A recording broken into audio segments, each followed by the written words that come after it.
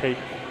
All right, how you going, Tyson? Welcome, everybody. We're here live down at RampFest Skate Park for the 2022 National Freestyle BMX titles in Tyson. Wow, what a weekend it's been so far.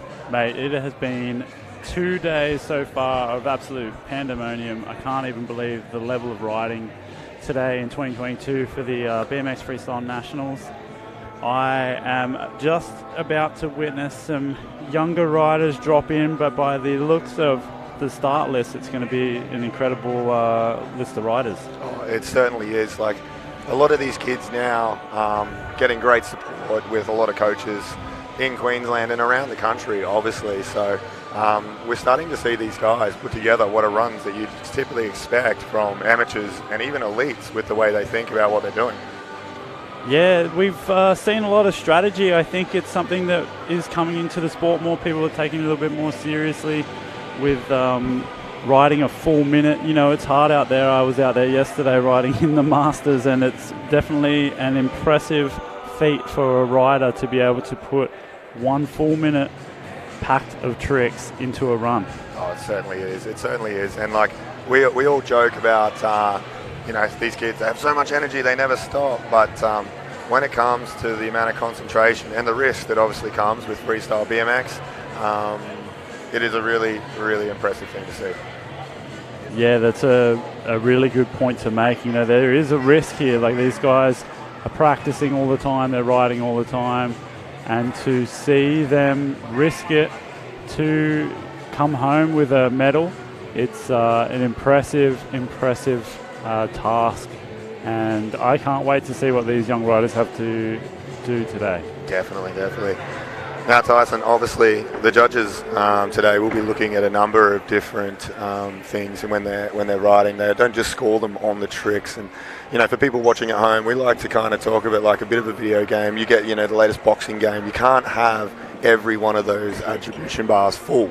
So for these guys, we might see trick, creativity, use of park, height, obviously the complications of how hard the tricks might be, landings, originality, execution, and use of the whole park in general. So, you know, what we're going to see is different plans from these kids.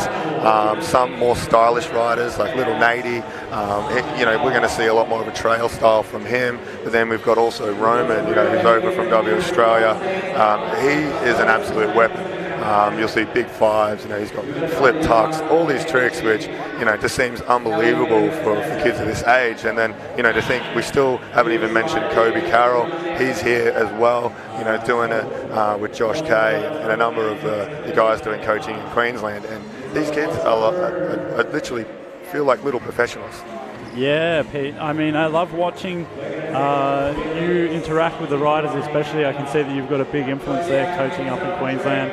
Along with some of the other coaches, and I think that mentorship, you know, you can see it in their riding progression. They're moving so fast in terms of tricks and even style, like you said. You know, young Nate, he has got this incredible style that you just don't see from a kid that young. No, and this is the people that we surround them with. So when we're doing this, and the support in the country right now is so great in the way that we're not necessarily telling them what they need to do, because we bang on about it every day, is that there are no rules in freestyle. So, you know, for me to tell you how to do that I'd be a terrible freestyle coach, wouldn't I? Because that's not really how it works. So it's more about, like you said, mentoring. You know, if he wants to start, you know, he's a goofy rider with rides a bit like Jason Watts. So, you know, we encourage to watch more of that riding, and then, you know, other kids I coach, not so much in that position, so they might watch more of a Logan, and that's their dream. So you kind of just encourage them and push them in the right direction so that they can flourish. Yeah, that's the beautiful thing, like you said, about BMX freestyle. You know, it is freestyle.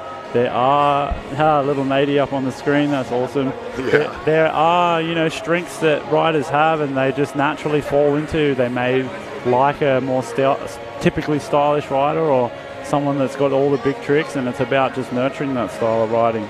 100%, Tyson. And, you know, like I said, every day, there's no right, there's no wrong. You know, we might not enjoy something, but that doesn't mean that it's not right nor wrong. It's crazy. It's like, you know, saying, oh, I like red and they like blue.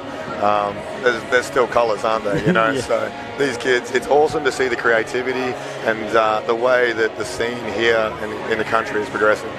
Yeah, exactly right, Pete. And it's a cool little warm-up happening right now for both the under 13 and under 15 boys. I think we're going to have a pretty stacked group of riders out there, but they just warm their legs up, you know, getting used to the course again. We've seen a little bit of practice over the last 2 days, but this is where it counts, you know, for these young riders. And for a lot of them too, they are looking ahead towards those elite riders. You know, they're looking towards their future. So for them to do well today means a lot to these riders. No, 100%. And now with the country, you know, we've got some, you know, people like Chris now in working with Oz Cycling, you know, Wade doing great things. There is now a program for these kids. There will be places for them. So this competition now has weight. So yeah, it's really important for these kids to make sure they get a result so that they can, you know, potentially get the points so that they can get that ride. And so they're wearing their hearts on their sleeve. They're really working hard because there is now something out of this. And unfortunately, in those elite programs, we can't pick all these kids. Now, every one of them, I definitely think should be there. But in this case, it's tough, you know. Yeah, well, we're looking towards the future. It's a big thing for these riders, like you said. There's scholarship opportunities, and at the end of the day, you know, we are representing Australia in the Olympics now. Logan's taken home the first gold medal. Unbelievable, one of the only gold medals to have been won on land, you know, at the last Olympics for Australia. So that's a big thing for BMX Freestyle, and I think having all of these riders here today shows you that what can happen when we go to Brisbane in 2032. These young riders are all of a sudden going to be representing our country. Well, these are the kids that, you know, I'm sure Wade and Chris are watching because, you know, come 2032, any one of these kids could be there, you know. And looking at our elite group of riders currently in the Oz team, you know, we've got 6 riders that at any time could definitely be on the podium, I guess, and we're now starting to see those second-tier elite. Well, I can't even believe I say second-tier, but you know, like the Alex and the, you know, guys that haven't really consistently got those podiums are now really finding themselves in that top 20 position more regularly, and it's just awesome for Australia to think that it's not just Brandon Lucas and Logan Martin for us anymore. And you know, with the likes of Kobe that you see out there right now, you know, we're in a really good position in Australia. Yeah, that's 100% right. I think the way that Oz Cycling are developing the athletes with that team, like you said, the Australian Freestyle team, with riders like Jake Warwork and Alec Daniludi, to have all those riders pushing each other, you know, a rising tide floats all boats, so everyone's bringing that level up, and you can see it quite quickly happening. So to have these young riders riding next, and to see that they might have that opportunity depending on their placing today, is an exciting prospect. 100%.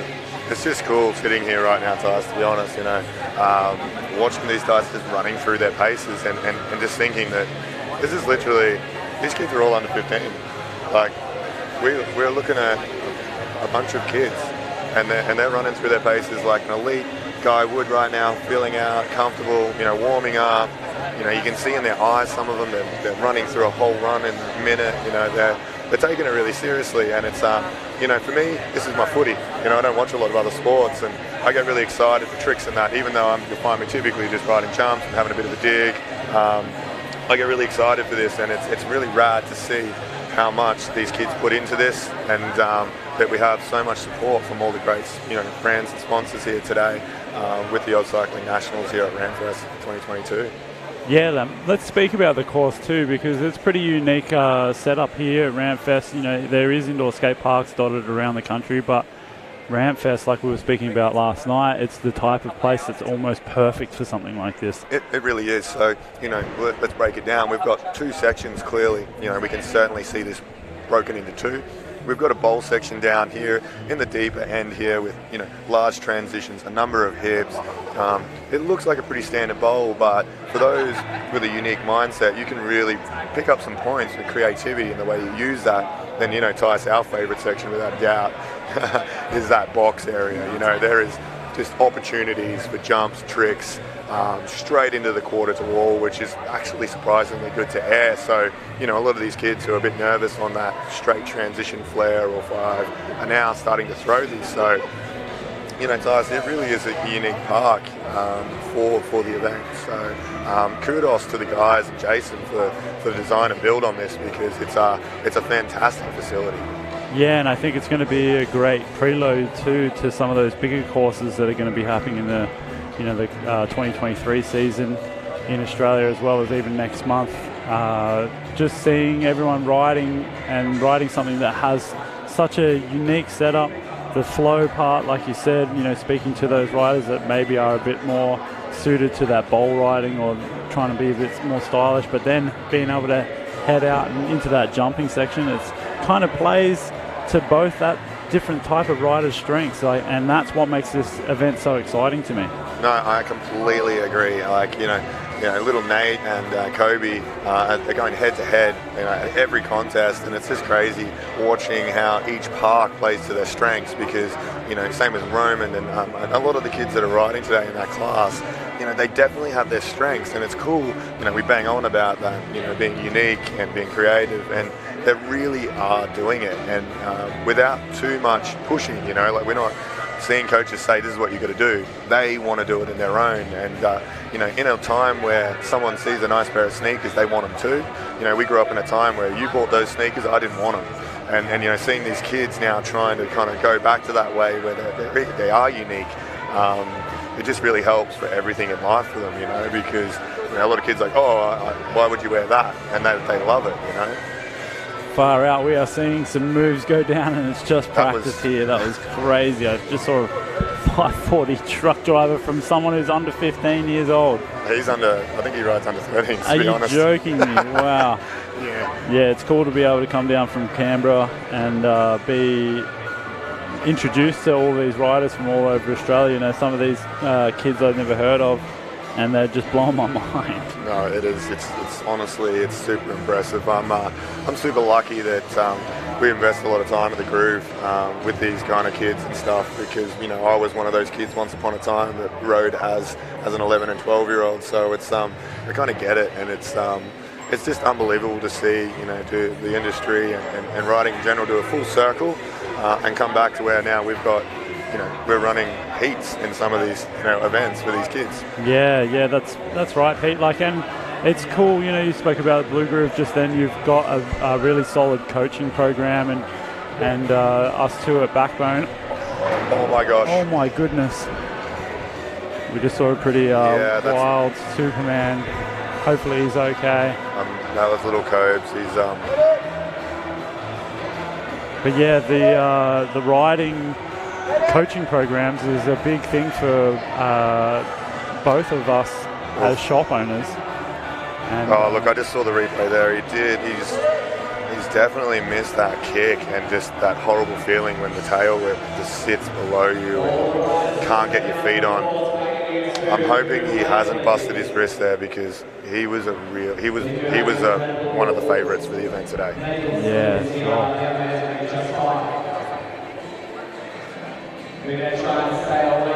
It's super hard, like, as a coach, watching these guys warm up a little bit. It's you know, you really want to tone them back a little bit and say, guys, like, we're not learning anything new today. You know, speaking with Chris, you know, they're all here, you know, these last few nights really trying to continue to push, and we're like, mate, you know, in the week before, in that last few days, there's nothing more that we are going to learn other than hurt ourselves when what we do is such high risk. You know, you have to accept what you got. It's like the old, you know, you pedal at a jump, you don't have enough speed, you don't just pedal up the takeoff. You have to accept where you get, set your feet, and hope that you've got it, you know. And it's a little bit in the mindset the same for these kids. It's super hard trying to tone them back when they are little BMX kids with a lot of hunger. Yeah, and when you come into a new spot like this too, you know, you get excited to try and learn something new, because maybe the setup works a little bit more perfectly. But we are seeing Kobe get up, so he's up and about, so that's good to see. Hopefully he can jump back on his bike for the event. But it's... Alrighty, so it looks like, yeah, he's up and about, and that's going to be not the best way to to warm up, I guess, and it's a real shame because I'll be honest, Kobe is a really talented little rider, and you know he's spinning flares in both directions. Typically cool, calm, and collected, to be honest, as well. We saw him ride in the Nitro Junior Games recently, and you know, riding with a lot of the bigger kids too, because it's quite a bigger open event, and just looked like he meant to be there. He's run cool, calm, and collected. It was just an amazing event, that one, to be honest. So to see him come down like this and really get thrown is a real bummer. But you know, he's lucky. He's got Josh in his corner.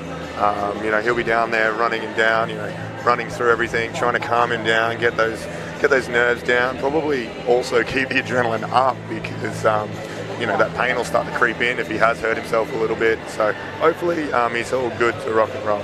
Yeah, sometimes that's what you need to do. Hey, is keep that adrenaline going, because sometimes you can get a little bit, start getting sore, and then you start thinking about how you can crash potentially again, and you don't want that. You know, what I was about to say is that Kobe obviously crashed, but he's doing it because that's a high risk trick, and it takes a lot of effort and a lot of practice to get those things going. These guys out here today, from the kids all the way through to the elite, you know, you can't just put a coin in the slot and make them do a trick. You know, this is a lot of practice, a lot of hard work. And yeah, when things go wrong, they can go very wrong. Look, and that's exactly right. And you know, people might say, "Oh, look, it's a very dangerous sport. You know, why do you guys do this?" And it's like, well, you know, there is no feeling. Like for me, I was the guy that used to swing on my chair at school, and you go a little bit too far, and you know how you get that feeling in your belly, but then you don't fall and you come back down. That was me. That was amazing. I'm like, I got to do that again. But other people were like, I nearly died. You know, I don't want to do that. And it was like, I just got addicted to that exciting feeling. And these kids are absolutely no different. I know you're the same. Like the session we had here the other night, you know, it was just meant to be us having a jump, and it turned into everyone throwing down some pretty cool stuff, and really just smiles all around in general. Yeah, that speaks to the way that comps go sometimes. You know, you can get, just like the session like the other night, people feed off each other, you know, when the energy's high, and I think we're going to see some serious riding today because people will be watching what the last rider did. They'll be thinking about that trick that they may not be able to 100% pull every time, but this is the time to do it. This is the BMX Freestyle Nationals. You know, people are going to be walking home with medals and jerseys for the #1 rider in Australia, and that's an exciting thing. Oh, look, and you know what, it's crazy. Speaking with the kids, the thing that makes me laugh the most, you know, is that we talk about this freestyle BMX, a lot of the kids and, you know, the old school riders, oh, jerseys, you know, we're not so about jerseys, but, you know, I speak to these kids and they are so excited about the idea of winning a jersey. It's not just the medal now, like they really want to wear the jersey, and I think it's people like Brandon Lupos and Logan Martin wearing those colours and pride, making the next generation now kind of want that too. And it's cool because, you know, I came from a time where it was kind of the end of the jersey era, you know, like, I'd be like, what are you wearing a jersey for, man? You know, and I was like, oh, look, jerseys are cool. And then they kind of disappeared, and now we're kind of seeing it come back with that national team. You know, they rock up in their jackets and they're really proud of being a part of it. So these kids now look up to that and really want to be that. Yeah, for sure, Pete. It's very inspiring to have such a strong group of elite riders already that's really pushing this next generation and giving them, I guess, hope to, whether they make the Olympics or they just have fun, it gets them on their bike and keeps them riding for years and years to come. No, I completely agree. So we're just seeing some of the practice going down for the under 13 and under 15 boys. We're going to see 2 runs, best run counts today, I think, out of these guys. So that's correct. So we're running straight finals, I believe, for these guys. Pardon me. So what that means is we're going to start to see some of that tactics we're talking about yesterday again, where, you know, are we going to come in, you know, as a coach, you know, I chat with my kids and I was like, how are we going to play? You know, do we play, we call it kind of the Lupos method, which is you come in, you do your biggest trick early, get the risk out of the way, chase those points and go 2 hits at the big score. Or do you come in, play a slightly less riskier run, get what you need done, so that you've got those points, and then throw your run, hoping that you'll get it in the first go if you do need to upgrade, so you can bump yourself up onto that top podium or in, you know, where you want to be. So, you know, the mind game behind it, and then also, you know, watching the other competitors, knowing what you can hold. Like, you know, we see that from Logan a lot. He's a very cool, calm, collected guy. You know, he can do a lot of stuff, but often will do exactly what is required to get where he needs. So these kids, maybe with a little bit less experience, it'll be interesting to see, you know, which way they play it.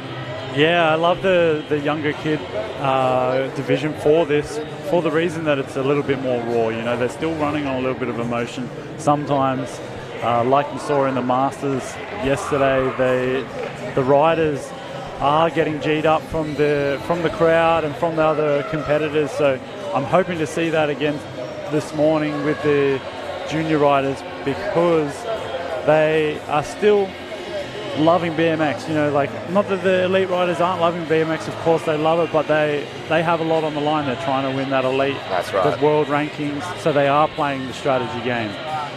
With the younger riders, they've got a little bit more of that rawness. They just want to do well regardless of the cost, and sometimes that could be a crash, or it could be the new trick that they've learnt for the first time on wood. Oh mate, and you're so right, Alrighty, so we're seeing a lot of these kids now slowly start to wind down a bit of their warm-up, because obviously coaches probably starting to pull them back and be like, look, it's not about just coming in right and having fun at this minute. We are at the Nationals, because to be honest, a lot of them, if we didn't pull them back, they would just go and go and go and go, and then they'd probably do their 2 runs and ride again until we kicked them out of this place.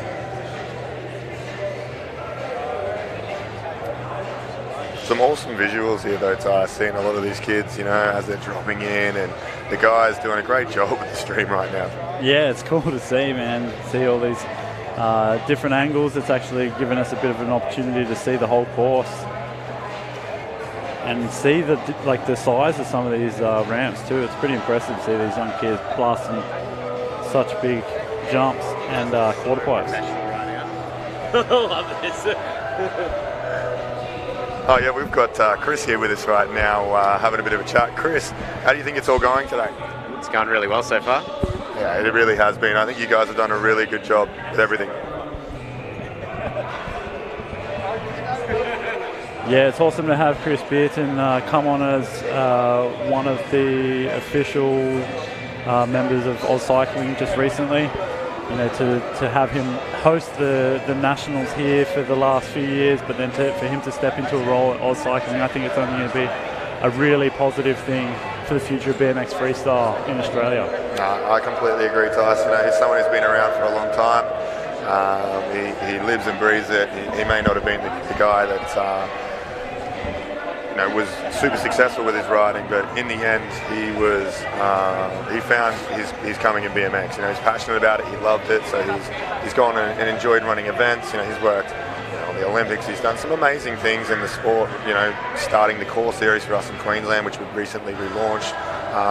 You know, it just made sense for him to be there managing that role, and you know, and lucky that in Queensland, where, you know, all of this hub is kind of based for us at the minute, we've got 5 great coaches, you know, that he can bounce around. So I think, you know, in the next year or so, we're really going to see expansion of that program potentially nationwide. So hopefully more of the kids here and, you know, your way will have some support in some way, and some programs so that they too can be as good as a lot of these little kids that they're constantly coming up against from Queensland. It feels a little bit like the origin, you know, we're very proud as Queenslanders, you know, and it's not that we're not, you know, I just love that little bit of rivalry. Now with everything happening there, you know, really kind of. For sure, Pete. Like, you know, when you think about it, it's country competing against country at the Olympics. So I guess on a small level, you know, it that is. state of origin feel where the Queenslanders seem to be doing pretty bloody well. So it's impressive to watch. But you know, you spoke to earlier.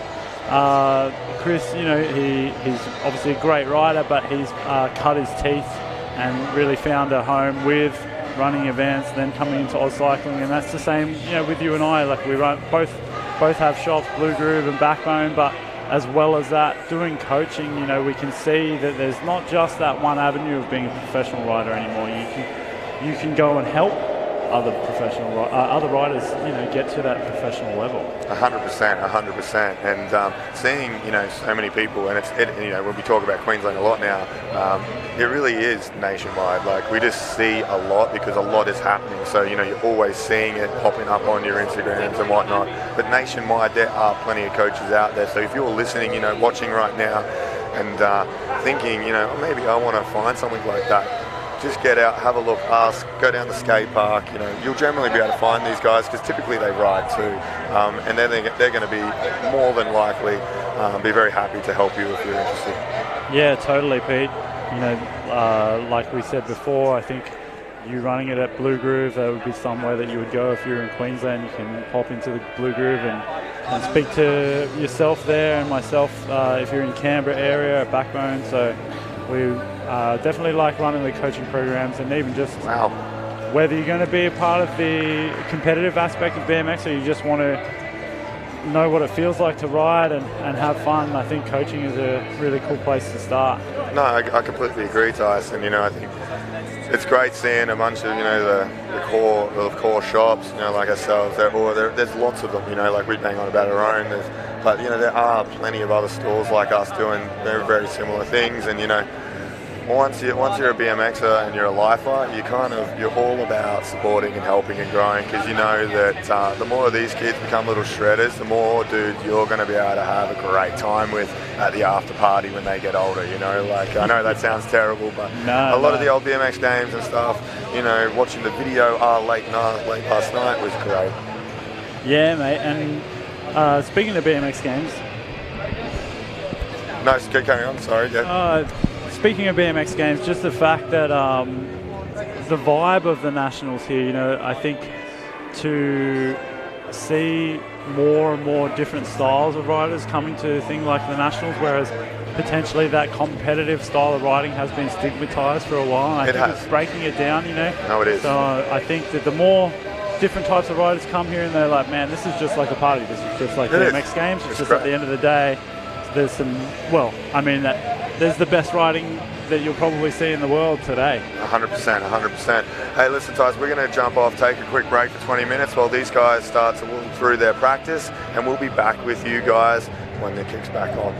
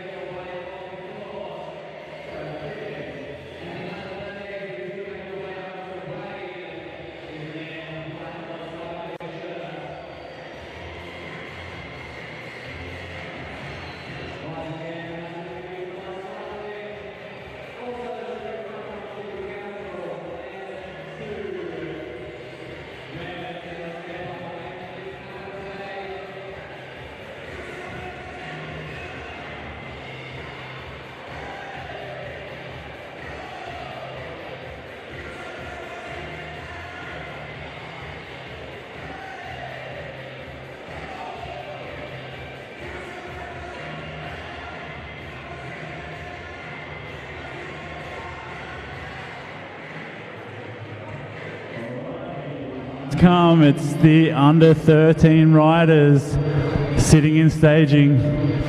I've got a little bit of goosebumps going on. I'm excited to watch these guys ride. It's cool to see the next generation. I've got some of the younger riders I know personally, so it's really cool to see them competing in the BMX Freestyle Nationals presented by Oz Cycling. Very excited, Pete. Look, I certainly am too, Tyson. The list of riders here, who have we got riding in the under 13s? We've got Alexander, Toll, Lucas, Samuel and Flynn.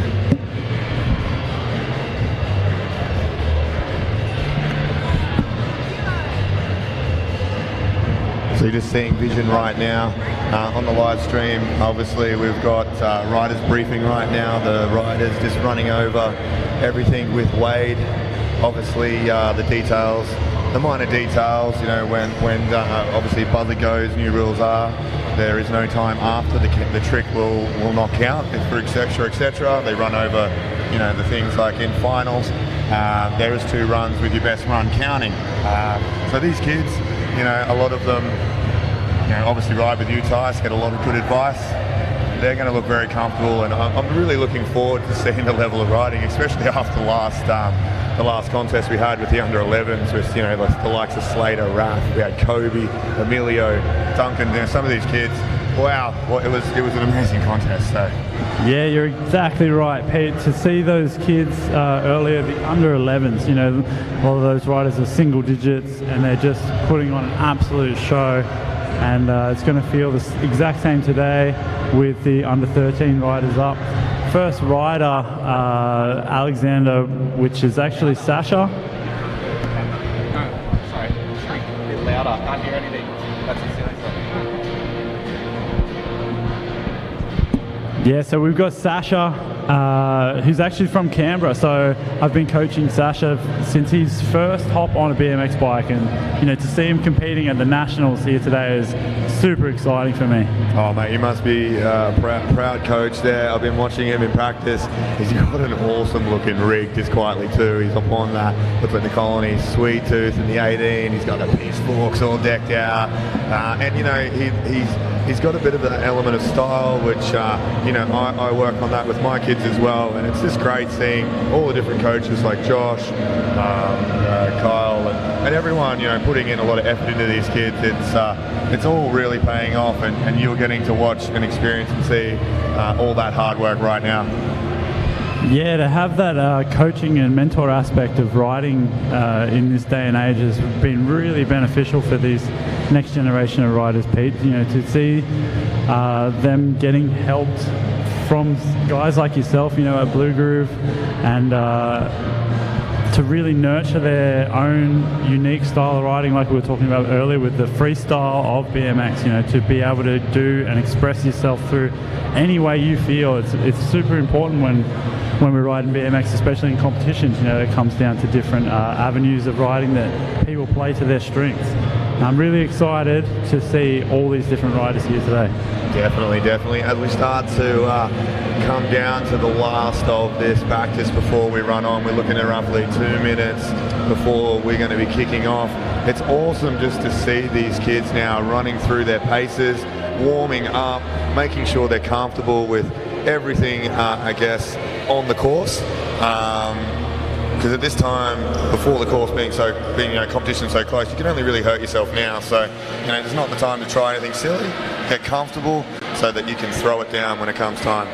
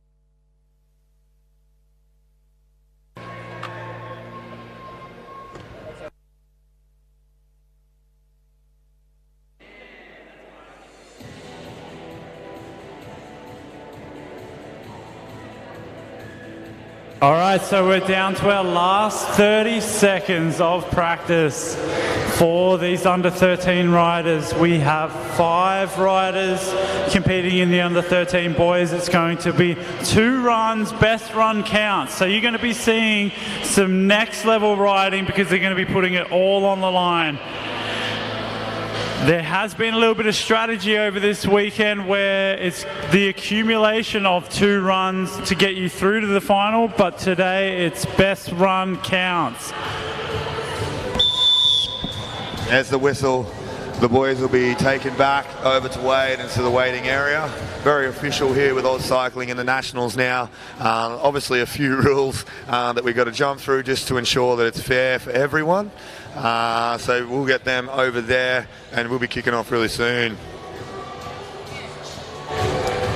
So our first rider that's going up into his waiting area to drop in is going to be Alexander Kiselev, also known as Sasha, from Canberra, a young rider that actually I'm lucky enough to be coaching in Canberra through Backbone, and he's got the thumbs up for his first run, so he's not going to waste any time dropping in. Sasha! Big knack over the box jump there. Yo, using that war ride, that's pretty unique use of course there, Pete. Definitely, as he makes his way down the back section of the bowl, he's looked very, very comfortable down here all weekend. Big table on that back wall. Yeah, you can see that Sasha's really thinking about trying to incorporate style into his riding. Big 360, he's only just learnt that one, Pete. Mate, he looked super comfortable with it too. So far, he has not rushed anything. He's touched a bit of everything on the course, looking for some creativity, as well as some big tricks in there as he makes his way into this big line, Tyson. Huge toboggan, getting that no-hander back just in time, hitting that top wall. You can see that amplitude is going to be looked at favourably. 10 seconds left, Sash. Amazing run from Sasha here as he comes up. One more X up air on that 8-foot quarter coming around the bowl section. That's going to be time for Sasha's first run. Incredible first run there. Wow, what a run from him. It's always tough getting out there first. Seeing him absolutely get a full pull, nailing a bunch of the tricks he really wanted. Obviously that 360 over the spokes was really, really good from the young man. I really also like that tuck to clap. I don't know if it was like almost like the old X Factor, but a little bit of a personal touch to a trick for a bit of creativity. Really, really good. Yeah, really cool to see. And we've got our next rider getting the thumbs up, which is Tol Papademos. Here he is, repping that S&M shirt, the wicked pink helmet. Yeah, Unique, how cool is that? Big tuck to ET over the big box in 2-piece feed from the man, backing it up with a nice X-up Tyson. Wow, putting that combo together, that's a tough one to do. The no-hander and then pedaling through. Coming in with heaps of speed towards this big boulder bank. What's he got? Big no-hander, absolutely stretched out. Wow. I am loving these little combo tricks, you know, seeing the tuck to the, you know, adding those little elements of risk and obviously creativity to his tricks. This has been a really, really good run from Tol so far. Yeah, he's been super smooth and putting some original tricks, like you said, in is going to be favourable with the judges here. Wow. Massive 270 landing, so smooth, keeping his speed. That was incredible, Pete. Definitely. He's touching a bit of everything. And like we've talked about all weekend, is there's not just tricks we want to see from these riders. Use the park. Look at that alley-oop air. 10 seconds off. ET air. He's just banging the tricks in. There is going to be a long list for the judges on their sheets right now. Wow, what a run there, finishing it up with disaster after time. That was an incredible run. Absolutely. There was some awesome tricks there from little Tol. You're looking right now on screen as he bangs his way into that big line, throwing that awesome tuck. Super smooth as you see there, then backing it up, the tie grab to X up. What a run from little Tol. That was an awesome highlight from him right there. Yeah, and we're seeing, you know, these 5 riders, the first 2 riders out there, using the course completely differently. And that's going to be exciting for people to be watching and seeing how the judges react to that different type of riding. All right, next up on top, it looks like we've got Lucas Janowski. We've got him on screen right now, looking a little bit nervous, pretty excited to be out there. All right, he's been given the thumbs up. Shred it, Lucas, for his first run. Give him a round of applause. Here he comes, dropping into that box jump. Boosted, a little bit of a moto whip there. Yeah, styling it out a bit as he gets over that box jump. Coming back now into the back section, a little bit low on the drop, but he's monstering on at this stage. Yeah, and for a lot of riders, this is potentially their first competition, so to be out there with that big no-footer for Lucas, huge respect there for this young rider. Absolutely love that he's throwing a bit of style into every jump. There is nothing he's leaving without a little something. You know, obviously a lot of us, you know, these kids, you know, like you said, very, very new to the sport, but here having a go. It's unbelievable to see him right now riding like he is.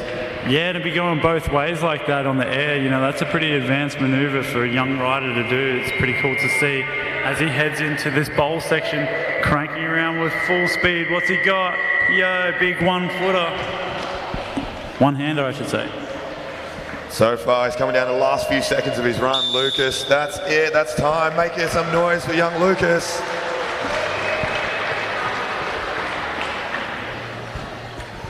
All right, that was an awesome little run from the little man. We saw heaps of style from the dude as he went through that run there. Obviously, you know, it looks like he's reasonably new to the sport. Absolutely awesome to see him killing it.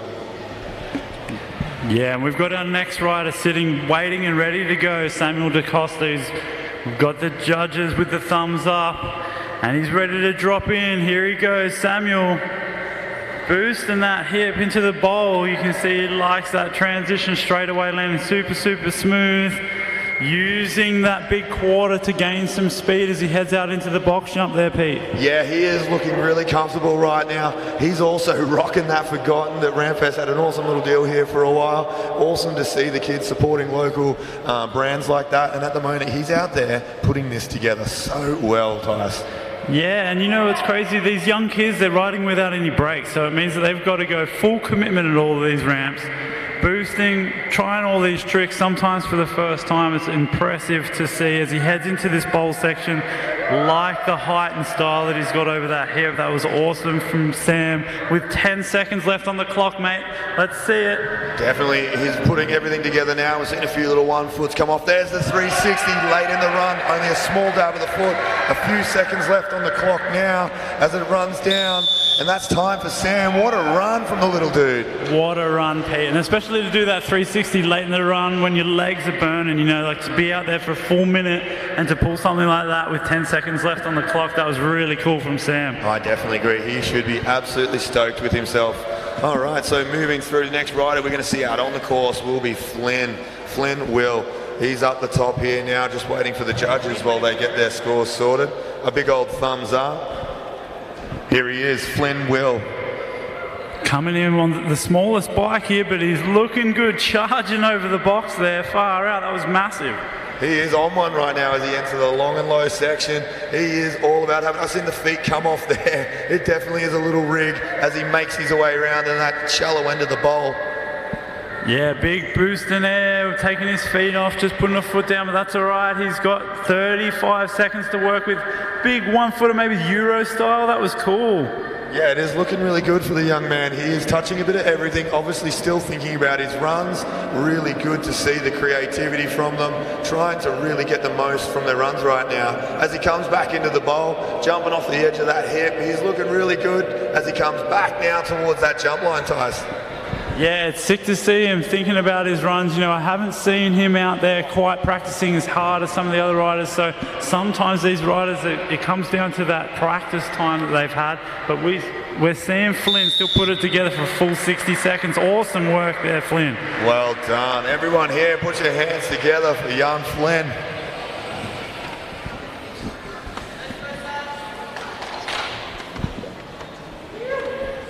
All right, we've got back to the top here. We've got Sasha Kiselev just waiting for the judges to tally their scores for his second and final run. Like we said, it's the best run counts here. So he's got 2 runs. He's already put 1 run together, and he's got the thumbs up. He's excited for his second run. Let's cheer him on for Sasha Kiselev. Oh my goodness, no-handed to double tie grab. I don't even think I've seen him do that. Unreal. He's really stepping it up here for his second run. Looking super comfortable on his bike, Tice. It's really, really good to see the style from the young man. Look at that, turning like a big, nice Euro on that style. Beautiful from the young man. Yeah, and changing it up too, you can see he's trying to add a bit of different tricks. Oh. Big 360, just hanging on to it, a little bit of an over-rotation, but that's not going to hurt him. He's holding his speed and his style is getting him through this run as he goes into the bowl Halfway section. through, Sasha. What? Big tire grab, straight over the box jump, heading into that big slant wall. He's got 15 seconds left, Sasha. So far, this has been an awesome run from the young man. I'm sure the legs are pumping now as he makes his way back towards the bowl now. Nice big styled out table. I expect nothing less from someone who rides with you, mate. So what a run from the man. Let's put our hands together for Sasha. Yeah, an awesome, unique run. Seeing Sasha do tricks like that big no-hander to double tire grab and just landing so smooth with all of his transfers and the big 360 over the spokes. Amazing run there from Sasha. Definitely. It was a full pull once again. Going to be really tough for these judges. They're obviously looking at the first run, comparing with the second. We did see a little bit of a no rotation on the 3, but I'm sure he's thrown a few extra things like that tuck, double grab on the first box. So a little bit of an upgrade for the man while we get into our next rider now, Toll. Yeah, and I got to admit, Toll's got the style. I love that like pink full cut helmet, the S&M shirt as he pedals in. I'm vibing it, that's for sure. Here he is, young Toll, straight into it. Tuck, ET, an absolutely rad and unique trick there from the man. Yeah, what a combo. It is a killer combo. X up, making his way back into the big bowl now. He's looking very comfortable. The speed on the man. He's got his shirt tucked in. He means business. Oh, look at that huge no-hander. And then the tire grab X up, squeaking that out, Pete. And so late on the X, but absolutely clicking it, which is fantastic. Judges will be paying attention. 30 seconds, Toll. Toll now coming back, heading towards, where's he going? Keeping us guessing. Nice 1 foot X over that hip. Yeah, I like that topside 1 footer We're seeing too. similar to the last run. There's that 270. All right, it's all coming together for Toll now, Tice. Yeah, beautiful landings on this too. To be able to keep your speed in this bowl section is no easy feat, especially when you can blast huge airs. That must be 6 foot out. Alley-oop table, wow, this is killer run from Toll. As it winds down the clock, There's he's the got the 3. That was incredible. Wow. Go back to that replay. We're going to definitely see some of those combo hits. There it is as he comes in. There's that tire grab. X up, just a little bit unclicked, but I tell you what, that is a tough trick to bang out on that box. Yeah, that's exactly right, Pete. To be able to put your bars backwards as you're falling down into the ramp, you know, the timing is everything, but he got it done. He did. Like I said, judges definitely like seeing those combo tricks, you know, like we joke about all the time is, you know, the old 2-piece feed. No one buys 1, we want to see 2, you know, so seeing these guys out there doing what they're doing, linking these combo tricks is unbelievable at this age. Yeah, for sure, Pete. We've got our third rider, Lucas Janoski. He was looking smooth out there for his first run. He landed a clean run. He's got a smile on his face, and we got the judges okay, and he drops. Look at that smile. It is big. He is hungry. He's having a great time, styling it out over that big box once again. Up into the back section, trying to get through this first section of his run. It's always tough when you get straight back out there. The nerves are high, and you kind of just start to fall into the mix of it, don't you, Tyson? Yeah, that's right. It's a tough one. You know, you've got to contain those nerves when he's doing tricks like that. AT, still landing, still going through that full run, looking for his line to link up for that full 60 seconds as 30 seconds runs off the clock there, Lucas. He is doing so well right now, keeping that speed up, not looking too lost in the course. Obviously, you want to be fluent and creative at the same time. The judge is paying very close attention to these kids. Obviously, the tricks all quite similar, the riding ability very tight, so they need to be very tough on these kids to make sure they can split between them. Yeah, and I think that Lucas is doing a good job with one of the judging criteria, which is flow. You know, he's using that course. He may not be as experienced with tricks, but he got a full 60 seconds out. That was an awesome second run from Lucas. Put your hands together. Well done, Lucas. Awesome to see these little kids out here having a crack, irrelevant of how good or bad they may be, because that's what it's all about, having a go. Awesome to see from the young man. Yeah, for sure, Pete. Awesome to see indeed. All right, our next rider, we've got Samuel DaCosta just waiting until he gets the judges okay. Look at that smile. He's got the thumbs up. Yeah, the smile is what does it for me, man. It's he contagious. Loves it. He is on. Here is Sam DaCosta rocking that forgotten BMX as he makes his way down to the back section. Nice little bit of air out onto the back wall there. Heading back up to the big bowl, making sure he's touching a bit of everything. Oh no, he's keeping me guessing. Lining up the big boss. Here he comes, Tice. Big transfer across to that Spox landing, to be able to jump that blind is pretty cool. And like I said, no brakes, so he's not slowing down anywhere, and he's got 30 seconds left to work with, Sam. Looking really comfortable as he jumps over that hip. Nice back air. So he's breaking it down now, making sure he touches a bit of everything, showing the judges he can use all the park. Obviously, you can't just do all your tricks on one obstacle. There's that 3. Little dab of the foot as he comes into the last 15 seconds of his run. Yeah, I like the use of course here from Sam. He was doing a bit in the ball. Oh, we've got the original frame stand. Taking a bit of a nod to the girls that rode yesterday. I think I saw Sophie do that first up, but that was cool, Sam. Awesome. Well done. What a run from the little man. He looks so stoked, and I just love seeing all the smiles and happiness. There's that 360, not quite sticking it, and the surfer. Honestly, we all love seeing these fun old school tricks. We obviously had a great time watching the flatland yesterday, and these kids obviously were paying attention. All right, we got our last rider here, Flynn, dropping in, getting that boost, a little tabletop and style over the box jump there, heading back in with full speed and commitment over the Spox Pete. Definitely, he's looking really comfortable, looking a bit better than the first one. I think he's starting to find his way. It's always nerve-wracking getting out there in front of everyone and riding by yourself. And seeing these kids now, especially in these different groups, do more and more of it, they're getting more and more comfortable. Here's a great example of a little beginner get out there and having a rip, doing the 1-footer. He's got no footers, and he's actually doing really, really well for what could be his first time for all we know. Yeah, we forget with the level of riding. These kids are under 13 years old, to see this level of riding. I don't even know if I rode a skate park when I was 12 years old. So to see these kids shredding a place like RampFest is amazing as he does a big kickback 1-footer. Still styling out as he heads down the last 10 seconds of his run now. He's very, very close to the end. Doing very well. A full pull so far from the little man. No major mistakes. He must be stoked. Finishing with a wheelie. Oh, we'll take it. Thank you so much. Ladies and gentlemen, put your hands together for the little man. Wow, what a stacked division, Pete. That was awesome to watch all those under 13 riders shred it in there. Certainly, that was an unreal contest. A lot of those guys should be absolutely stoked with themselves now as we see the juniors, under 15 boys smashing their way out now. This is a absolutely heavy field.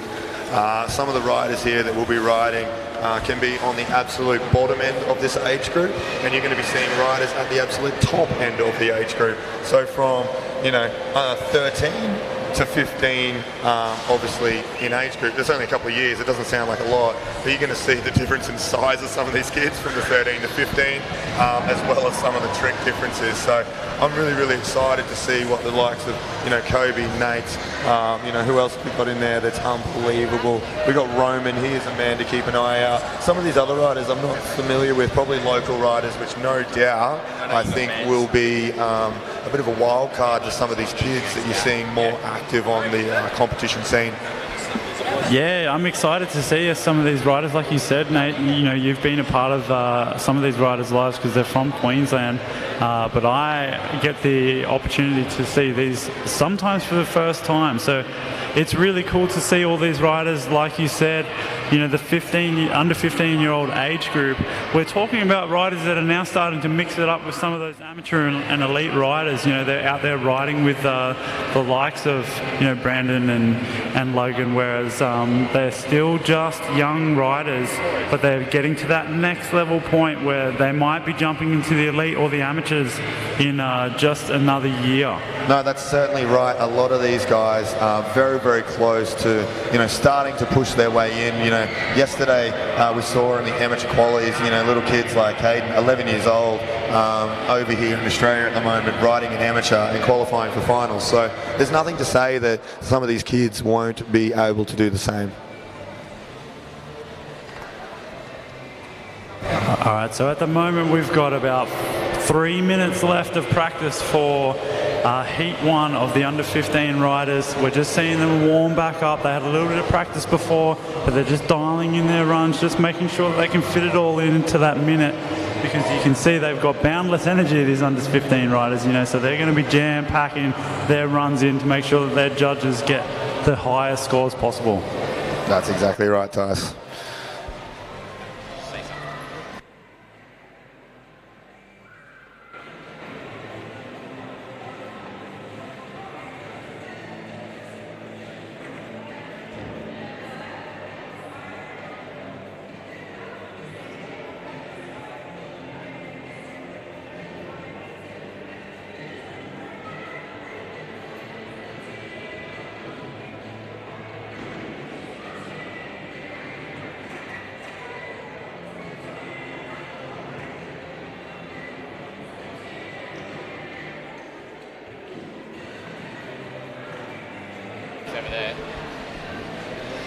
Alrighty, so these guys just running down the last couple of minutes of practice at the moment. Obviously, we've got some heavy hitters here today, Tyson. And, you know, I've been watching practice the last few days. Some of these kids have been absolutely smashing themselves, wanting to get the most from this weekend. So, you know, I'm super excited to see them throw down. Yeah, and I mean, not only that, we've got these riders killing it, but they've also got the eyes of the Australian freestyle team. So big smiles there from Roman on the live stream. You're getting some great visuals of the guys over the weekend as they ride. You know, for me, I love seeing the emotions, the people involved. You know, the footage right now is fantastic. I'll just keep it on my chin. yeah, so like I said, we've got the Australian freestyle BMX team here, and you know, so they're watching these guys ride, thinking far out, these guys might come and join the team in years to come. So it's cool to have that added inspiration for the young riders, and it's cool for the Australian team to be there to cheer these crew on. Most certainly, and you know, if you're watching at home, a lot of these kids are really wearing their hearts on their sleeve this weekend. They're really hungry for it. You know, we laugh and we joke about, you know, medals and stuff like that, but these kids genuinely are so excited about the opportunity to wear that Oz champion jersey tonight and have the bragging rights for the next year, you know what I mean? Exactly right, Pete, as we wind down to the last 10 seconds of warm-up before our riders head in. So we have Kobe Carroll, Roman, Wyatt, Kale and Jaden as our first 5 riders in the under 15. Reassess that like the juniors and get to the end. Yeah. Reassess it, keep doing.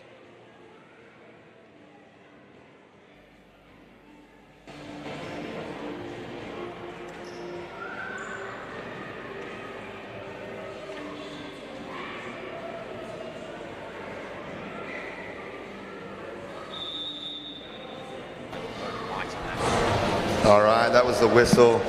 So that means we are ready to rock and roll. The boys will be taken back to the holding area where they're going to get out there and make it happen. I'm sure there's plenty of nerves out there for some of these guys. They're super excited. A lot of kids put a massive year of training in to be here. So this is their time to shine, and I'm sure they're excited and nervous. Yeah, mate, same goes with me. I'm excited and nervous to see these riders killing it over the weekend, you know, getting here on Friday night and seeing some of these guys and what they were putting down, just practicing for today is super exciting. I'm excited. Definitely. Hey.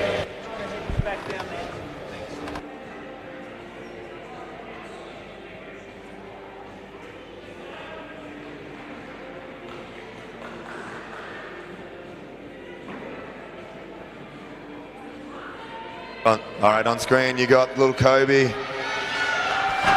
Carroll doing it for Thriller. You can hear the noise because I tell you, he's a popular long man. Nice can as he makes his way down into that big truck over the big box Tyson as he goes down. There's the flare from the little man. Holy moly, far out. Kobe does not waste any time putting together some serious moves in the first 20 seconds of his run already. as he comes into this bowl section with a massive bar spin and landing so smooth, Pete, heading towards this boulder bank. Definitely, Kobe puts a lot of time in here. A nice big no-foot can there. Huge Superman coming back after that big fall in practice. Oh, he is absolutely on one right now. 20 seconds left, Kobe, as he heads back towards to the bowl, keeping his speed up. You can tell that he's got something planned. Wow. As he tail whips into the box section, straight backflip this box. It is going off right now. There's the bar spin as he comes into the last 5 seconds of his run. This is a full pull from Kobe, exactly what he needed, and this will settle the nerves. Wow, what an incredible first run from Kobe, especially to come back after just crashing in practice, probably not even 15 minutes ago. Certainly hits him, watching down. Nice can as he makes his way in. Big exclamation mark first with the truck driver over, straight into the flare, super smooth. And it's crazy to think this kid's got so much up his sleeves. Look at that. Yeah, the extension on that Superman was so spectacular. And then straight into that backflip, he really put together back-to-back tricks. Certainly and landed with enough speed to keep going. Here it is, our next man up the front, Roman, doing it for local BMX from WA. Awesome to have him here. Tuck a backflip into the first box. Oh my God, 540 bar, Roman, first two tricks. Very, very high in difficulty. What are we going to see the rest, Tyson? I can't believe we just saw a 540 truck driver. That was incredible from Roman. Huge whip air that you can see why he's come across from WA. He is putting it down right now with 30 seconds on the clock. Tail whip over the big step-up box at the moment. There's the, oh my gosh, catching so much transition. Squeaking that flare out. That was amazing. Unbelievable. Heading back down now to the Spox. Truck over the Spox. He is on one right now. Alley-oop bar. This has been a full pull as he comes 15 seconds remaining for Roman. Such high energy as he comes into the bowl section, using that channel gap with the bar spin. We don't see many people hit that channel gap, and ending it off with a bar spin disaster with 2 seconds left, throwing that bar spin. No! What a run from Roman. Absolutely gutted to see him go down at the end. You know, now with judging incredibly fair, obviously a foot down and a crash is a big docking on your points, so you really want to be consistent. There's that backflip. There's a 540 bar times. That's amazing for a kid at this age.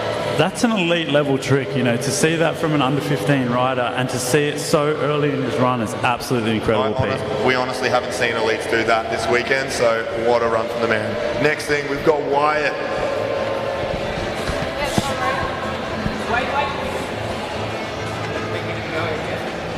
All right, Wyatt's super hungry. He's keen to get out there. Repping the RampFest shirt and the S&M ProTech helmet. He looks the part, that's for sure, Tyson. Yeah, Wyatt actually spent some time in Canberra at the ACT Jam, so it was cool to have him at that jam format shredding, and now I get to see him do a full minute run as he drops in for his first run. Here comes Wyatt Markle.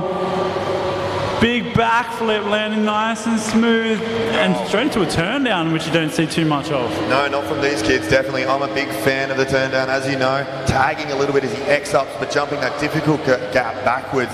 Here he is, nothing, and X to X into the jump line, X to turn. What a sick little combo from the dude. I'm a big fan of that one. Wow, watching a bit of the original style of tricks, that's cool to see. He's definitely got the speed as he runs into the bowl, also utilizing the channel there, but using that unique line back into that big 8-foot hip. Oh, nice back air there as he comes into the last 20 seconds of his run now. Wyatt really pulling it together. Good use of the bowl, very aggressive, looking super fast. There's a 360 X-up, fly out with a little bit of a dab on the forward, but so far, doing really well, Tyson. Yeah, amazing full run with 5 seconds left. He's really put down some kind of unique lines and unique runs with this swim. Oh, definitely has a couple of those combo tricks early in his run on that jump line. What a run from little Wyatt. Yeah, like we've been saying all weekend, Pete, it's cool to see these different styles of riders and just that little unique, you know, subtle movements that make things look so different out there between the riders. Wright did a really, really good job. Certainly. I really enjoyed the X to X to X to turn. What a little combo there. So next up on screen now, we've got Kale. He's ready to rock and roll. He's looking very serious. Here he is. Make some noise for Kale, ladies and gentlemen. All right, coming into that bowl with heaps of speed, heading back towards this huge hip. The first time we've seen that out of the under 15 riders, and then transferring across, talking about originality through use of course. That was amazing there. Definitely is. He is on one at this minute. The first starting few gaps, definitely ticking the use of park lines on his list of things we look for with the judges. Currently smooth as you want, jumping through, certainly going much, much higher than a lot of these guys at this minute. Kale really, really stitching it together. Yeah, you can see that Kale is all about the amplitude here. Wow. Absolutely blasting that big quarter pipe, going well above the sub box there on the 8-foot quarter, using all of the hips through that bowl, Pete. I think he touched everyone there, to be honest, Tice. Now as he runs into the last 10 seconds of his run now, back down to the back section of the park, I'm sure the legs are hurting now. Yeah, especially when you're jumping through, using all that bowl and pumping, and that takes it out of you. So it was an amazing first run from Kale. No, that was a fantastic run from the little man. He is showing us that he can jump everything. So there's that replay on that big hip. We were trying to jump the other night, and I was amazed at how much speed you need and pushing through to get there.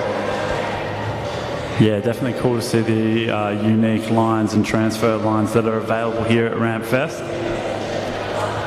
As our next rider sits up, ready to go, waiting for the judges to put their scores and give the thumbs up, we've got Jaden Nobbin, and he gets the thumbs up. All right, so Jaden. Here he is, Jaden Nobbin, dropping in right now, hitting that line as he pumps his way through the bowl to get straight into the jump line first up. Man, look at that power out of that young lad. Beautiful tuck, no-hander with a bit of style, getting definitely nice and high with this so far.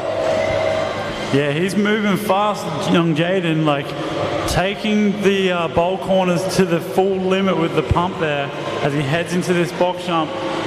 Just looking smooth, trying to catch some air, landing smooth, keeping his speed. Awesome to see from Jaden.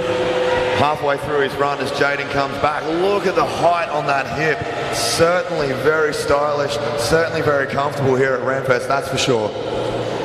Yeah, I like the way that he keeps his speed through these bowl corners. He's got a serious pump for a young lad, so it's awesome to see. Oh, pocket air, that was cool. Definitely showing that he can use the course in creative ways. We keep banging on all about those dot points that we look at for the judges. 360, banging a foot down, and that is time for Jaden. What a run from the little man. Yeah, awesome run from Jaden. Really playing to his strengths with keeping the speed up, keeping the height up. Like we keep saying, it's all about freestyle, and you don't have to ride exactly the same as the other riders. Definitely, that's exactly right. Now looking on the screen, we got Kobe back out there, obviously in practice, talking absolute solid slam. I was so nervous for the little man. Being based in Queensland, I get to see him all the time. This is the nicest kid in BMX right now, and you're about to see some amazing riding. Yeah, I can't wait for this second run from Kobe. Planning it out, and here he goes, dropping in second run for Kobe Carroll. Straight up on that vert wall as he makes his way back to that hip. There's that can again. What's he got on the big box? Truck driver once again. Is he going to back it up? There it is, the flare. Oh, and landing that flare so smooth, Pete. Oh, and Kobe is very much a plan run guy, so we're going to see probably very similar to the first run with some upgrades, and I cannot wait to see what they are for us. Bar air. Wow. Coming back into the bowl as he shoots through to this line. Let's see what he's got this time, Tyson. 30 seconds, Kobe. Wow. Huge extension on that. Superman letting it whip out, but catching it perfectly this time. Yeah, he's really on one, Kobe. Coming into the last 20 seconds of your run now, Kobe, as he comes back through. The legs will be burning. I'm sure he wants to get this done. There's the tail whip once again. And the backflip, smooth as you want. Opposite flare. The opposite flare and He's pulling pumped. it. He's got 4 seconds to remain. This is a big one for Kobe. He is pulling it all together. He's almost, there it is, guys, ladies and gentlemen. That was a huge exclamation point on his run. You can tell he's so stoked. That would have been probably the first time he's ever pulled that in competition, I'd say. I think it Opposite flare is like something that we reserve for the elites. And Kobe pulled it after doing 50 seconds of a full-on run. That's amazing from the young guy. And to come back after that solid slam and just bang it out, I was really looking forward to seeing what he was going to throw in his little upgrade on this run. And that, well, that is an exclamation mark if I haven't seen one. Yeah, and look at he landed so smooth. It was like he'd been doing it all afternoon. Like he's just been doing it back to back, but that was the first time he's stoked. I haven't seen him do that in practice too. I know he had that in the bag, but I just hadn't seen it in practice, so I wasn't sure if we were going to see that happen. Yeah, and this is the thing with competition. We've got the next rider from WA, Roman Riches. Yeah, doing it for local. He's a WA boy. This kid is wild. Prepare yourself. Sit down. Tuck, backflip, smooth as you want. 540 bar once again. He was battling with that this morning, and he is coming through. Those first two hits are critical, and he's got it, Tice. Yeah, to start your run off so heavy like that, you can't even believe it. There's that whip air again. Beautiful whip air, landing smooth, keeping his speed, coming back through this Boulder Bank course section. What's he got for us? Another whip over the step-up box now. There's that flare, catching so high in the transition. It looks so good for a little kid. Yeah, that's so hard to do, you know, to land on such a steep part of the course like that and keep your speed. Amazing move from Roman. That's it as he starts to wind down the clock. He's still got time, bit of a foot down. 15 seconds remaining, Roman. Plenty of time. You got this, dude. Really, I'm sure it's hurting. It's nothing worse than having a little foot down and having to regain your speed. It takes a lot of energy as he comes into the final couple of seconds. Double peg into the big wall. And that's time for Roman. Ladies and gentlemen, put your hands together. Yeah, absolute bangers in that run from Roman. You know, to see him throw things like this huge tail whip air and landing, catching with speed, it's incredible to watch such a young rider with such depth of talent. Absolutely, those first two hits from Roman, super, super risky, and I'm sure the judges would be rewarding highly. We do talk about a lot of the elite riders. Lupos, one of my favourites, with the way he just throws it at it. You know, he's giving it everything. Roman doing the same. We've got the thumbs up for Wyatt Markwell as he drops in for his second and final run. Wow! With a big backflip, getting a little bit further across the box and clicking that turn down. Yeah, really unique turn down too, where he's rolling into it, which is awesome to see. Coming back down to the bowl now, he's really on one. Let's see if he's got similar to last time. There's the X, only one this time. Yeah, but Turn focusing down on the extension of that X up too. I think depending on how you look at it, to get that extension on the X up is a big thing for the judges. Definitely, no one likes an unclicked turn down, do they? Coming through now, Wyatt, really on one. Halfway through your run now, 25 seconds remaining for Wyatt as he knacks it over the Spox ties. Yeah, a little bit of different moves here from Wyatt, sort of mixing it up, which is exciting to see. He's got a deep bag of tricks and he's pulling them all out today. Oh, definitely styling it out over that hip as he comes into the last 10 seconds now for Wyatt as he shoots back down to that box line. Tuck on the fly out. Hand saw. He's going to wave it with 1 second remaining. And that's time for Wyatt. Ladies and gentlemen, put your hands together. Tice. Wow. Yeah, I love seeing Wyatt mixing it up for that second run. It was cool to see him do some different stuff. Definitely, maybe a little bit sore perhaps, because we definitely saw a bit of a tone back on some of those jump lines. Obviously, you know, as we know, it's super hard to ride through the pain. And these kids, you know, like Wyatt, putting together such a great run. Fantastic. Yeah, amazing. And we've got our next rider, Kale Mather, sitting in the wings waiting for his okay from the judges. He had an amazing first run. I'm excited to see what he's got for his next run. No, definitely. Kale used the park super well in his first run, going so big, using the park, touching a bit of everything. May have lacked a few tricks, but certainly use of park was high, and definitely the height was up there, that's for sure. All right, we got the thumbs up from the judges for Kale Mather for his second run. He's got the eye of the tiger. He's looking through his tricks for this run. Here he comes through the bowl with so much speed up over this big hip. Whoa. Wow. Transferring across, that's a big one, a unique one for this group of riders. Definitely, and you know what? He definitely didn't quite get that nicely as he did in the first one, so he's going to want to pick it up now. Nice big air over that, going quite high. There's a knack. We're starting to see some tricks, so he wants to upgrade this run. Awesome to see Kale thinking about where he can. Halfway now, Kale. 30 seconds remaining. Yeah, he's charging through that bowl. You can see he wants more. big height over that box, and a huge 360 and pulling it off super clean. Lots of height, little tabletop on that slant wall as well. Definitely good to see Kale really ramping it up here.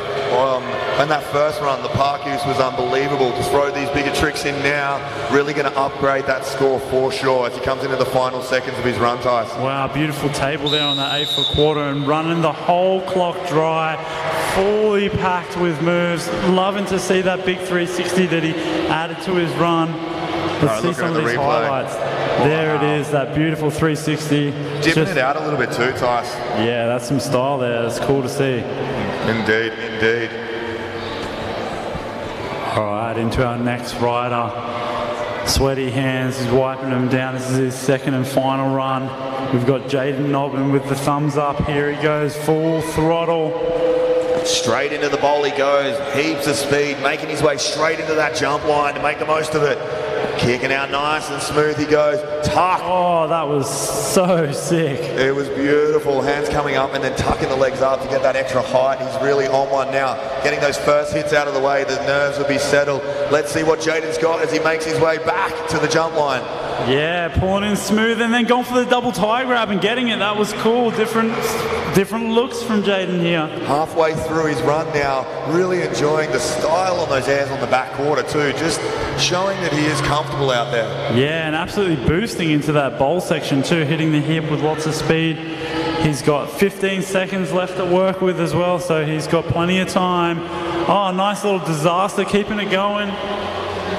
It's looking really good for Jaden right now as he comes into the last 5 seconds of his run. There's that 3. Getting it, not dabbing the foot this time. Definitely wanting to get that. And that's time for the little man. Well done from Jaden. Looking here on the screen, Jaden coming in. There's that fly out 360, not banging the foot down. So he'll be stoked as that he's got that. Yeah, I think that was a definite upgrade to his first run, so it was cool to see him kind of push the envelope of his own riding. You know, a lot of these riders are out here not only competing against each other, but competing against themselves, you know, trying to raise their own bar. And that's the cool thing about freestyle BMX. That's exactly right. Now, as we see the next group of riders slowly making their way out, starting to warm up, it's a pretty heavy field once again in the second half. They're going to have a quick 5 minutes practice and we'll be back with you very, very soon.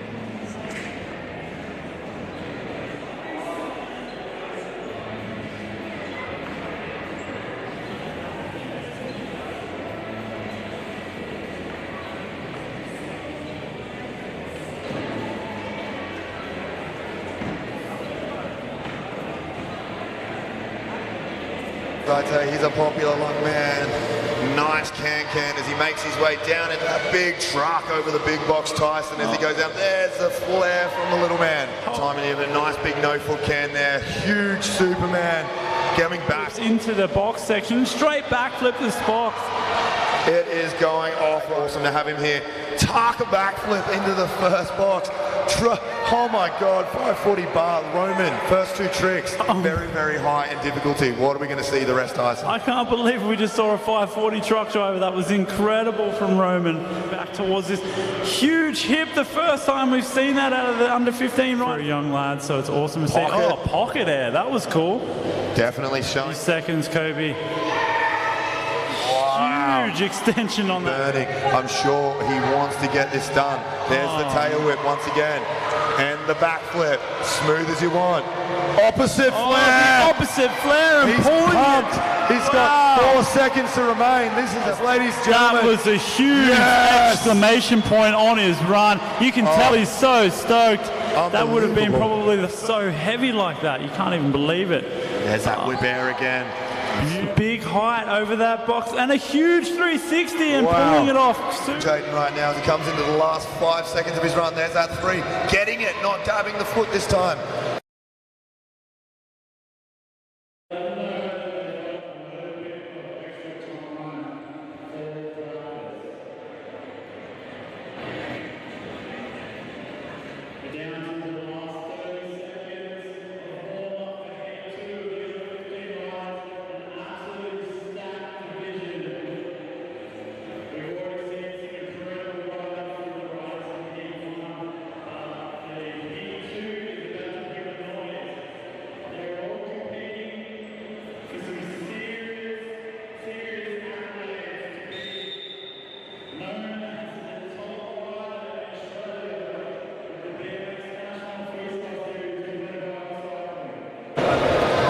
And what a competition it's been so far, Tice.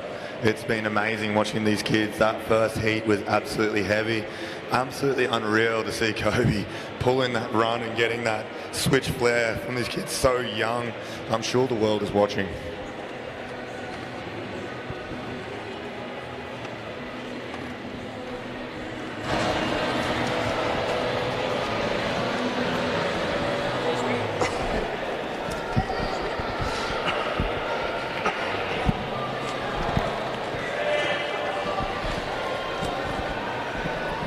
So we've got Mitchell Brown dropping in, big 360 straight off the bat. Oh, I like that style, alley-ooping over the quarter to resi quarter landing. He's doing really well. He's got heaps of speed as he comes down into this bowl now, into the jump section. There's that tuck throwing the X as well. Superman. This has been a good little start from the man. Nice turning the bars up on the air. Looking really comfortable, Tyson, as he makes his way back.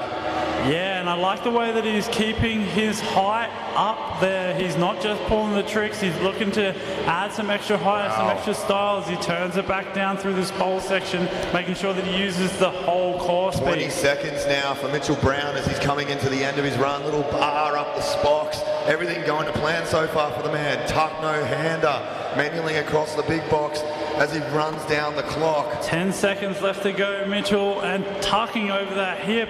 That's a steep hip there, and he's making it look good. Landing that 270 right before the buzzer. Wow, what a run from Mitchell Brown. Awesome to see. We saw some real cool little tricks, a few combo tricks in there from him as well. Awesome run to get things underway. Nice to get a good solid run under your belt.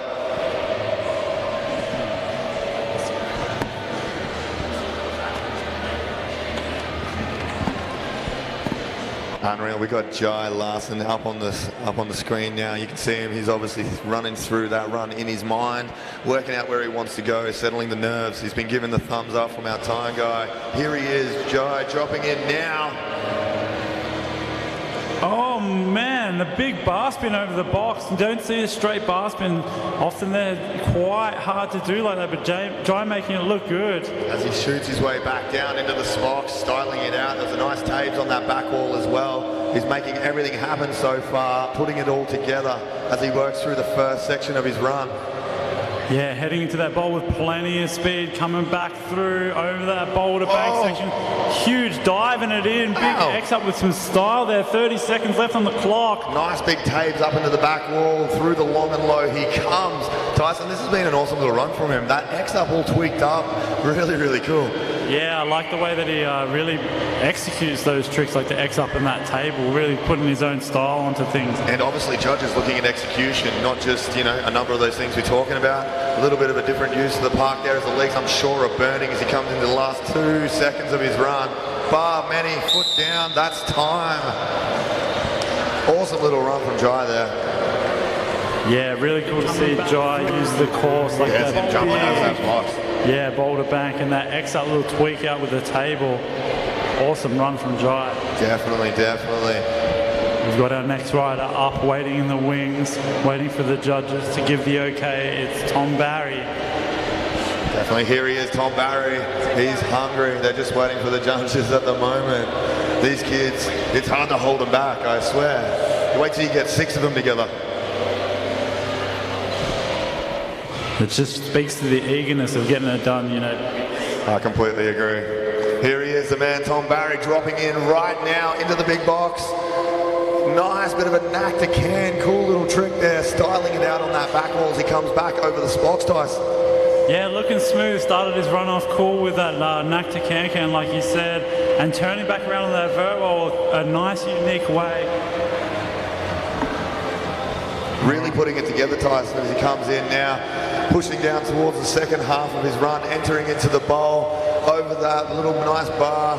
30 seconds now for Tom as he makes his way back towards the jump line. 360 fly out, Tyson. He's looking really good. Yeah, he's looking smooth out there, pulling some different tricks too. It's cool to see from Tom. Heading towards that quarter-to-quarter landing with the toboggan. He's got 15 seconds left to work with here, so let's see what he's got in this bowl section. Pumping around, he's heading back into that jump line over the small section out, getting it nicely into the step up, pushing through, making it happen. It's the last 3 seconds for him now. Yeah, I like that air up onto the slant wall too. That was an awesome run there from Tom. Definitely, little Tom getting it all done there. A couple of little bits and bobs, but you know what? I'm sure he's stoked to get that run out of the way because now he can sit back and upgrade. Yeah, we've been seeing some epic riding from Heat 2 here at the under 15s. And we've got our next rider sitting and waiting. Little Koa. Koa has been on my case in practice over the last night or two, getting me out on my bike as well. He's a lovely little boy. I'm really looking forward to seeing this guy ride as the judges currently do their scores. All right, Koa dropping in. Nice X up over the step up there. Looking smooth straight off the bat. Currently doing really, really well as he comes back, getting those first 2 hits out of the way, which is great for Koa. Coming back now into that nice little table over the hip, down, pumping he goes. Where are we going to see him go from now? Setting it back down to the back section, Tice. Yeah, heading into that box, just kicking out the can. Looking good out there. He's got 30 seconds left to work with. Almost pulling the manual across the long box. As he heads into this bowl section, little pocket air, heading over the hip there with a nice X up, nice execution. Definitely looking really good, Koa, right now. As he comes into that last 10 seconds of his run, he's going to really want to leave an exclamation mark on his run right now. What has he got as he breaks it down? The legs will be pumping. Little Koa getting through it so far really, really well. And that's time for Koa. Ladies and gentlemen, put your hands together. A solid little run from the dude. Yeah, awesome run there from Koa for sure. All right, next rider we're going to see up there as judges are deliberating their scores is one of our Blue Groove legends, little Nate McKellar. He's doing it for S&M this weekend, and the Blue Groove, he's a bit of a dirt kid. So, you know, finding his legs here, I'm sure he's going to be strong in the box area. I can't wait to see what he's got for us, Dice. Yeah, mate, I am a big fan of Nate. He shreds. All weekend I've been watching him. I'm excited to see this run from Nate McKellar. Here he is, dropping in, starting up the back section. Here's Natey Mack. Big height over the first jump. Man, that was boosting. Nice and high on the first one. Look back over the air. So far, good 2 first hits from Nate. He must be happy. The nerves are going to start to settle as he makes his way back towards up into that air there. Nice and high on the spine, Tice, as he comes to the big box. Yeah, he's been putting it together. Oh my goodness, the can-can tie grab. Mike Aiken would be so psyched to see that. That was awesome. 30 seconds remains for Nate. Obviously a goofy footer rider. There again, throwing that look back over the hip. So far, looking super smooth for the young man. Yeah, clicking that look back too. That was so cool to see. Big 360 over this box. Really putting it together with that bar spin there on that mellower quarter. Coming down to the last 10 seconds of his run. What has Natey Mack got for us?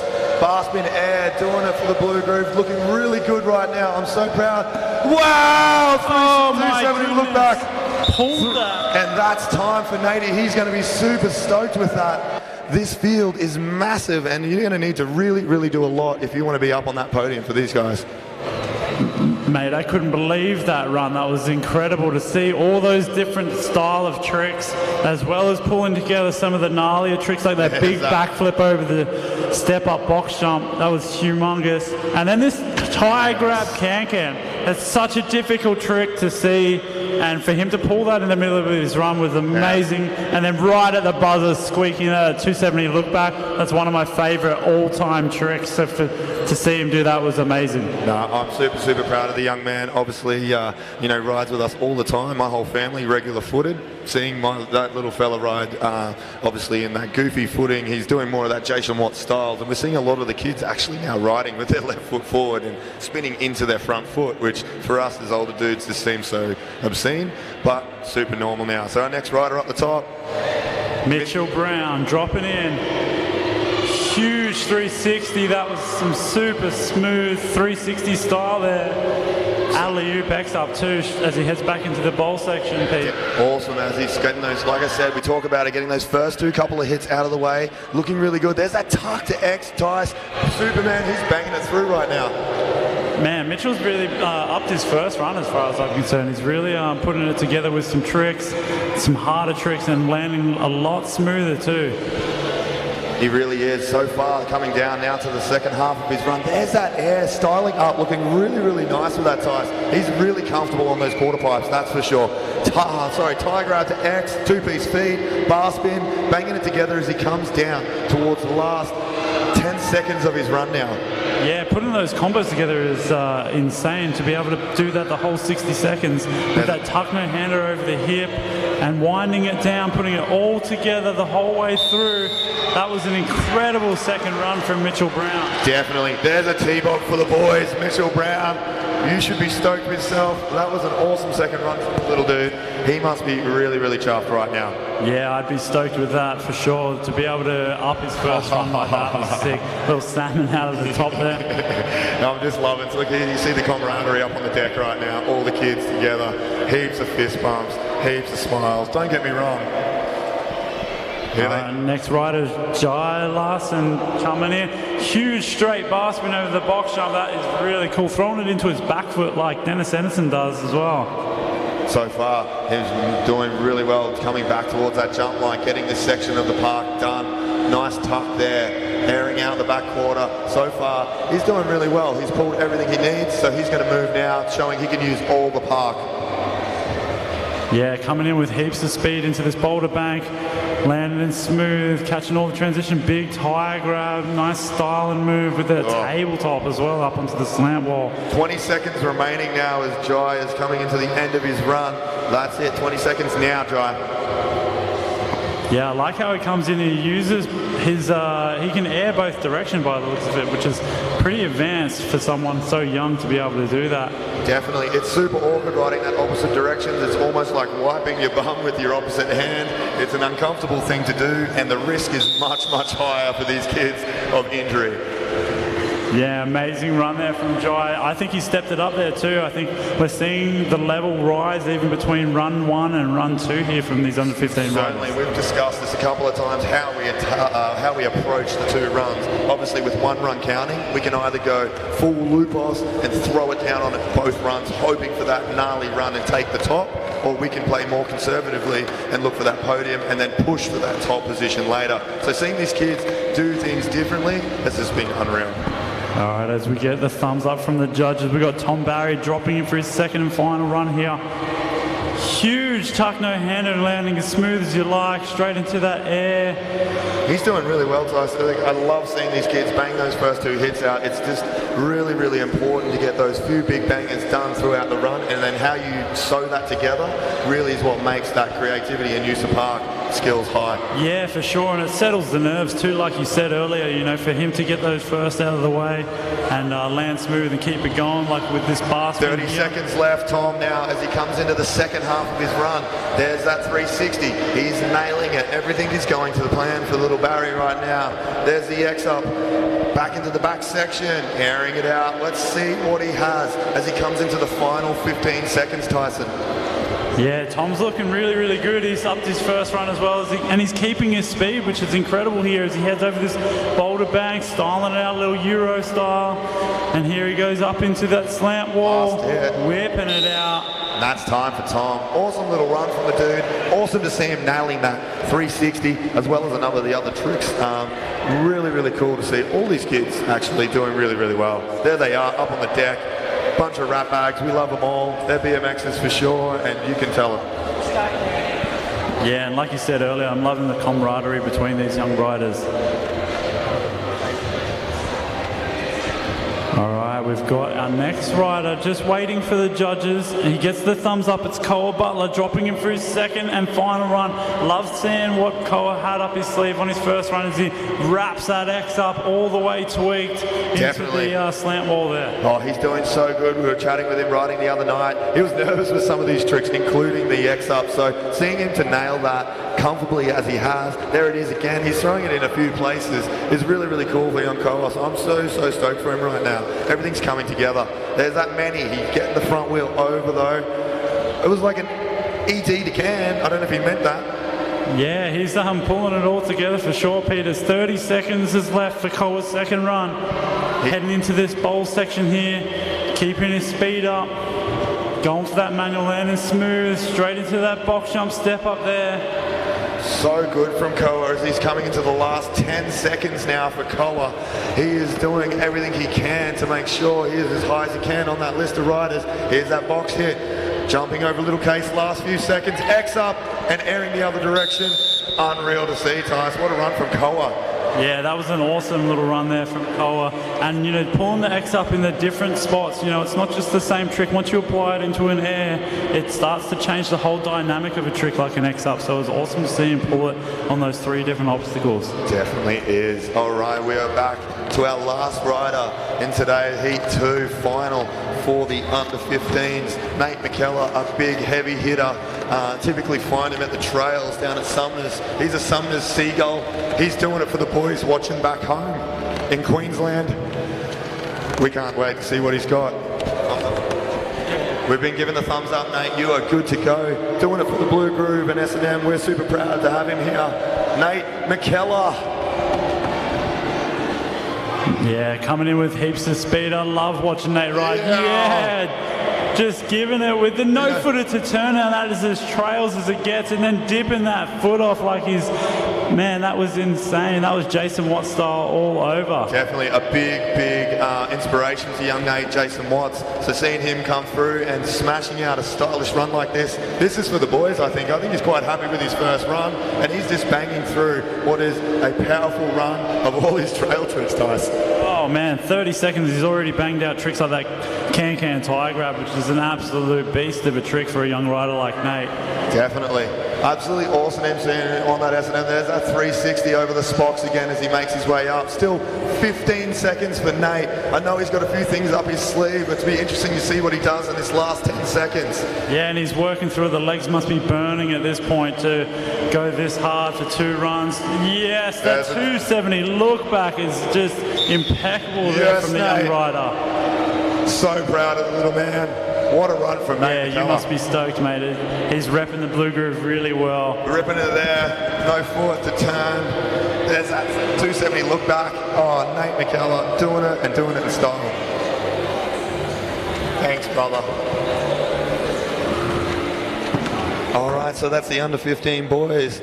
That was an amazing contest, Tyson. We saw so much stuff go down there. We had 540 bar spins. We saw tuck flips. We've seen the biggest Supermans. We saw an opposite flare. What do you take from this, Tyson?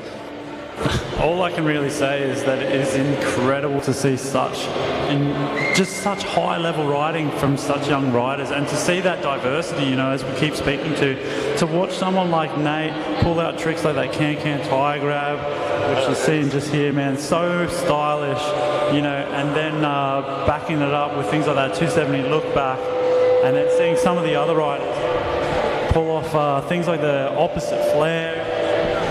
Seeing a little bit more of Nate's run here. That no foot to turn down was incredible. There's the 3 look back again, and you know what? His last run was fantastic last rider, but you've got to remember the judges need to compare that run with the first bunch of riders we saw. So Roman, Kobe, both absolutely pulling some solid runs. I was really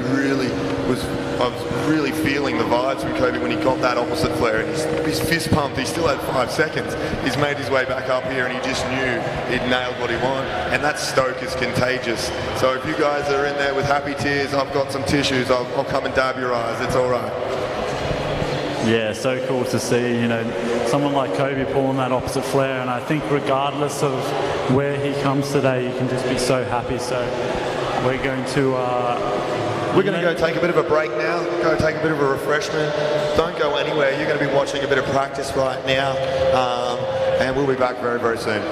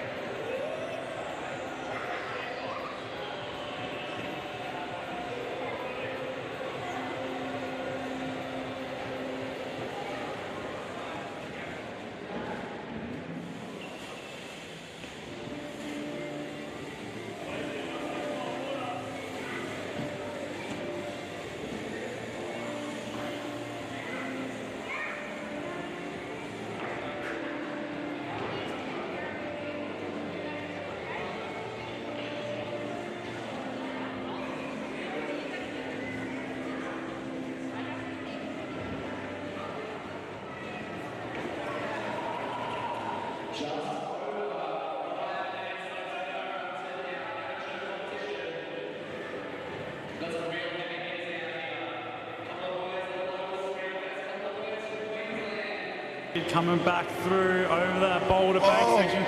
Huge diving it in. Big height over the first jump. Man, that was boosting. Nice and high. He comes to the big box. Yeah, he's been putting it together. Oh my goodness, the can-can tie. For the blue groove, looking really good right now. I'm so proud. Wow! Oh my 370, goodness. look back. Pulled that. And that's time for Nate. He's going to be super. Coming in with heaps of speed. I love watching Nate ride. Yeah. Just go this hard for 2 runs. Yes, that 270 look back is just...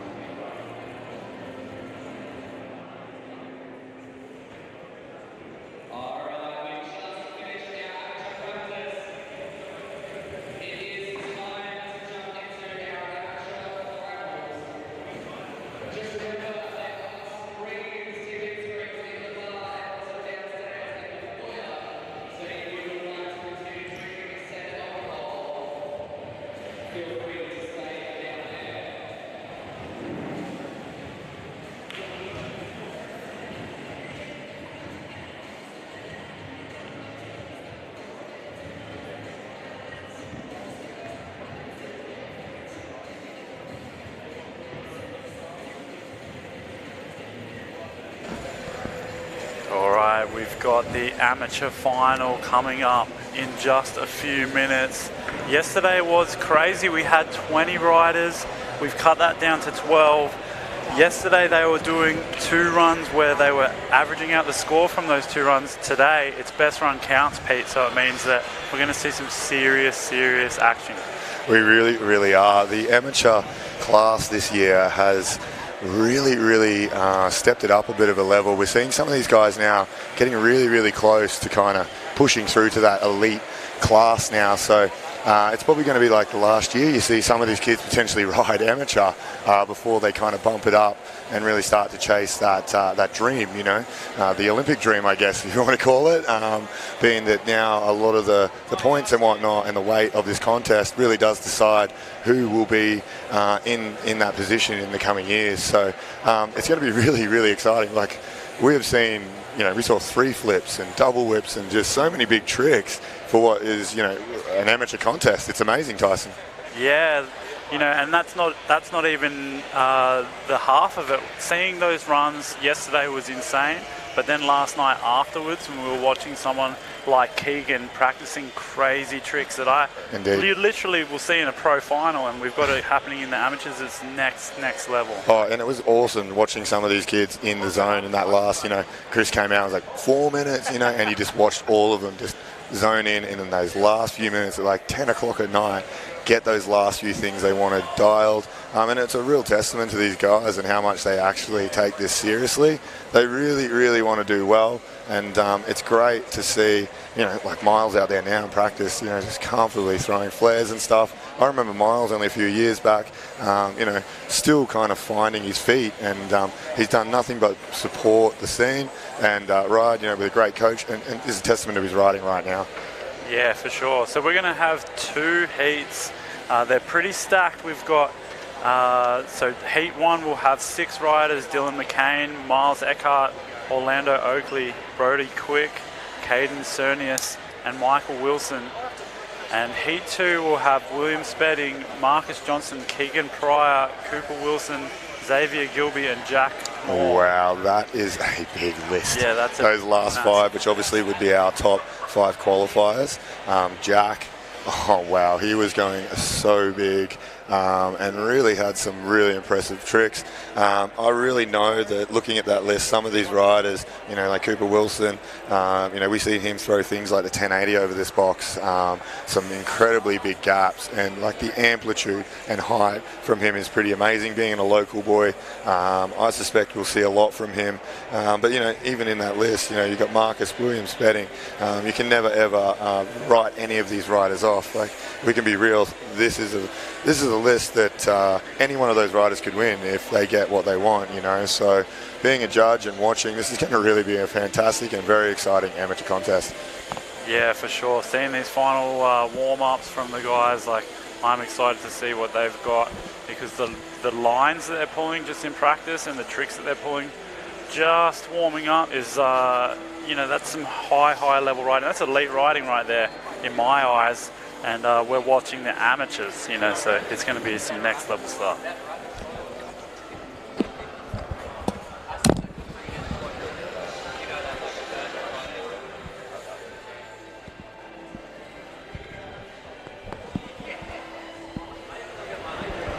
So obviously this amateur contest, the judge is going to be looking at a number of criteria. So they consider more than just one thing. We talked about it a bit earlier. When you get your favourite teching game or boxing game, you can have attributes. So you might see on one, power, 100%. That's particularly for us, that's our tricks. So we're going to have difficulty of tricks. You see progression. So if it's a new trick, if they're progressing, showing something that we haven't seen in that contest before, you're looking for amplitude, height, flow, use of the course, risk factor. So are they throwing down their biggest trick early in the run, or are they holding out, and maybe playing a little bit more safe? Variety of tricks. So we don't just want to see one trick done on every different obstacle. We want to see a variety of tricks done and done well. Obviously there's style, execution, originality, and landing. So there's a number of things that the judges will be looking at, Tyson, and it's amazing because some of these kids are going to be really, really high on the landings, originally execution, style, and variety, but may lack in risk and amplitude perhaps. And seeing how that weighs up with the judges' scores is really going to be interesting today. Yeah, that's what makes something like freestyle BMX so exciting to watch, because we're seeing different riding styles really come to the forefront, and it gives some of the riders who maybe don't have the difficulty of tricks, but they do have that flow and that amplitude. They've got a chance to mix it up with some of these higher level trick riders, and it makes it really, really fun. And it makes it hard for the judges, I've got to admit. Definitely. And then, you're looking at the panel now. Obviously, myself working, with Dave and doing a lot of the courses to understand, and being a judge myself. Not doing much now, obviously loving this commentating role, but, we've got Dave, Dillaward, Paul Robertson, Alex Liv. They're 3 dudes that have been in the scene a very long time. They're very, very fair when it comes to how they weigh the difficulty of those tricks. There's always going to be an element of their own likes or dislikes. However, with the way that it works now, it is actually incredibly fair, and these guys are the best of the best. Yeah, they take their job super seriously. You know, you see them deliberating over each run, and I think that what you're going to see is a true reflection through the scores, you know, of who is going to come out on top today. I definitely agree, Tyson. I cannot wait. So that was the buzzer. That's they're wrapping up final of their practice now. So we'll start to see them clear the course for Heat 1. So I don't know about you guys at home. I am so excited. Yeah, I'm starting to get a bit nervous, Pete. Man, for the best run counts, like that's where we're going to see some gnarly action for sure. Oh, definitely. You know, like, you know, speaking over the last few months with people like Keegan and stuff, you know, you're getting to travel a bit. It's really amazing what he actually has in that bag of tricks when he wants to work for it. You know, that double truck to Tabes when he went over that long box was absolutely amazing to us. Yeah, for sure. You know, the fact that everyone's going for this jersey, you know, like this is the Australian Freestyle National, so we're talking about the best rider in Australia is going to get crowned. They're going to get that gold medal and they're going to get that jersey. That's a big thing to win today. Certainly, it is an accolade that all these kids are really, really excited about. And like we talked about it earlier, you know, oh, it's just a jersey. That's something you have forever that you can put up on a wall and a memory and some stoke that you can have for a lifetime.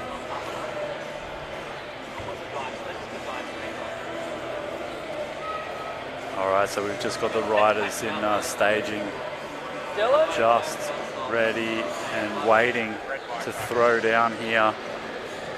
This is going to be, like we said, 2 runs, 60 seconds, and the best run's going to count. I know, it's going to be so interesting to see how these guys play it. You know, we've got, you know, are we going to see kids just throw down both runs, chasing that big score and hoping just for the top spot? Or are we going to see some of these guys, you know, play it safe, get that run down, and then throw second, hoping that they can make it happen? So it's going to be really, really interesting to see how these guys play it out. For sure. All right, we've got our first rider waiting in the wings here. So we've got Dylan McCain.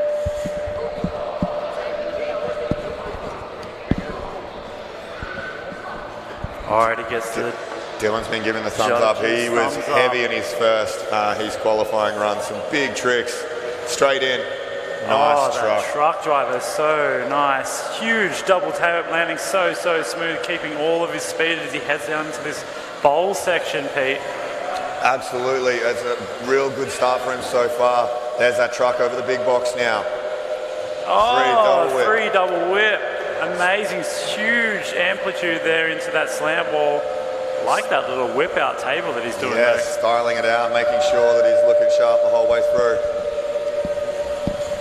Wow, Bri flip. Where they just learned what the name of that was yesterday. Absolutely making it look fantastic. That was crazy. Straight into the wall ride as well, keeping his run going smooth, making sure that he hits every obstacle. Definitely last 15 seconds now for Dylan.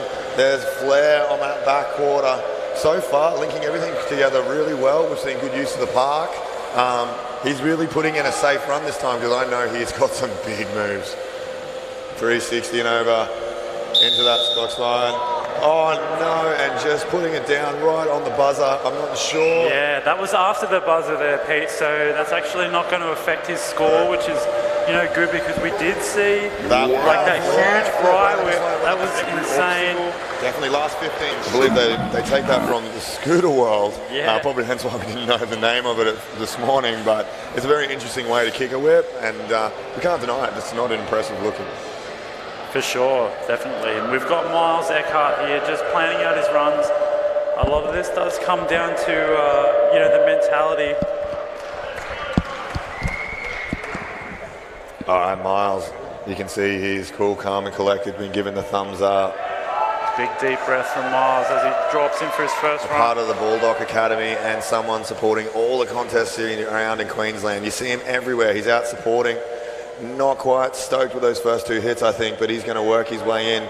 He's got plenty of time to pick it up now. As he comes over that Spox backwards in towards the bowl, he goes, Tyson. Yeah, and this speaks to the pressure of a final, you know.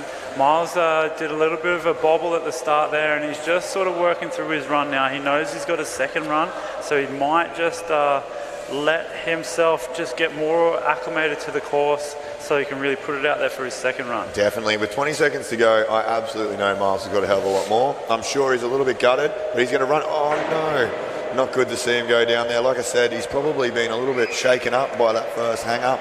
It's easy to get thrown off. You need to really be on the ball. The risk here obviously is a hell of a lot of pain, and if you're not feeling it after a bit of a bobble, sometimes like this, you'll see them shut down, save themselves for that second run.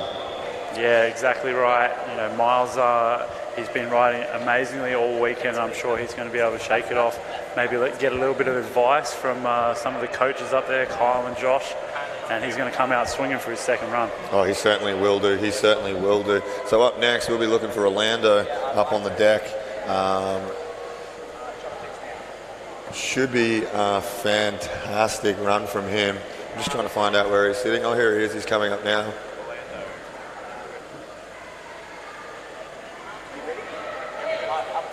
Oh, he's up the top. I see where we can't see him. All right, here's Orlando dropping in now, Tyson, as he makes his way, starting up the top, using a bit of time.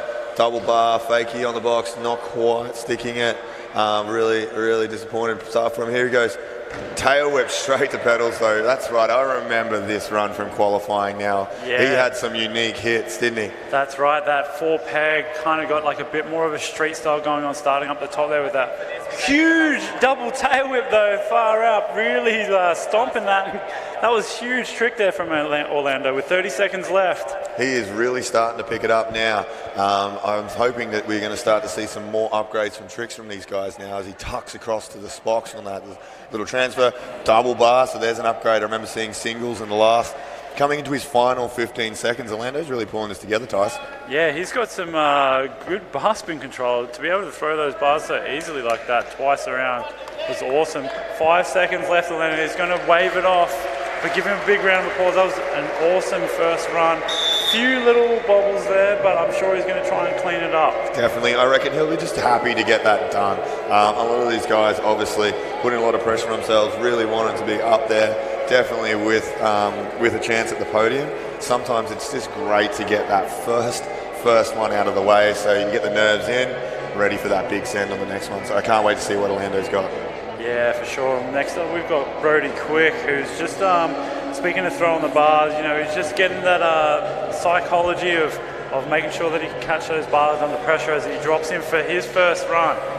Straight into that big box he goes, Tice. Whipped bar spin, oh no. Definitely wanting more in this final hit, you know, looking for that high risk move straight in, you know. It's a very, very great way to throw your run sometimes if it all goes to plan, but also very risky, meaning if it like this. That's right. You know, having to put your feet on and then, just bars getting away from him on that bar, on that tail to bar spin. You know, really rolling the dice at the start. Like you said, if he had to pull that off, that would have been an insane start to his run. That's exactly right. They are absolutely throwing everything at this right now. So to see him come out and just throw that, we didn't see that yesterday. No, we didn't. That was a new move for Brody for sure. So definitely, the way it works now, we just run down the clock. So that way, you know, every rider gets the same time in between. Very official when you have the UCI. And we have a good man, Lawrence, here with us, the timer next to us. Then typically you'll see a minute for the riders before they need to drop in. So within that minute, you'll then get the final buzzer and time starts. So it gives them time to kind of gather their composure, find their spot, and drop in. All right, we've got the thumbs up for our next rider, Caden, all the way from the US, dropping in here. This kid is impressing me, that's He's 11 years old in amateur class. Yeah. Stoking out that backflip this time. Double tail whip. He is absolutely on one right now, doing it for Fit Bikes. Hanging out with Josh a lot down on the GC, hanging out with us at the Groove too. He is a weapon of a kid, and it's amazing to have him here. Yeah, he's been charging all weekend, but seeing this run, he's really putting it together. Huge truck driver over that box jump. Wow! Throwing the buzz and just catching him in time. Pulling it awesome. together. Caden halfway through your run, 30 seconds. He should be riding in the under 15 class, but he's up here doing what he can in the amateur. Obviously being American, he can't win the jersey, but he can win a medal. Caden. So far, this is a great run from Caden. He is absolutely smashing it out. 3 whip. What has he got as he comes into his final 10 seconds? I do not know. Still bars going. Caden, you got this, dude. Yeah, full run all the way through. Last trick now from Caden. What are we going to see? And that's time for Caden. Put your hands together, ladies and gentlemen. What a run from the little dude. You can see exactly why he's in the position he is in, because, wow, can he ride? Yeah, for sure. And I mean, for 11 to be doing backflips like that over the box jump, landing super smooth, and then this double tail whip, it's so much style in it. Oh, the way he kicks his legs out like that. And definitely, you know, him and I suppose little Kobe, another one of the little riders here in Oz, both kicking those, and they just make him look so good. Yeah, for sure, Pete. Next rider up we've got sitting ready for the judges okay is Michael Wilson. He rode really awesome in qualifying. I'm excited to see what he's got here for the finals. Definitely. I can see he's there thinking about it, loosening up, you know, getting that feel, repping the Dead Leisure shirt. I'm sure Liv up here on the panel will be stoked about that. Obviously, local down this way. Here he is, Michael Wilson, straight in, heading towards that big box. 3 whip, so smooth. Oh, Kicking that a was down whip. a beautiful down whip. It was, wasn't it? Nice and high on the Spock's return too. So far, Tice, he's really on one. Yeah, and I mean, keeping his speed, like we love seeing these big tricks like that. Truck driver the boulder bank, straight into a tail whip, keeping his run smooth with a huge flare, Pete. I love how lofty the flare is on that, Tyson. He's coming over, linking those tricks together. That was like We beautiful. love that. We do. Down. Oh, indeed. I'm a sucker for an unturned down. So far, leaving very, very little blank hairs, doing that channel gap. Yeah, and you got 20 seconds left, Michael. Killing it so far. All the tricks. Oh my goodness, an Oppo down whip. The switch downside whip was awesome there from Michael. And with 10 seconds to go, he's still got time to put some more tricks in. So this is definitely, I can see, a lot better than that quali run he had yesterday already.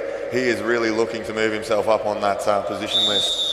Pumping out the whip air right on the buzzer. That was an awesome run for Michael. That was a full pull, a well thought out run. He definitely touched all of the course, which we're looking for. And we saw some really good upgrades on his qualifying run. So I'm sure we're going to see a good bump up on the scores. Yeah, it's impressive to see these new tricks that we didn't see in qualifying. You know, I guess it's the time. Letting it all hang out there, that was cool. But we've got back to the start. Dylan McCain. He's put together a nice, solid first run, but let's see what he's got for the second I've got run. a funny feeling we are going to see some tricks. Wow, he just floats those bars. It's almost like his hands aren't going to go back on. Big double whip again, super smooth. Coming back up to the bowl section, jumping nice and smooth, Tice. Yeah, I love the power that Dylan rides with. It looks so sick to watch. But so smooth at the same time, not jerky at all. There's that 3 double whip, everything coming together right now. Oh, that was alley-oop, sick. flare, and so smooth. There's something we hadn't seen. Halfway through your run now, Dylan. It is all coming together for him right now. I suspect he's going to go into this quarter here now. There's that bright. Oh, wow! my goodness. Wow. Oh, looking for the upgrade. Are you all right, Dylan? Huge trick, Dylan. Just missing his hands on the fall. Nah, he's still got his teeth. It's okay. All right, Dill really wanting to push himself up there. I think that coming together to us could have really put him in a chance to be on that podium. Yeah, I don't know if I've ever seen that trick before. I think it's like a Bry whip.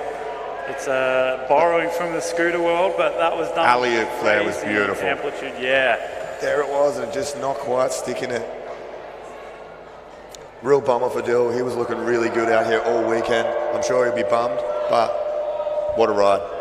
Thumbs up, here he is, Miles Eckhart, dropping back in, not quite getting what he wanted first run, so it's going to be really, really interesting seeing what he's got here for this one. Jumping over that first, nice and smooth this time. There it is, 360 now, comfortable. Flare whip, oh wow. No. Man, to roll the dice like that was really cool. Once again, we talk about that risk, that element of risk, and he was just adding it early. I'm sure he's going to jump up and finish this run now because he really needs to get some points if he wants to get that result and that ranking. So right now, Miles just trying to recover after throwing.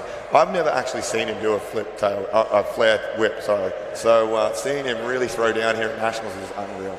Yeah, that goes to show the way that this competition brings out the best in the riders. You know, he wanted to pull a new trick for the run. That was insane. Still making it happen with a sick tail whip over the box. 10 seconds there left for Miles as he's wrapping up this run. Down back into the bowl.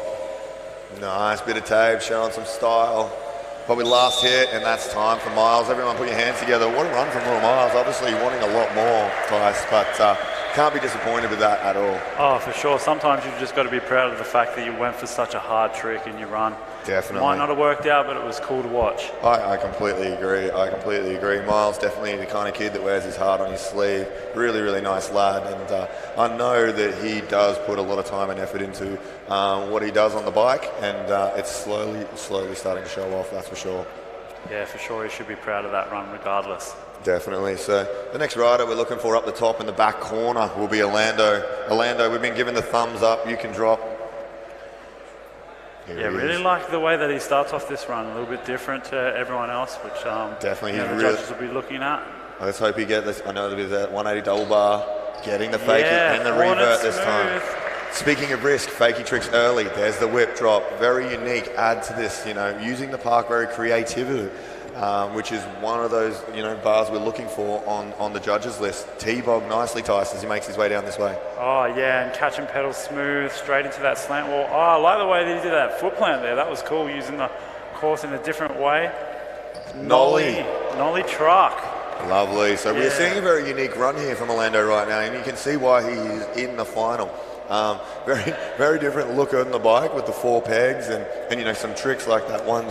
He's just on one right now. Yeah, he really with 10 seconds left to go, Orlando. As he heads back into the bowl section, big extended tuck no hander coming through with that whip air landing smooth as it counts down to the maybe last trick. And that's time for Orlando. What a run he did there. That's a great way to come back after making a little mistake on that first trick last time. Not a great way to start, but here you go. As you can see, there it is. That's a double bar 180, getting the revert. So he's kicked it off much better this time. Shooting down. There's that nollie bar, very unique. We haven't seen that from anyone today. So obviously looking for creativity. The mark and points were high. Now, the altitude was there. He may not have had the big tricks, but he's been so creative that all those other areas the judges look at will be catered for well. Yeah, for sure. And speaking of big tricks, we've got Brody Quick back up on deck for the second run. First trick was a banger. Didn't quite pull it, but he's gone back out. He's fixed his bike. He's tucked in the shirt. He means business. Here he is, Brody Quick. And pulling it clean, that tail whip to basket. Unreal, awesome. Look at the smile. You see him sucking in the air. Now, first hit out of the way. This is where it all counts. He really needs to now bring it all together and get this run done.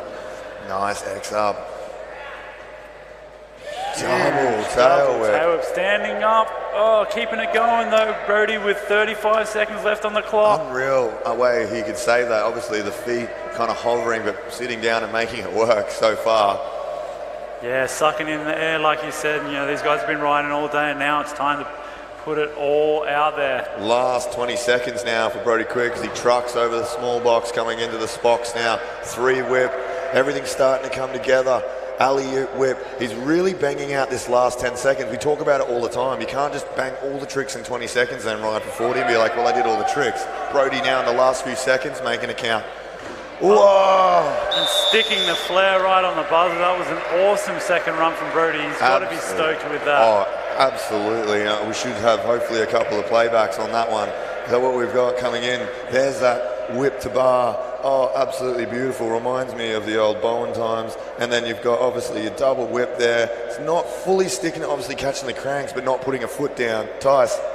Yeah, amazing to see him pull that trick so early on. That would have given him, you get your special up. It's like when you play in those video games and you get your special up. That would have given him the power to keep motoring on for the rest of his run. I definitely agree. We're back to Caden Serdius now. So he's up there ready to drop. Only 11 years old, riding up in an amateur and looking like he could be here. Honestly, he's a nice little fellow. I've been hanging out with him a lot while he's been here in Oz. The family, top people. Gives the thumbs up from the judges. It's all go now, Caden. You are good to go when you're ready. His final run for the day. Giving me the thumbs up. He's ready. Here he is. Make some noise for Caden Serdius. Big tuck, amplitude up there. Flipping like a little bit under flip style. There's the double whip. Oh my gosh, making that happen. 316 over that Spox backwards. We're not seeing many people doing that, and for Caden to do it as the youngest competitor, unreal, Tyson. Yeah, such a mellow lip to come off in such a steep landing. Bar spin up that incredibly difficult gap. A big gap for such a little guy to be pulling a bar spin over. As he does the alley-oop double bar spin, So we've seen some small changes, and he's definitely upgrading halfway through. 30 seconds remaining, Caden. Turn down into the big bowl, flaring, everything coming together. It's just amazing how smooth and how good he is riding right now. Flip 180, not quite sticking it. You still got time, Caden. This little man wears his heart on his sleeve, and I absolutely love watching him ride, to be honest. Yeah. What's he got for us as he comes into his last few seconds of his run now?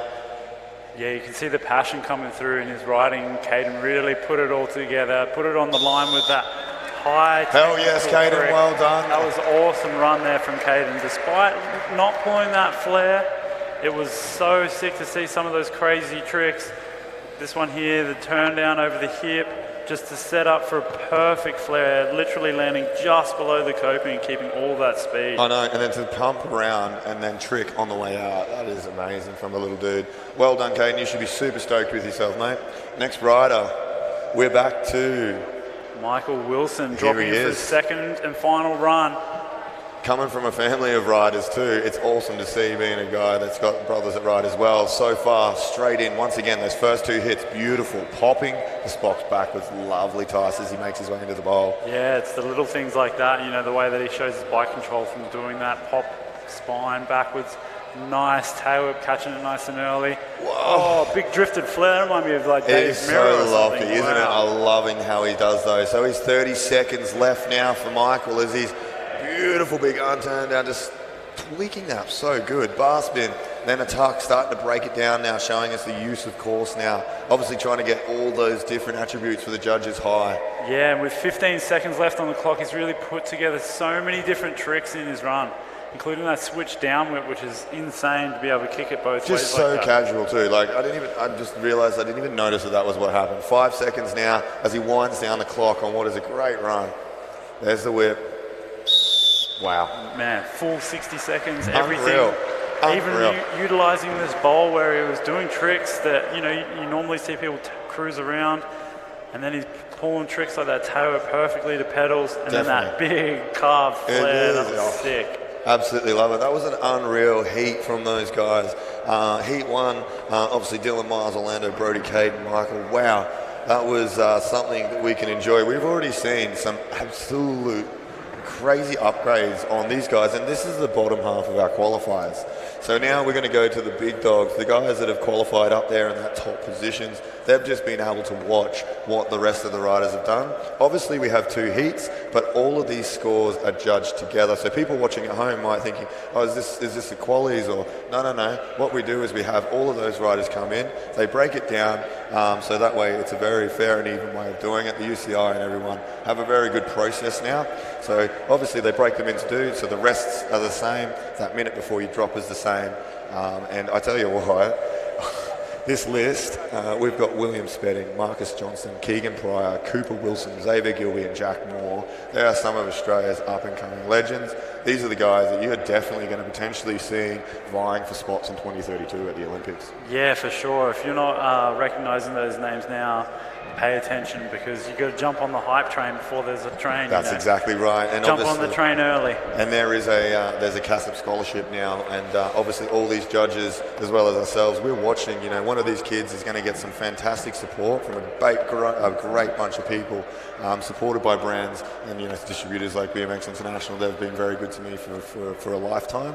So I know these kids are in good hands. There's a lot of great products there. They're going to get some support, some media, and an opportunity really to flourish, so that they can grow and take over the world, which is what we want all these kids to do, I guess. Yeah, for sure, Pete. That's such a cool opportunity, that CASIP sponsorship that these young riders have at their fingertips potentially. Definitely. So what we're going to see is 5 minutes now for these guys to get out there. We'll take a quick breather. You can watch them practice, and we'll be back very, very soon.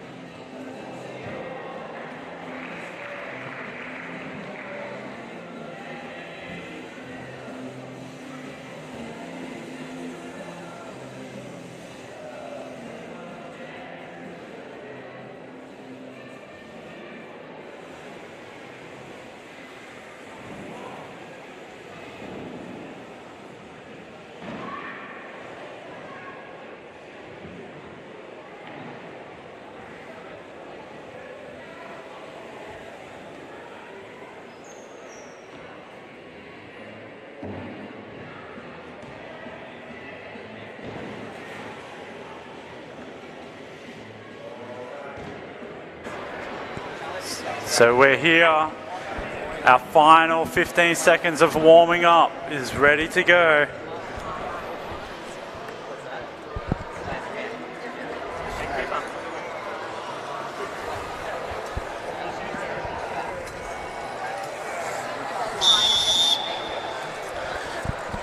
All right, that concludes the warm-up for Heat 2 for our amateur final, where we've got 6 riders battling it out. It's going to be 2 runs with best run counts, which means that we're going to see potentially some strategy, Pete. We're going to maybe see someone do a safe run and then go for it, or maybe they're going to use those 2 runs to say, you know what, I'm just going to try and send it right from the get-go. If I land my big tricks, I'm going to go my whole way through.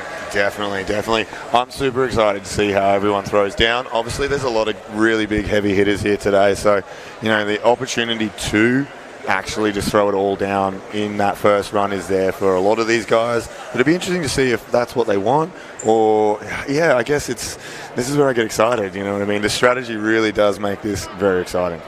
Yeah, for sure, Pete. It's a huge talent pool right here, but these 6 riders are crazy, and I cannot wait to see what our first rider has to go, which is going to be Will Spedding. He had an amazing qualifying run yesterday, but this is the final, so that means that he's probably going to up his ante a little bit, Pete. Definitely, definitely. We saw him throw that flare tail whip and a few things yesterday, and look, I know he has some big tricks in his bag.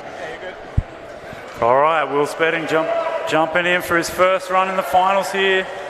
Massive flip whip, landing smooth. Such a gnarly trick to start off with, Pete. Definitely rolling the dice, Will, straight into it with that big flare whip. Now he's coming back, working through, spinning bars on each of those gaps as he comes back to that jump line.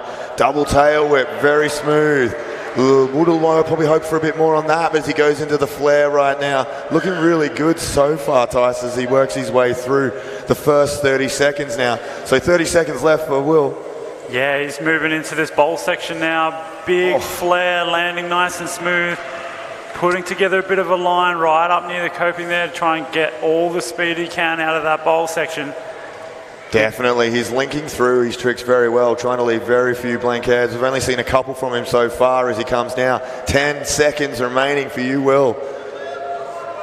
All right, dropping back in, maybe time for one more over the box here. Nice 360 into that quarter pipe. A little bit of a shake of the head, obviously wanting a bit more. That might be the throwaway run from her, which is crazy to think. Awesome run from William Spedding. Yeah, that was an incredible run. I mean, yeah, there was a few straight airs here and there, but to put together gnarly moves like what we're going to see just here, big lofty flare landing so smooth. Definitely was very high on that one. It was good to see him nail that. Obviously the double tail whip too was a bit of an exclamation mark, and then was hitting up with that flare tail whip early. Yeah, I didn't see that double tail whip from his qualifying run, so that's definitely leveling up.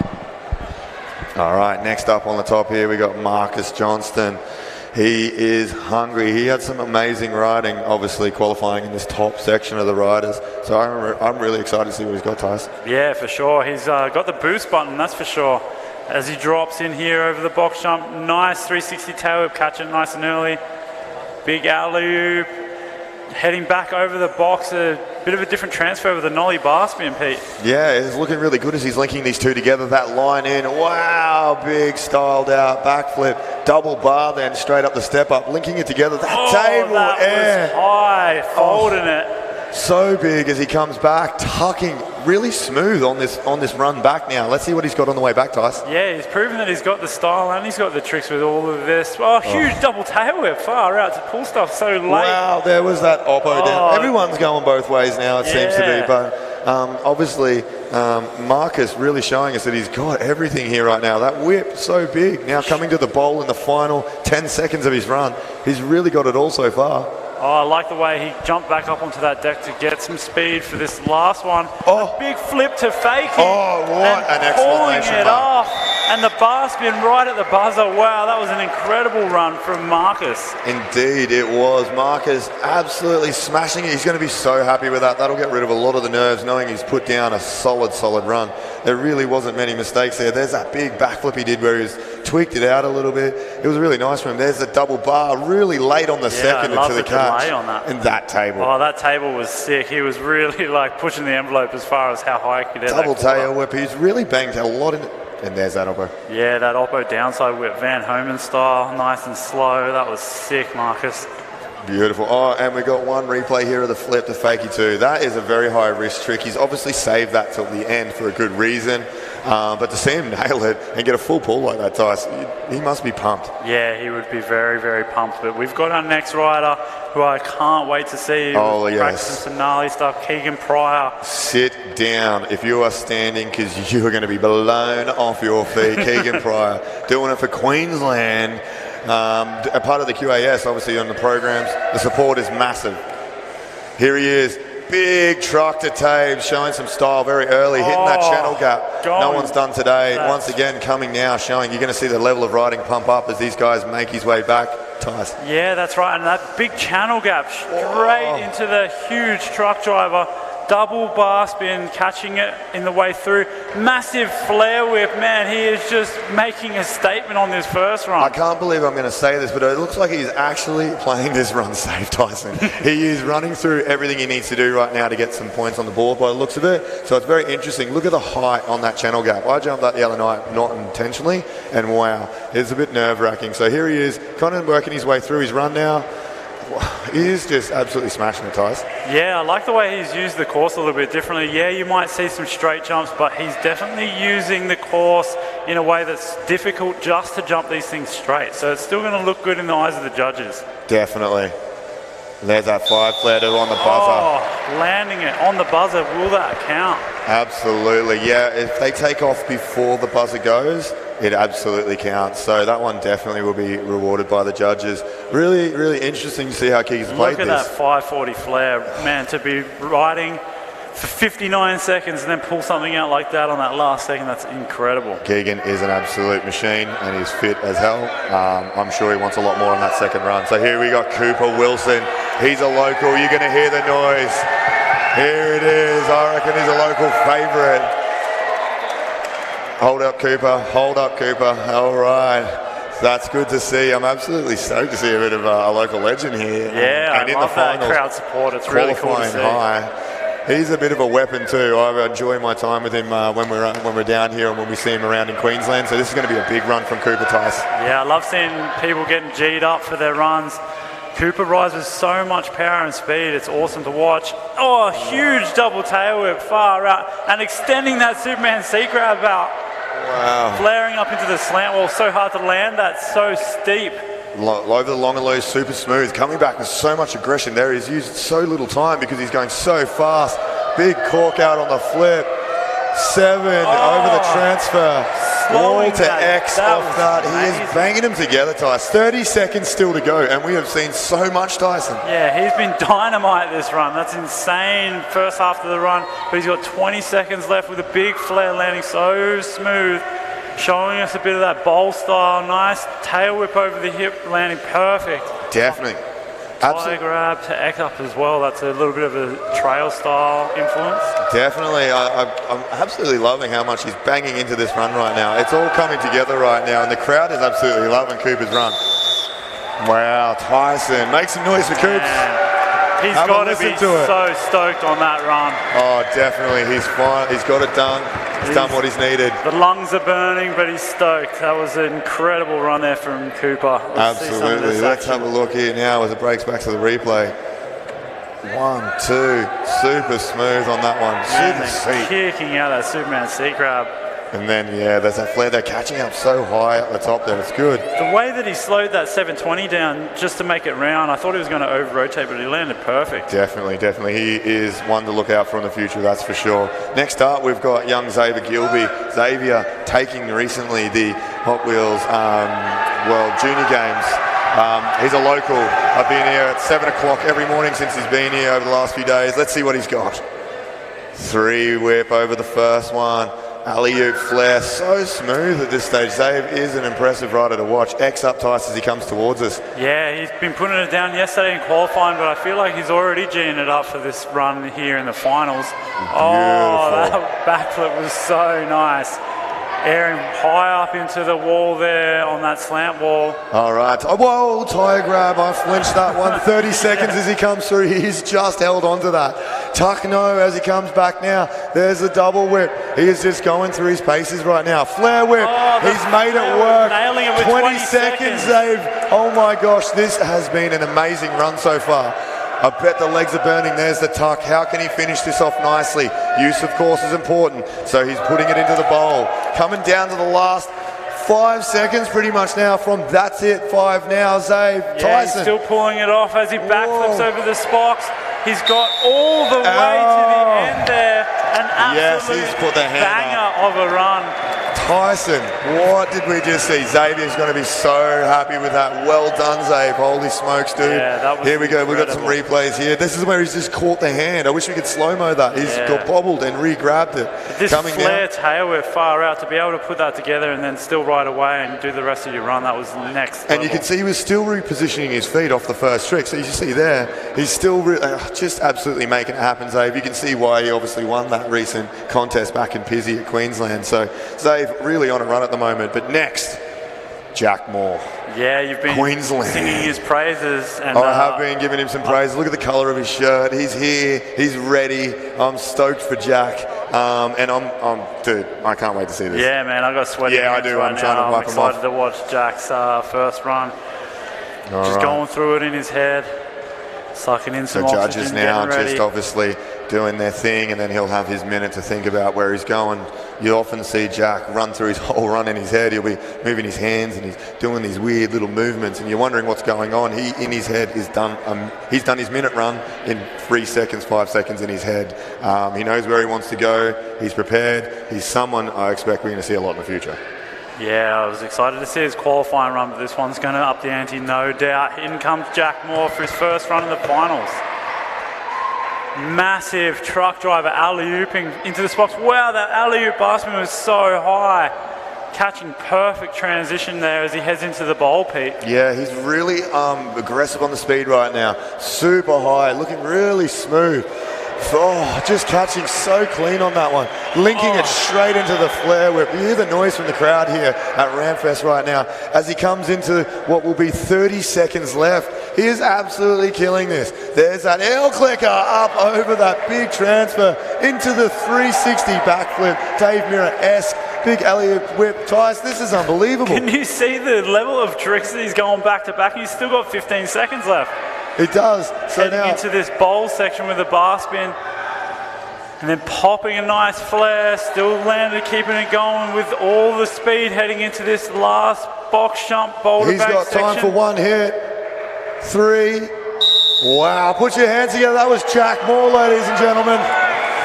Holy moly, wow. He's got to be pumped with that tire. So I'm sure there's going to be some amazing highlights coming back here. Yeah. He is screaming Queenslander.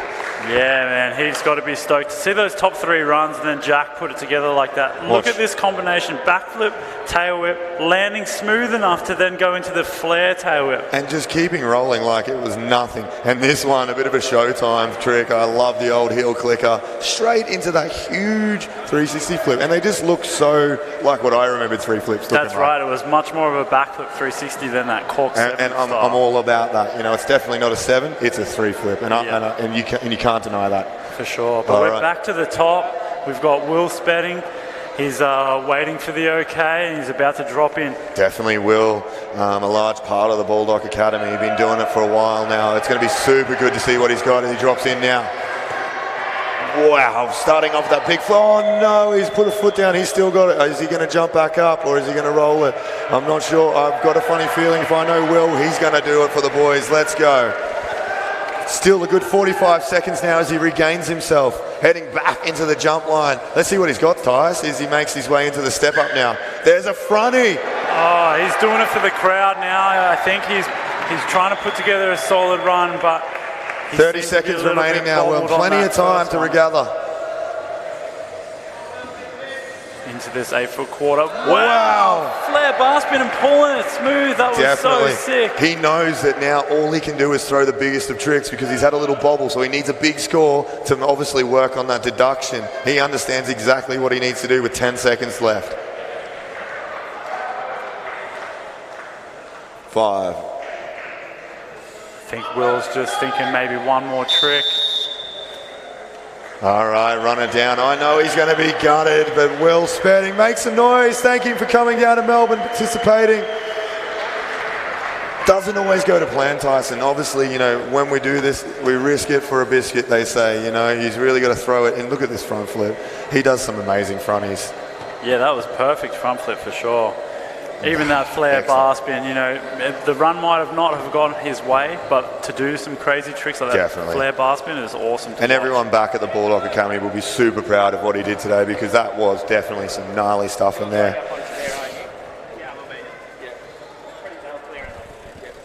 All right, Marcus up on deck again, ready for his next run. His first run, really, really good, wasn't it? Yeah, it was amazing. I love the way that he uses that bowl and does some of the bigger tricks in the hips there in the bowl. So it's yeah, that flipped a fakie too. So see if he can upgrade. Bar spin, drop in, adding tricks in really quickly now.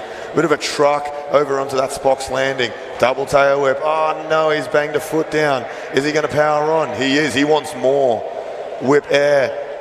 Coming back towards us now, Tice. Yeah, it's amazing that he was able to get his feet back on in time and then still kick that whip air perfectly. That's unbelievable. This guy is on one. I haven't really seen him ride much, so seeing this is just unbelievable. Oh, that was an opposite tail whip. An opposite whip straight like that. It was hard to do. Definitely. Oh, landing super smooth. 30 seconds remaining. Bar spin backwards and then the tuck no hander backwards. You'd think those boxes are facing that way, but that was indeed all back to front. Big backflip from him there. He's really pulling this together despite... Oh, no. Just not quite sticking the down whip. Everyone, put your hands together. That was Marcus Johnston. I reckon he's going to be super happy with the first run. In this case, he's really lucky. We talked about that throw down the first run. He kind of threw down in that first run and it all came together. So he can probably throw that one in the bin and be in a safe place. Yeah, you're exactly right, Pete. He did an amazing first run. There was still a lot of jam-packed tricks in that second run, but a few things that didn't go his way. So he's still got to be happy with his performance. 100%. And, you know, being at the level of riding, it's crazy to think one bobble is enough, you're out. You know, these guys all know that you cannot make any mistakes. You need to be at the top of your game if you want to be wearing that Oz Cycling Australian champion jersey. Sure. All right, Keegan's got the thumbs up. My hands are sweaty. I believe he threw down a chill run. I'm going to call it. But he wants to zoom in.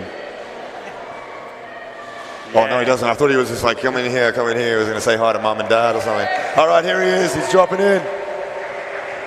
Oh, yes. Adding an extra bar spin to that one this time. Yes, and absolutely the unreal. Opposite air over the channel. And a unique trick too, Tice. Like, it's not something you see a lot from these guys. Like, I love the Keegan sinking out of the square. Far out. That was so high. Tail whipping over, keeping it together, which is good to see as he builds his speed up, coming back into that long and low, making it look easy. I'm really interested to see what Keegan's got now, because he's got some bangers. 30 seconds remaining, Keegan. Wow, big air as he flips. Huge downside tail whip. That was crazy. Downside whip now. It's all coming together for Keegs now for 20 seconds remaining. Let's see what he's got as he breaks down for his last final hits. Oh, beautiful tail whip over that 90-degree hip, heading into the bowl section with the table. Whipping that channel gap this time, so small upgrades. Wow. Last few seconds now. Yeah, he's certainly upgrading his run there. Flare, and that's time for Keegan. Put your hands together. Absolute monster of a run from the little man. He's only short, but the tricks are big. Yeah, for sure, and you can tell that he's just got that. Yeah, you've seen that. Beautiful. Look at that double truck to the Tabes. Tabes wasn't quite as big as he would have hoped, but such a cool trick. Even that double truck was so high, out of the frame. It really was. He is just sending it, and then, yeah, seeing him come round now into that huge whip on that gap. It's hard to see, but the speed and pop required, but you kind of need to push through it too, into that big underflip. It was a beautiful little and well-structured run from the dude. Yeah, I thought it was cool that he did a different run too, so he wasn't just resting on that same run, he was sort of upping the ante and changing. Making the judges think. That's right. So next up, we've got a crowd favourite. Look at him, he's there going through his run. He's just kicked off. He's got a minute before he can drop generally. He's looking around. He's a crowd favourite. He can hear the noise. Come on, Melbourne. This is Cooper Wilson, repping the RampFest shirt. You see him here every weekend, I imagine. Man, look at that speed, Tice, as he drops in, pumping around into this big box. Love the aggression. Huge backflip transfer. Oh my goodness, that Much alley-oop smoother. 720, it was so smooth. Nailing the flare, a little pop on the tire, but he's just powering on. I love the aggression of his riding. He just makes it look smooth, but so powerful. Oh, that was so sick. Sometimes you just want to see someone blast. That was And he incredible. is now showing us that he can ride this bowl better than anyone here today. Linking it together nicely so he can get back into this box section. 25 seconds Now left. underflipping off in the other direction, showing that he can kind of tweak it out both ways. It's super difficult to do if you're used to tucking under one shoulder. So he's making it look really, really easy in that final 15 seconds now. I know he's got some big tricks. I'm wondering if we're going to see one of them.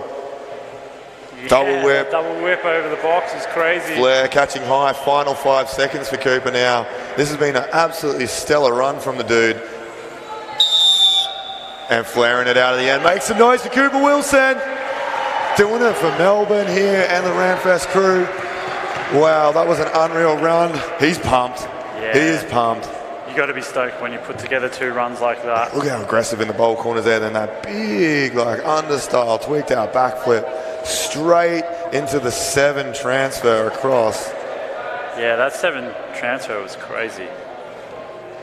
And then this is where this is when he broke it down and showed us that he could ride the bowl. What a run from Cooper. He must be pumped. I would hate to be a judge right now. Yeah, you're exactly right. Rightio. Now back. Qualifying in second and a local favourite here. Has had a absolutely unreal few months leading into nationals. So he'd be riding the high of a few of those big wins. I cannot wait to see what Xavier has got. He's pulled his first run, so this is going to be an upgrade run.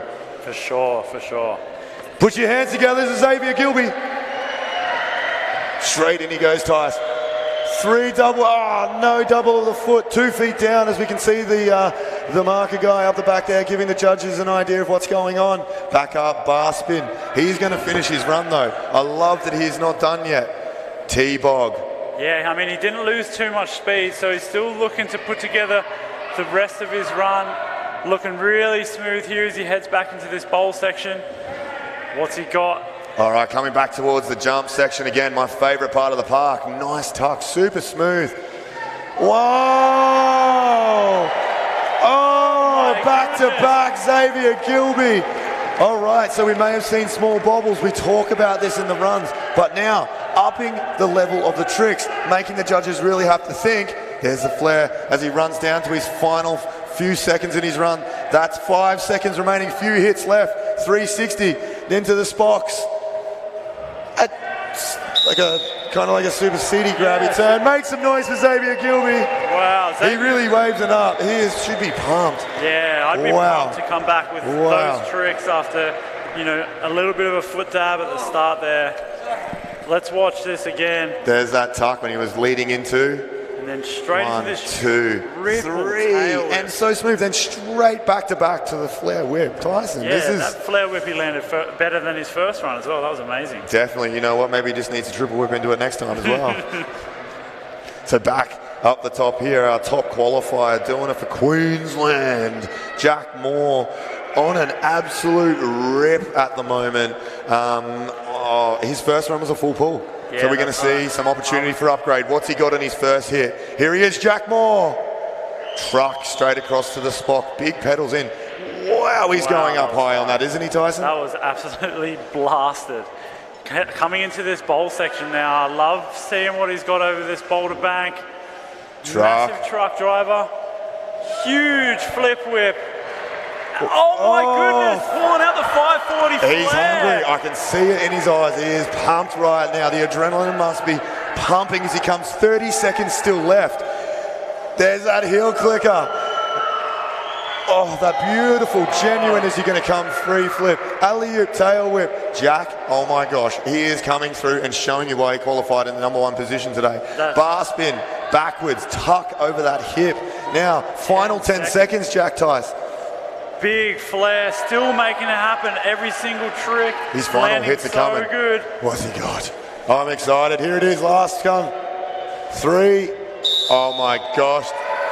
Tyson. Wow, the run was insane. Oh, he is pumped. You should be, Jack. You should be stoked. Wow. We're going to have to obviously watch here what we got. There's the truck when he came over that first one. There's that flip. Oh, the flip whip. Being able to catch pedals like straight that. Into this. To go into that. That Wow. 540 flare was He has insane. monstered that run. Now, he must be stoked. It is going to be an absolute tough one for these judges now as they sit down, deliberate, go back, run over their scores. You know, as we're talking about, guys, when you were watching, it's not all about the tricks. We did see some absolutely monstrous tricks from some of these guys, but after little mistakes and some little lost, I suppose, getting a bit lost in their run, you know, judges definitely have to be harsh on that. You know, and we get a lot of people ask, oh, you guys are really harsh when you're judging. And well, we have to split you. When you were riding and the quality of riding is so close, you know, we have to find something to split you between. And those little bobbles and little mistakes, unfortunately, sometimes are what it would do. So here you can see Caden in his run, only 11 years old. There's that double tail whip again. Like, it was such an amazing contest, Tyson. Yeah, for sure. You're exactly right. When people are pulling such high caliber of tricks, sometimes it is the little things that the judges have to take into account.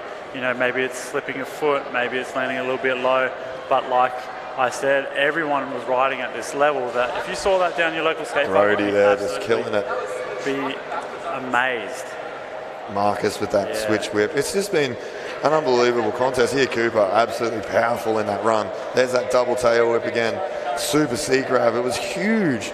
And that flare catching high. Like, these guys. Yeah, man, he was on one on that first run, especially that 720 was perfect. I absolutely agree. It was a pleasure to watch, and everyone sitting at home, I'm hoping you are kicking back, enjoying what is a magnificent stream from the guys at Sportscast. And thank you to RampFest, Oz Cycling, everyone has helped make this event go so far. You know, this is only just the start. This is our amateur class, Tyson. So what that means is, coming up next, we've got our elite women final. We've got 4 amazing girls there ready to battle it out for what will be the Australian Championship. And you know, one noticeable absentee from the girls there, obviously Natalia Dean. Yeah, that's right. Natalia just having to deal with some injuries, but it's good to see her on the sidelines sort of talking through the runs with the girls here. You know, she's a full supporter. You know, we have got a good group of BMXers here, and I think everyone wants to support each other. Even though we compete with each other at the end of the day, people want to see themselves and other riders do the best job that they Completely agree, and it's been absolutely amazing watching how they've put her into that role, helping and working with the girls, because at the end of the day, if she rode today, she would be riding with someone she's coaching, and seeing her progress and do that has been fantastic. So what we're going to do is we're going to take a quick break now while they get out and do their practice. We'll be back really soon to hang out again with you guys. Thanks, Tyson.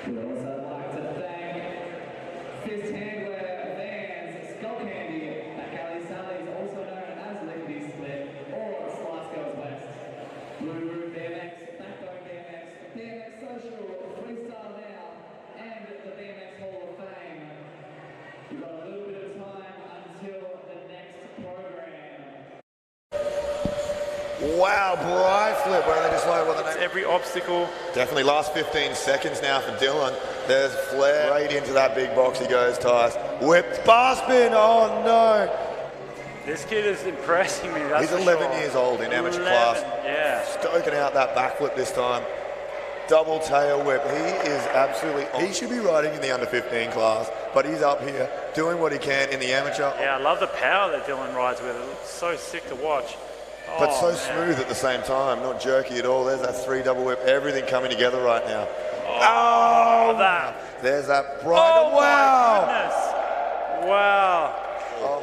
Flare whip. Oh, wow. no. Man, to roll the dice like. I know there's that 180 double bar, getting the fake and the revert this time.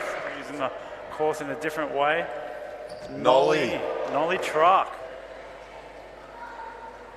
And pulling it clean, that tail whip to basket. Unreal. Double tail whip. Tail whip standing up. Sitting down and making it work so far. Yeah, sucking in the air, like you said. You know, these guys have been riding all day. Now in the last few seconds, making it count. Whoa! And sticking the... Upgrading halfway through, 30 seconds remaining, Caden. Turn down into the big bowl. Flaring. Everything coming together. That pop spine backwards. Nice tail whip, catching it nice and early. Whoa! Oh, big drifted flare. So 30 seconds left for Will.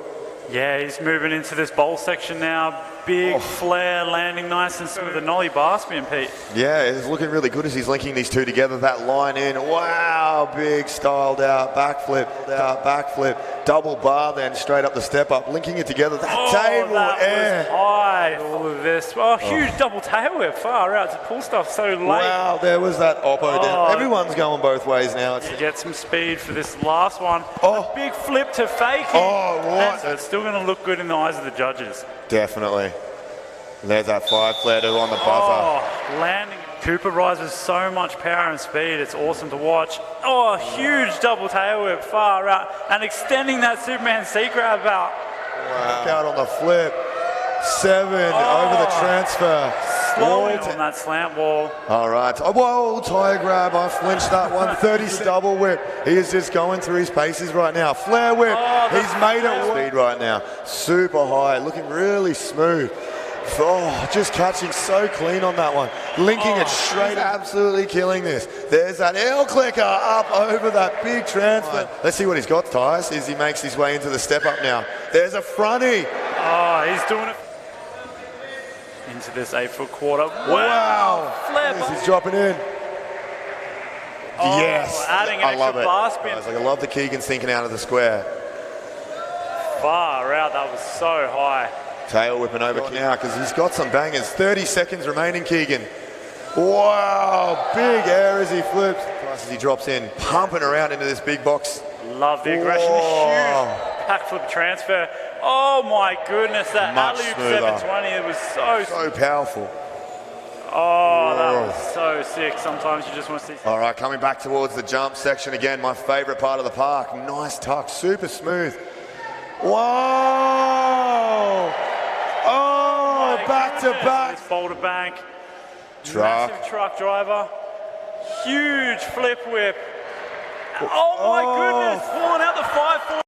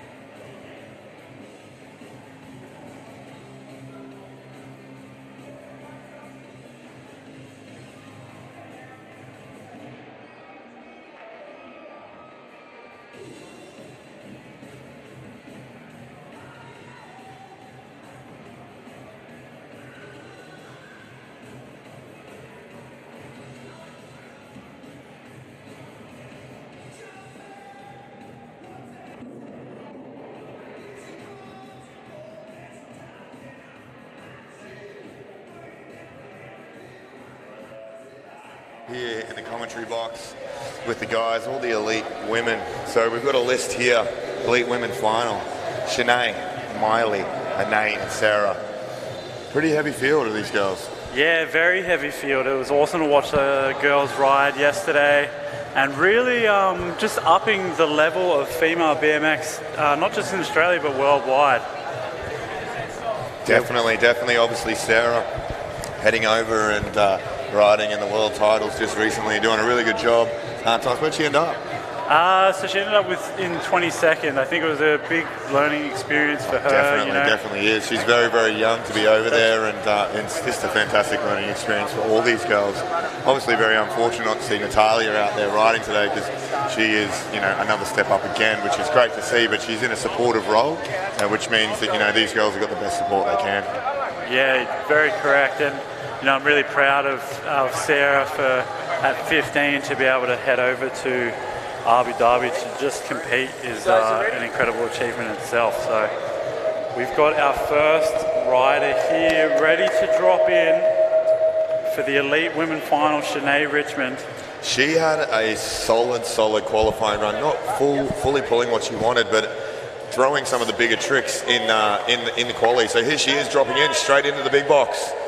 Tuck no-hander up onto the top she goes, down to the back section, alley-oop air. So the first two little tricks there, getting the nerves out of the way, Tice, as she comes towards the bowl. Yeah, that's right. I mean, being the first one to drop in for the final can be a little bit nerve-wracking, but she's dusted those nerves off with a big tire grab. And then heading into that 360. 360. Very smooth, tire grab up the back. So far linking it together very well. Yeah, with 30 seconds left to go on the clock as she dips back into this bowl section, keeping her speed. Wow, throwing a bit of a no. Huge tricks everywhere, big no-footer air to the quarter there. As she's got 10 seconds left, Shanae. How's she going to finish this run, Tice? We had a little bit of feedback there. Sorry, guys at home. Oh, no. Oh, a little bit of an uncharacteristic little tire slide there. I hope she's okay. I reckon the legs were a little bit jelly, as she headed into that. And, you're very, very tired at the end of the run. Real shame, because it was a full pull from Shanae otherwise. Really good run there. So watching back now. Yeah, really solid run, like this 360. Look at it, so smooth, right up the top. Yeah, we may have lacked a little bit of amplitude, but she made it happen, Tice, which is awesome to see. For sure. Yeah, awesome to see her back up on her bike. Big round of applause to Shanae there. Definitely. Now to our next rider. We're looking for Miley Tui. She's sporting the Backbone shirt, Tyson. Yeah, stoked to see Miley out there on the course. I've been coaching Miley for about a little over a year, so it's awesome to see her progression, how fast she's picked up tricks, and I'm excited to see what she's going to do in her first, final here at the Australian Nationals. Unreal. I can't wait to see what she does with support like yours. I'm sure it's going to be epic. The song choice.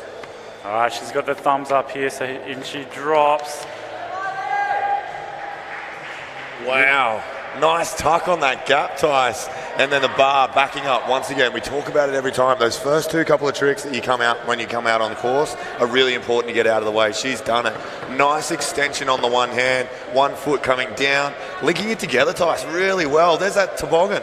Yeah, for her to be able to put, typically she rides a lot of concrete bowls, so it's awesome to see her utilise and play to her strengths a little bit, jumping around now. Big X up out. 30 seconds, Miley, left. Going for that box jump, doing a little bit of a different line, nice oppo table.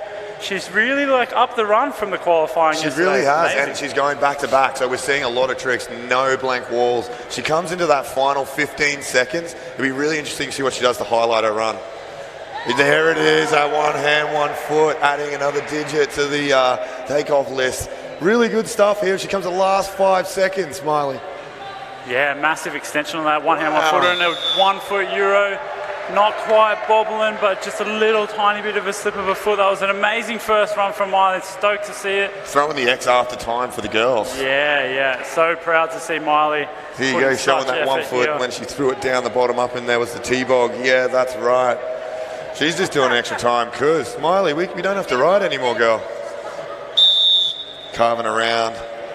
Yeah, look at this one hand, 1 footer. That's full extension. That's the best extension I've seen her do that all weekend. Stoked.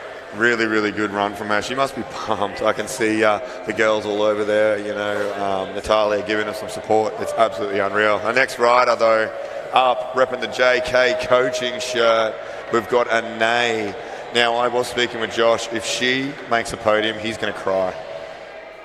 Yeah, that's cool to hear. Like, to see that support from Josh, and then to have one of your riders in the final of the elite women, that's an achievement. And 100%. both Anae and Josh need to be proud as Anae drops in for her first run on that turn on the air. Coming down into that big box she goes. There's an X up. Nice and quick too, clearing the box beautifully. Throwing one hand down, linking those first couple of tricks together in a nice little unique way to add that wall in before she does the drop too. Yeah. Using time well. I'm liking the extension from both the X up and that one-hander. That was style awesome. there too, Tice. Now coming up, there's that tie grab transferring across to the lander there, and then another 1 foot X. So we're seeing a bit of a variety of tricks too, Tice. Yeah, for sure. Being able to transfer across just adds that little bit of extra X factor to the moves that she's pulling off in this bowl section now. Coming off big. Final 15 seconds now for Anae, and everything is going to plan. Was that like a 1 foot 2X I see now? Can downside. So we've very good mix of tricks on this run so far from Anae. Yeah, she's really putting it together this whole run as it winds down the clock, doing another nice vert wall carve, and that's going to be it. Wow. Awesome run there from Anae. Full pull. We saw some awesome little tricks from the guys there. Yeah, an incredible run. A little bit different to see all of these riders, play to their strengths. Anae's got really good jumping style. That no full can there we saw again. I can't wait till we see some of the girls throwing these over the box completely, because it's only a matter of months, I think, where we see some of these girls really start to, it's a very quick learning process currently. With a lot of support, and these girls are really, really doing well and learning and growing quickly. Absolutely love to see that support, Tice, with your rider there, Sarah. She qualified, obviously, in first. She's the next one on course. I'm pretty excited to see what she's going to do, Tice. Yeah, I'm always excited just to ride with Sarah. I ride with Sarah, on a daily basis, so it's cool to see just how far that she's come. And, she's going through her run just now, but she's just so psyched to be riding, and I think it's going to show in this run. Definitely. Absolutely cool to see. I'm loving this coverage where we get to see that little bit of that thought process and seeing them run through. It's really, really good so far. So thanks massively to Sportscast for this live stream at the moment. It's been fantastic having them. Yeah, let's see it. Sarah dropping in. Stoked to see her dropping for her first run of the finals. Big 1 foot one-handed to the can, I think, raising it, the extension on those 1 foot X's. Oh my gosh, still powering on. Look at that. She has some seriously strong legs, this girl. That's right, coming through with heaps of speed this time. Oh, transferring across, jumping that box jump with the tire grab and up into that wall, big tabletop and style. Oh, loving it. And she really does lean into that front of the bar, starting to get that style. That's only going to get bigger as she gets more comfortable on the bike. Down in the bowl section now, I know she's strong here. You guys spend a lot of time riding these. Oh, right in front of us. What a treat. Yeah, that Tyson, you must be proud right now. This is going really well for Sarah. Yeah, Sarah knows how to rip the bowls, and that's one thing she's doing really well right now. 10 seconds now, pretty much. What are we going to see now? She winds down the clock. There's a no-footer. Tice, what do you think? Coming through with the no-hander. She's gone all the way to the end of that alley-oop table. She knows how to fold and extend those tricks, and she's going to wrap up that amazing first round of applause for Sarah Nicky, throwing the bar out for the girls at the end. Look at the camaraderie. There it is. There's coach supporting. Absolutely love seeing it now. That was a sick run from Sarah. I know that she is always riding a bunch, and to see her start off, just that extended 1 foot, it's a can.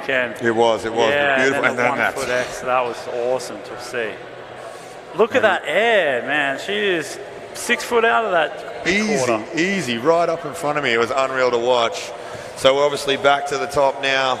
Shanae having an unreal run, throwing some slightly bigger tricks, with the 3 in there. I'm sure she really wants to clean that up. Really unlucky with the tired legs to slide out at the end.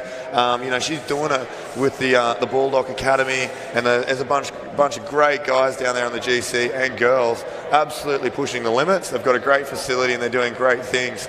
And Shanae is one of them. She's here today ready to have a crack. I'm sure, like all the girls, she would love to be on that podium. Yeah, you're exactly right, Pete. And I love watching her progression. That seems to move daily. I see it through Instagram, some of the new tricks that she's pulling. And I think she's going to let it all hang out now in the final run here of the Elite Women's She Final. really needs to let it all hang out, but most importantly, she needs to pull it together, Tice. Obviously, those little bobbles very much affect the score. Judges, obviously, very critical in the way they look at these riders, and like we've talked about all day, obviously a great list of things for us to take, for them to consider, but a foot down or a crash or a bobble is definitely a big red mark on the score sheet. Yeah, very correct. And I think that Sinead's trying to collect herself. She's got a little bit of time here just thinking about her run. Absolutely. I love seeing this imagery as we watch them run through in their heads. They're in their own space. They're running through over the next 20 seconds. She's done a whole run. She knows where she wants to improve. She's probably thinking about where there might be little outs in case something goes wrong. You know, so much to consider when you do these runs. It looks fluid, but it might not be what they actually wanted, and that's the best way we do it. So sitting here right now, we've got our current positioning. Yeah, so we've got our top four after the first run. So in fourth place, we've got Sinead Richmond. Third place, Miley Tui. Second place, Anae Prince. And Sarah Nicky sitting in first place after our first run. So we've got one more run to go. So now that you know your spot, you have a chance to maybe snatch a position away. Super exciting. From another rider. Oh yeah, and you know what? You see some of these girls and guys, especially Logan, very good at it. Loves to be in that top spot in quali, so he can see what everyone does, knowing exactly what he needs to do. So, you know, it'll be interesting to see what Sinead does sitting in that bottom spot right now. Here she is, dropping in straight into that big box. No, she doesn't quite get the tuck this time. That's all right. We're on. She starts off with that alley-oop again, coming back over the step-up box backwards into the bowl ties. Yeah, Sinead's looking to clean things up. She didn't quite get that no-hander, but she's coming in with a lot of speed and determination over that box jump with a nice little whip out. And a big 360, looking a little bit higher then, and landing the bar spin smooth as. That was awesome. She's got to be happy. The legs are hurting. You can see those heavy landings. The head is coming down. With 25 seconds left to play, Sinead, as she comes up towards with the no-foot cam, pulling it off at the last second there. Heading into the quarter pipe, what she got this time around.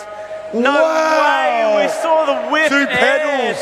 Sinead, the legs must be pumping. She just needs to pull this run now. She needs to finish off. Make sure there's no point deductions in these last 5 seconds. Gets the 3, little dab of the foot. That's okay. 1. And that's time. Wow, put your hands together, Sinead. Pulling the run this time. This is going to be tough for the judges. Yeah, that's going to be tough, especially pulling off a trick like that whip air. We haven't seen that. I didn't even know she could do that, Sinead. Wow, here it is. Bang, there's the whip. Straight to pedals, too. You couldn't land it more perfect than that. Honestly, very, very good. Then, there it is again in slow-mo. Just straight to the pedals. It is genuinely straight to pedals. Sinead, you should be proud. That was a wicked, wicked run from her. All right, your girl. Yeah, young Miley Tui. She's just 14. She's already proved herself to be mixing it in with the Elite Women Final. She's got to be proud of herself no matter what the outcome is of run 2. Absolutely. They're a bubbly bunch here, Sarah and Miley. I was lucky to have some dinner at the pub the other night with the girls, and just seeing the stoke and the happiness around, just the families in general. We just know that BMX is in great hands right now. The positivity coming from the event and these girls in general, it's just unreal, Tyson. For sure, yeah, and I love Miley's, demeanour. She's always chilled and happy when she's riding, but she also loves sending it. So here we go. Here it is, thumbs up. She's got a full pull in her first run. There is a tuck on the way in. Whoa, just pulling that bar spin there. Tice now coming into the bowl. I expect a lot here, being a backbone girl. Yeah, she loves riding the bowls here with Sarah on the daily as well. So big one-footed air. Looking for that seat grab, a little bit better of an extension there that time. Good to see. Here she goes, powering down. So she's got her use, of course, out of the way. Coming back, X up, clearing the gap too. Very nice. Into the big box. And again, but most importantly, making those gaps. There's that opposite table, Tice. Everything's coming together, mate. For sure, yeah. And she's airing both ways, which is impressive for the judges to see. 20 seconds remaining, Miley. You've got this, girl. Here she comes back towards this box. That one hand, 1 footer, nice and smooth here. X down. Awesome X 5 down seconds remaining for Miley. What has she got for us, Tice? This has been an amazing run from the girl. Over this hip, that one last one-footed Euro style, that was awesome, full run. Absolutely incredible from young Miley Tui. Oh, I love the support from all the girls there together. They just look so supportive. I love seeing Natalia there supporting each other. It's just an unreal scene here in Australia right now. We're super stoked to be a part of it. Let's be real. Love that cool ass back. Look at the back punch here. Yeah, that ratty. Yeah. Look at the girls there, you girls. And you should be proud, Tice. They did a really, really good job. Yeah, and stoked to see the fist pumps from guess what? riders like we Alex have as well. got Anae Prince doing it in the JK shirt, just getting the final rundown from the man himself. He's up there. We're just waiting for judges' deliberation right now. She's been sent to her starting spot.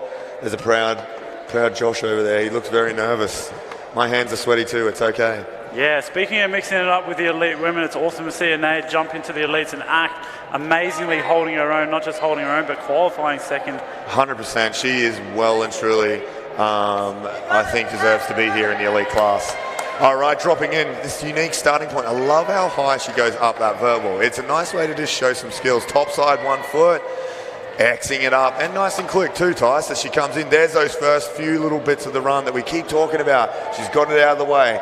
Now she needs to fill through for the next 15 to 30 seconds before she comes to our last final big tricks. Yeah, I love the way that she's been extending all of her tricks and landing so smooth this whole weekend. Nice tie grab, transfer, just adding a little bit of unique style with that 1 foot XL. That was super clicked. Definitely like the mix of tricks. What we're seeing here from Anae is maybe lacking a little bit of height as such as some of these other girls, but what we've got is such a good use of tricks. There's literally everything. Here we go. Well, I think we had the no for can last time. There it is. Completely extended. Yeah, and perfectly landed too. That was awesome. 1 foot X over the spokes. That downside can I like the foot just stretching out, pointing the toe. Final 5 seconds now for Anae. What has she got for us as she winds down the clock up that? 1 footer this time. 1 footer on the vert wall. Add a trick to the list, Tice. Yeah. 2 really smooth, amazing runs from Anae. Definitely hurt stepping up, walking out of the amateur crew. There it is, a bit of love from the coach. Josh does great things down there in the GC. A lot of us coaches are all very supportive of each other, and we do generally send our kids around so they can experience each rider's and coach's knowledge, because what I might be good at, Josh might not be, and we share our experiences together. All right, so back to the top. We got our #1 qualifier doing it for the bone. Yeah, doing it for backbone and just riding like an absolute possessed mad dog. She is. Sarah look at her. always rides all of the bowls in Canberra with such speed and style, and I love watching her ride on the daily, but when she's riding under this pressure, she seems to really just be doing what she does every day, which is amazing. She turns riding. up, and it's absolutely awesome to see, and there's a very good reason why she is here in the top spot. She's got to watch all the other riders now. She knows exactly what she needs to do. I cannot wait to see if we see any little changes to this run from Sarah. Oh, for sure. Being able to watch her. Here she goes, ladies and gentlemen, Sarah Nicky. Nicky. To the height. Yo, big extension on that 1 footer. Look how stretched that 1 footer was. Landing a little bit smoother this time, jumping into the bowl backwards, coming around with a lot of speed this time. Transferring right across with that toboggan and over the box jump step up with a big tire grab. Oh, that tape size, just tucking in. I really love a good tape when they lean right into the front of the bar, and she is definitely working that way. Nice big alley in the deep end now, working it. Look at the height of this girl riding right now, Tyson. Yeah, that was the highest air that she's done all weekend. That was absolutely insane. And literally 40 seconds into her run, she's now got 15 seconds remaining on the clock for Sarah, and she is still going, a flat stick. Yeah, Sarah with that no-footer over the boulder bank. Nice tuck no-hander. Straight into the alley-oop tabletop, leaving no stone unturned as she's hitting absolutely everything with full noise. That was sick. She's our national champ for a reason, and there you go, all the girls coming over. A few of the lads from Elite, obviously ready to ride, giving us some support. They would have travelled with her recently, obviously, and now you're seeing just a few replays, that massive table and that big back air coming towards the front again. Huge ties, and out of screen that high. Yeah, she's really been folding those tables over, and it's sick to see her put it down where it counts. That was so cool from Sarah. Absolutely.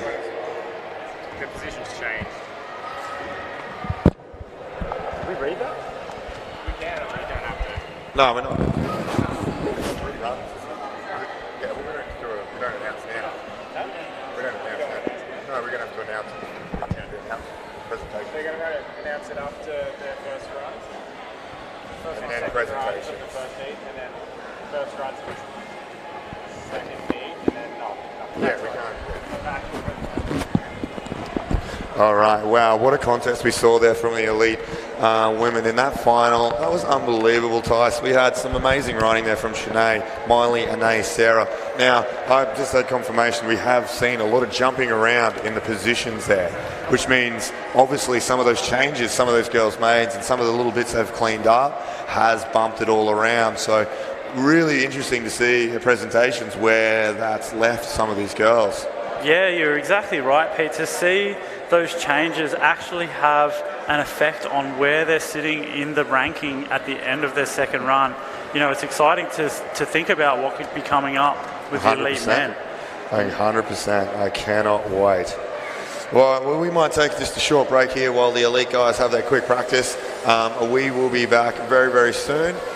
Look forward to hanging with you. Awesome, Pete.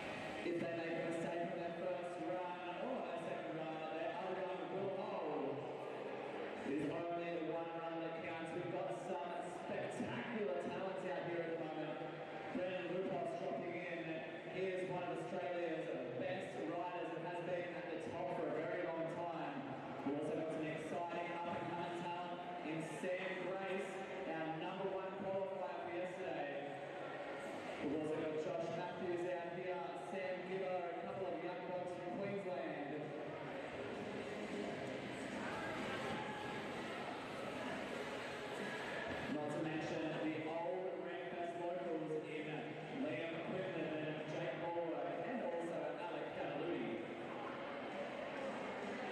Boys are out here ready to absolutely throw down. Make your way out, grab yourself a drink, get yourself a little bit of refreshment.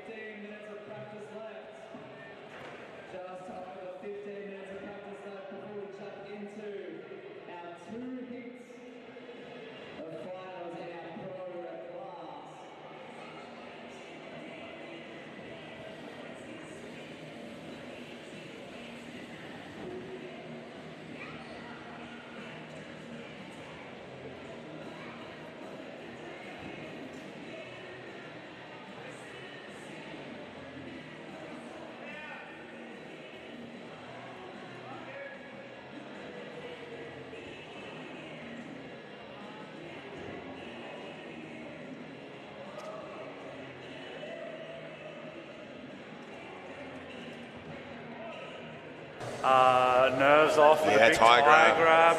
And then heading into that There's that fine, perfect 360. Very smooth. Tire grab up the back. So far linking it together very well. Nice extension on the one hand, 1 foot coming down, linking it together, Tice, really well. There's that toboggan.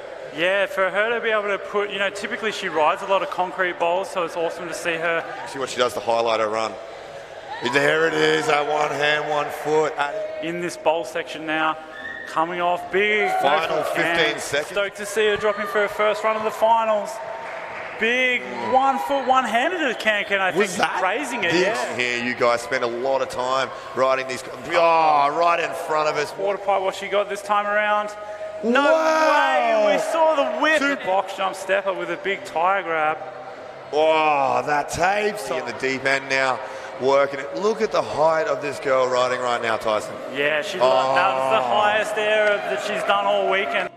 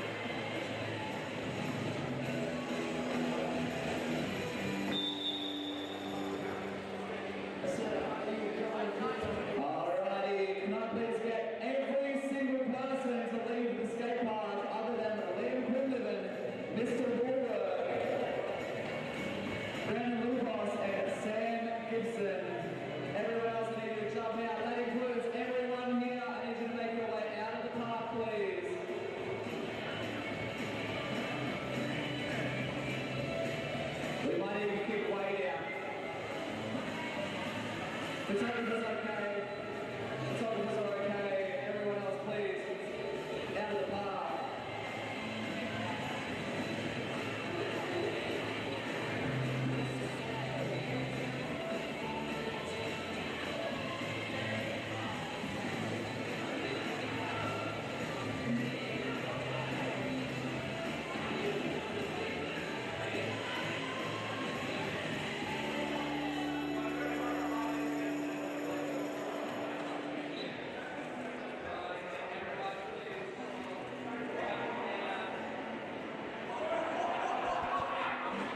Alrighty, we are back.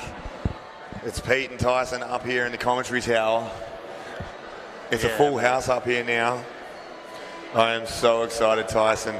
We've given the final countdown, 5 minutes, and we're going to see the start of Heat 1 of what is the Australian Championships of Freestyle BMX here, held at RampFest, supported by a bunch of absolute legends for 2022. No Logan Martin, Tyson, so any one of these guys could, in theory, pull it, what they want to pull, and be a national champion. This is so exciting. Yeah, it's a cool opportunity for someone to take that jersey and be crowned Australian champion for 2022. And look, I know how much it means to all these guys. They work so hard. You know, the program that these guys have and the people they have in their corner now is just phenomenal. You know, like, oh, unbelievable there from Brandon and just warm up. So, you know, like, they have some amazing people in their corner now. You know, physiotherapists. You know, they have people for air awareness, and all these people are now available to them, meaning that they're only getting the best support. So these athletes, as we call them now, they're not just BMX kids, you know, rat bags on BMX bikes built for kids as we see it. They are now athletes working with some of the best Australia has to ensure that we get these results now that, you know, medals are money for this country, and we have such an amazing pool of riders. There's no reason why any of these guys couldn't fill Logan's spot in the near future. Oh, for sure, Pete, and I mean deservedly so. You're talking about athletes of the, you know, in the highest regard. These guys are absolute legends, and they are putting it out there. You know, they're risking. It's high risk sport for starters, and they're making it look so easy. You know, watching, say for example, Jake here cruise through and practice and doing stuff that, if you saw that at a local skate park, it'd be mind blowing, and they're just doing it like it's, you know, easy. Let's just take it easy before we drop into our finals. My heart's beating out of my chest for this elite men final. I'm going to be honest. I've seen these guys ride in qualifying, and, you know, from watching a little bit of the practice right now, they're turning it up already. Certainly are. You know, you just seen Brandon running through his final paces here. You know, it's just hard to believe that he just does these tricks day in, day out, and as comfortable as he does. You know, he is one of the world's best for a very, very good reason. And I'm just glad that these guys made the effort after having Abu Dhabi so soon and what was such a hot weekend to come here to Melbourne now and deal with what is, I call, subthermal, to, you know, anything below 24 degrees for us Queenslanders. We got two jumpers on, so, you know, seeing the guys go from one extreme to the other, you know, like I said, coming back to that athlete chat, they really are. Yeah, for sure, to, you know, fight against jet lag and the heat, and then to jump back on the plane and, you know, make it back into here to Melbourne at RampFest. It's got to feel good, though, to come back home and ride somewhere like this in front of a home crowd. It's, you know, definitely exciting, and it pumps up the next generation. You know, we've just had a whole weekend of young riders through to the elite women, and then now we're finishing it off with the crescendo at the elite men. Oh, absolutely, Tyson. And what a weekend it's been, you know, from the bar out the back to the flatland competition yesterday. You know, we've had the show and shine with all those unreal bikes that just brought back so many memories for me. You know, seeing low drag bars, I was like, my gosh, I rode those as a kid. You know, just seeing things like that. A total package here for the weekend. If this is what we're going to expect moving forward, I cannot wait to see what the next Nationals, in I think it's only 4 or 5 months, will be. So just looking at the clock now, we're just running down final practice. They're about ready to start by the looks of it.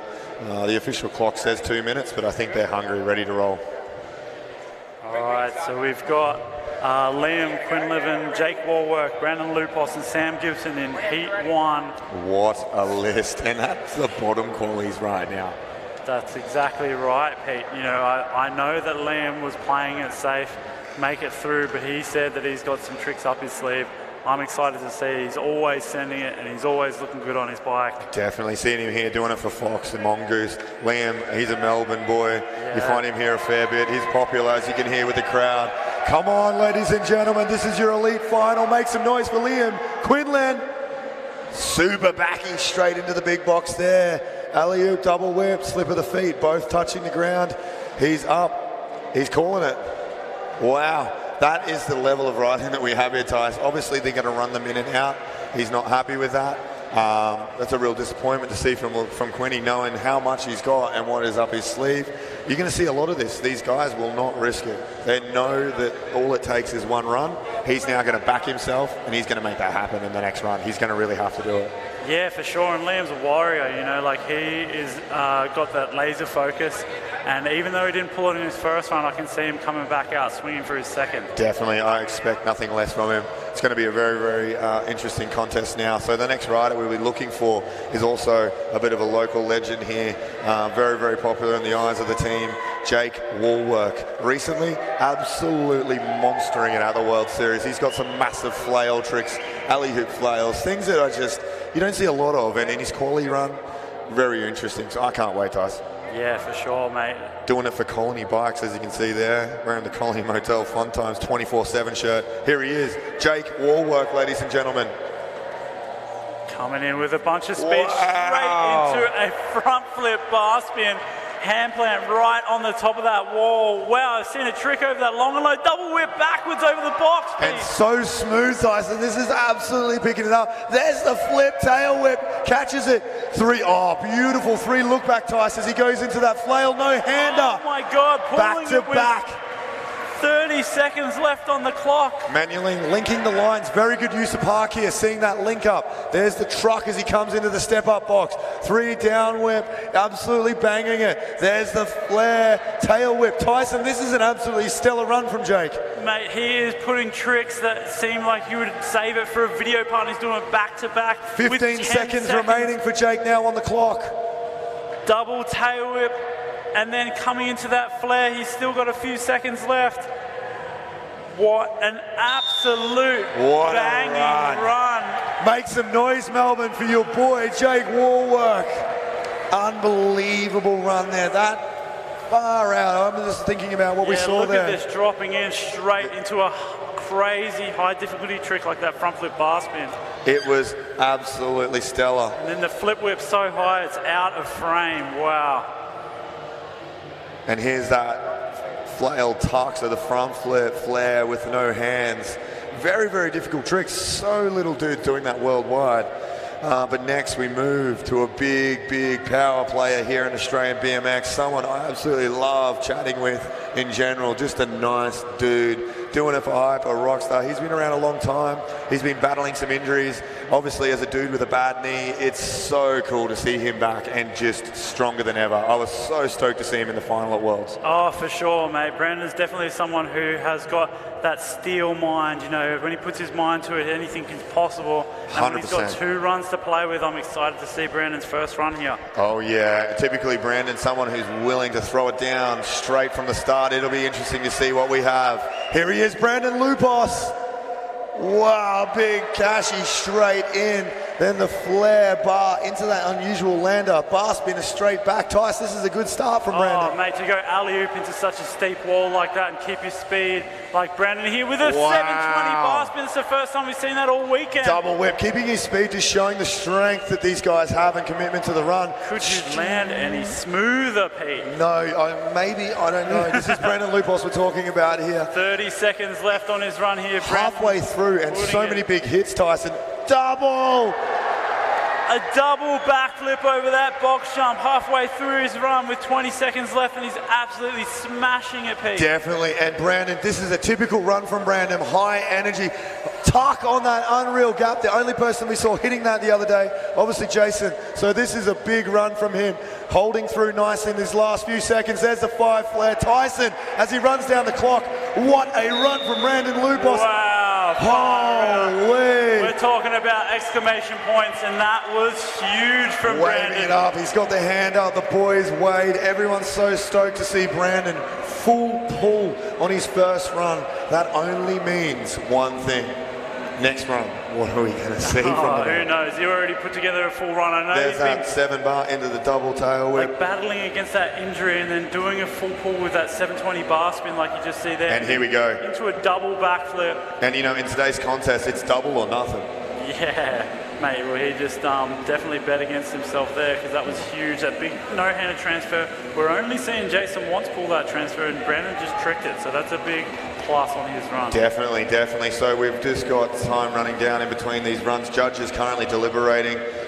Next on course, it appears we've got the man, Sam Gibson. Now, I know this guy has got some fans. I have quietly seen some signs in the crowd. Yeah. He can ride. He's got 5 flares both directions. He is a man who can go in any direction. Here he is, Sam Gibson, ladies and gentlemen. Straight into the step up, starting with that double backflip. So smooth, Tyson. Joking. I've never seen a double backflip pulled so smooth. That was amazing from Sam. And straight into the bowl now with that truck driver, catching so much transition. Double bar backflip. Oh no! Just coming up a little bit over-rotated on that boulder bank double bar spin backflip. And you know, with 30 seconds on the clock and knowing the level of riding, he's probably going to throw this one away. Ladies and gentlemen, put your hands together. Doing it for Red BMX and the guys at Family Distribution. Sam Gibson is one hell of a warrior. Look at this, starting off his run with a huge trick like that. Look how perfect that was, Tyson. And then that double bar and the flip. Oh, just G'd out a little bit at the bottom, and you know, no brakes. Exactly, no brakes, and coming in from that high, sometimes, you know, the littlest bit of that weight distribution to the back is going to put him straight off 100%, the back. You know, with rears as short that they do on these bikes, and it's not like me and your bike, that's for sure. They're definitely designed and made to just spin out of control. So, you know, like an F1 car in comparison to, say, like a little Kia or something, you know, like you just get. Sure. They're very, very, very, very responsive. So we're moving back up to the top here. All right, we got our current positioning rolling in through. You've got 2 of the same name. I didn't know there was 2 Sam Gibbos. Yeah, so we're getting the live results after the first run here. All right, so currently sitting in 4th place, we got Quinny, aka Quincy. 3rd, we got Sam Gibbo. Sitting in 2nd currently, Jake Warwork. And currently in the top spot for these 4 is Brandon Lupos. So that's where they're sitting right now. How that changes their plans, we do not know. But currently, Liam Quinny really needs to pick up his thing. So you're seeing on scene Jason, that's definitely not Jason. No, so we've got Liam. Here he is, psyching up, repping that Fox shirt. Known for the big tricks, trying to get a psych up from the crowd. A local boy just moved to the Gold Coast to pursue this BMX dream. Let's see it. Liam Quinny on this box jump. What's he got? Insanely big Superman back. There it is, he gets it now. There's the first 2 out of the way. Nice style now as he comes back to the ball. This is where it's all going to count. The height so far on these guys, amazing. Big super whip as he comes into the step-up box. There's the truck Tice. And he is looking good. Wow, bright whip into that. And flipping the long and low. Flipping that long and low. We've only seen a no-hander over. And look at the hunger in his eyes right now as he comes past us up here in the commentary tower. There's that double. I knew something hungry coming. He's pulled it. Double feet down. A bit of a bobble. Still 20 seconds on the clock for Quinny, and you'd think he'd be done, but he is not. Look at the fire in him as he comes back to that jump line. I'm sure there's a bit of style from him, showing he's got a bit more than the big tricks. Backflip, pumping. I'm sure he wanted a bit more. There's a whip again, a dab of the foot. He'll be gutted. Fast plant over with a few seconds left, Tyson. Yeah, Quinny's been putting together some crazy tricks. That's for the boys. Do him. Amazing run. Waving off the crowd. Waving it off. Quinny, a true showman. Always such a good time, waving off the crowd, doing it for Mongoose, doing it for Fox. Wasn't his day, was it? But you know what? I guarantee you'll see him at the bar later. and still packed full of big tricks. Like, look at that, the big Superman tail whip to the truck driver, and then this crazy bri flip that I've only seen, you know, a couple of riders do in the world, let alone here today. It's crazy to see that. Into that big air at the back there. Yeah, it was a wicked run. Obviously, Lamb wanting a hell of a lot more, but unfortunately for him, it didn't all come together, and that's the thrill of the sport, I'm afraid. So back up to one of the big contenders here, obviously a powerhouse on the Oz cycling team. Really, really good to watch. Jake Warwork doing it for Colony, Tice. He had some amazing runs. His first run, a full pull. I cannot wait to see what he chucks in to upgrade this one. Yeah, and I love to see how cool, calm, and collected Jake looks. He's always looking so casual, but he always throws down the most beastly tricks. He does. All right, we've been given the thumbs up. He's looking up. He's running through his mind what he wants to do. I can't wait, Tyson. Yeah, mate, I've got jitters going on. Me too. Here he is, Jake Warwick, ladies and gentlemen, dropping in straight into the step-up box. There's that front flip bar spin again.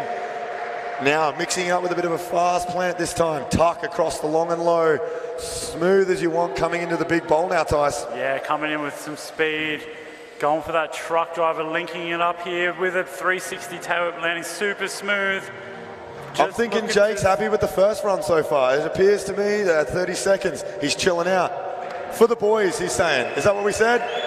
All right, come on, guys, make some noise. Him up. Let's see it.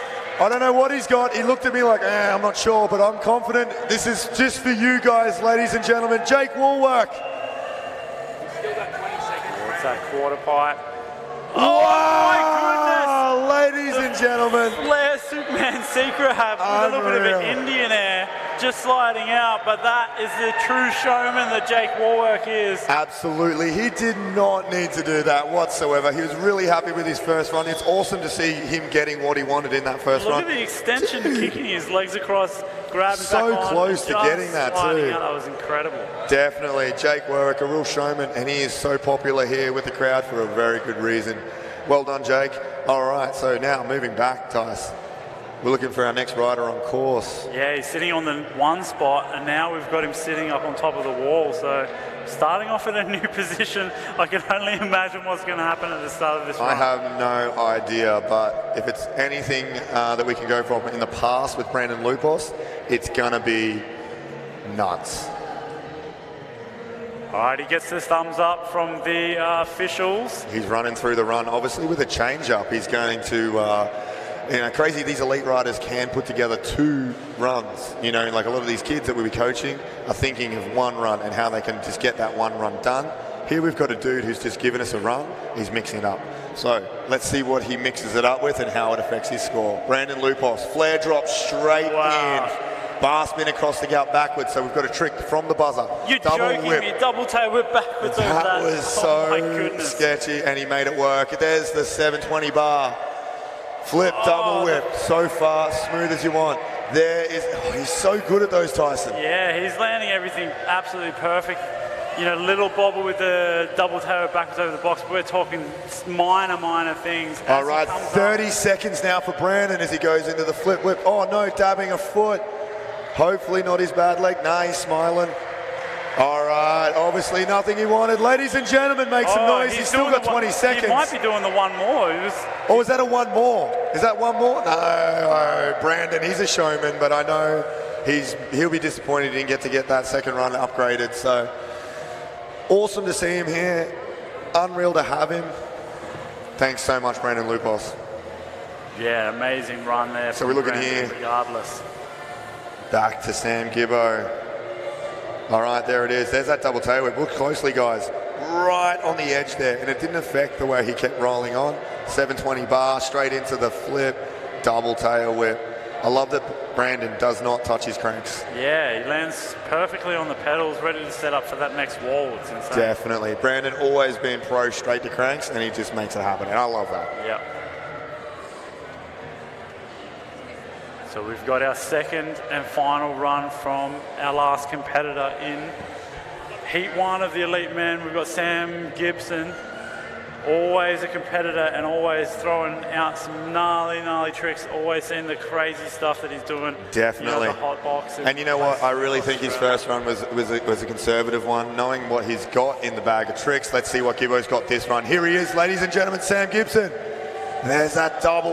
Wow, he is so damn precise with that rotation. I love seeing him land nosedive on those doubles. It scares me, but wow. So far, this is going really, really well for him, Tice. Yeah, look at that. Changing it up to the single bar spin flip just to keep it consistent as it runs through that huge 5 flare. Only the smallest dab of the foot. This could be okay so far. To the right, it's very, oh no. Gibbo, not his day today.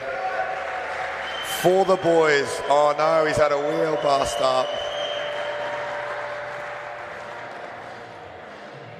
That's a real bummer from for Gibbo.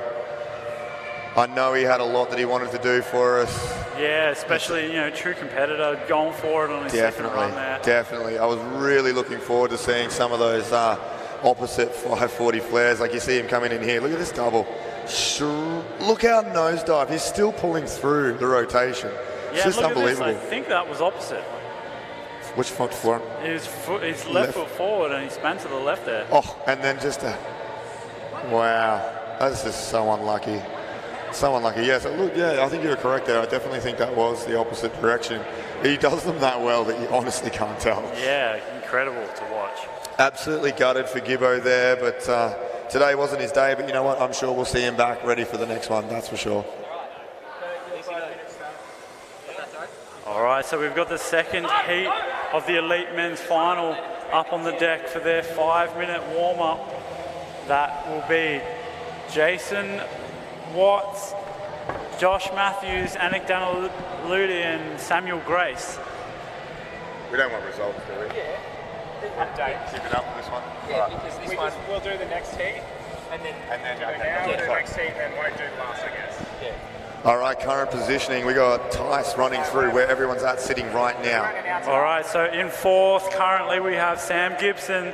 3rd we've got Liam Quinlivan. In the 2 spot we've got Jake Warwork and Brandon Lupos sitting on that top spot as we move into Heat 2. So we've got the rest of these riders here vying for those top positions, obviously. But Brandon knows where he's sitting. He's in that top spot, and now he's just got to wait with bated breath, Pete. Oh, I'm sure he'll be nervous. I'm sure he hasn't been in this position before. So, you know, with the amount of experience he does, he'll be sitting there cool, calm and collected, waiting to see what these next few riders have got. I know Brandon definitely pushed it, stepping up what he wanted to do after qualies, but we never know what's coming with the caliber of riders that we got here today, Tyson. Yeah, so the guys that are about to drop in after this warm-up, they're actually the top 4 qualified for this final. So. That's exactly right, Tyson. You know, there's some riders in here that have had a really strong year. You know, people like Alec, you know, the recent C1, pipped Logan. Obviously, rain changed how that worked, but to still qualify up above Logan is a feat in itself. And then to have it called early, it was so cool to be able to see the stoke of a different rider standing on the top podium, because Logan truly is a competitor and a hard man to literally knock off his spot. So, you know, having likes of him here, we got Jason obviously in this run doing some absolutely incredibly unique tricks, oozing that style, chasing those other factors that maybe some of the top riders might not be having. You know, and then we got Sam Grace, another spanner in the works. So 2 riders that are doing tricks that we're not seeing a lot of from the top tier riders currently riding a lot of those feast contests. So it's just going to be a really awesome heat to watch. And, you know, with the likes of Josh Matthews, one of my favorite guys to watch out there. You know, over the last few years, he's really, you know, gone from highs and lows to just consistent as ever, and he's really one gnarly dude to watch, Tyson. Yeah, for sure, Pete. I like watching Josh ride. You know, some of those spinning tricks that he's got on lock, like the 1080. Definitely. over the box and the spine. It's incredible to watch. And of course, you know, he's the kind of guy that will risk it. You see him doing like doubles on those huge step-down spines in some of the World Series. And, you know, to think, you know, there's plenty of places they can risk it here. And I'm super interested to see what comes from this heat, to be honest. Yeah, it's an eclectic group of riders, like you said. I mean, Jason, we just had before do the nose wheelie across into this big 10-foot quarter, which is a super low percentage trick. So for him to be thinking about that during his practice runs for this final, it's going to be really exciting. Wow. So we're seeing just here in warm-ups enough for the crowd to be pumped. You know, looking here, we got the crowd. Look at all the guys up there and girls enjoying today. It's been an amazing day. The burgers and the food outside have been unreal. Having a beer tent and some fun at the event again, just the vibe of today has been unbelievable. So thank you, all you spectators out there, having a look and seeing this place packed with everyone along the sides has been an amazing experience. And I'm so glad that we've been able to be up here, Tyson, being a part of such a rad event. Yeah, I feel very fortunate to be up here with you, Pete. You know, being able to take part in something like the Freestyle Nationals that's presented by Oz Cycling. It's something that I think will really raise the bar of BMX in Australia for years to come as well. That's right. I just cannot wait to see what happens in 4 months. Look, I'm looking forward to seeing you try and keep that medal you won the other day at Masters. It was unreal seeing you get out there and compete, to be honest, mate. It looked like a long minute, that's for sure. Yeah, it was a long minute. Like, full hats off to the competitors here today. Like you say, I competed in Masters yesterday, and mate, a minute of BMX as hard as you can ride is a tough one, mate. Look, I take my hat off to you, Tice. As a dude that likes to sit on a roll-in, and we don't do pedaling, as little pedaling as possible. As a matter of fact, we pick on each other if we do pedal in a run. A minute of like at least 12 pedals was 12 more than I think I was ready to deal with, so I was quite happy to stand up here and watch, you know what I mean? So that's the buzzer, Tice. You know what that means? Yeah, mate, this is going to be it. The final 4 riders of our elite men gunning for that top position and the title of Australian champion. Wow. I cannot wait to see who raises that medal and puts on that jersey today.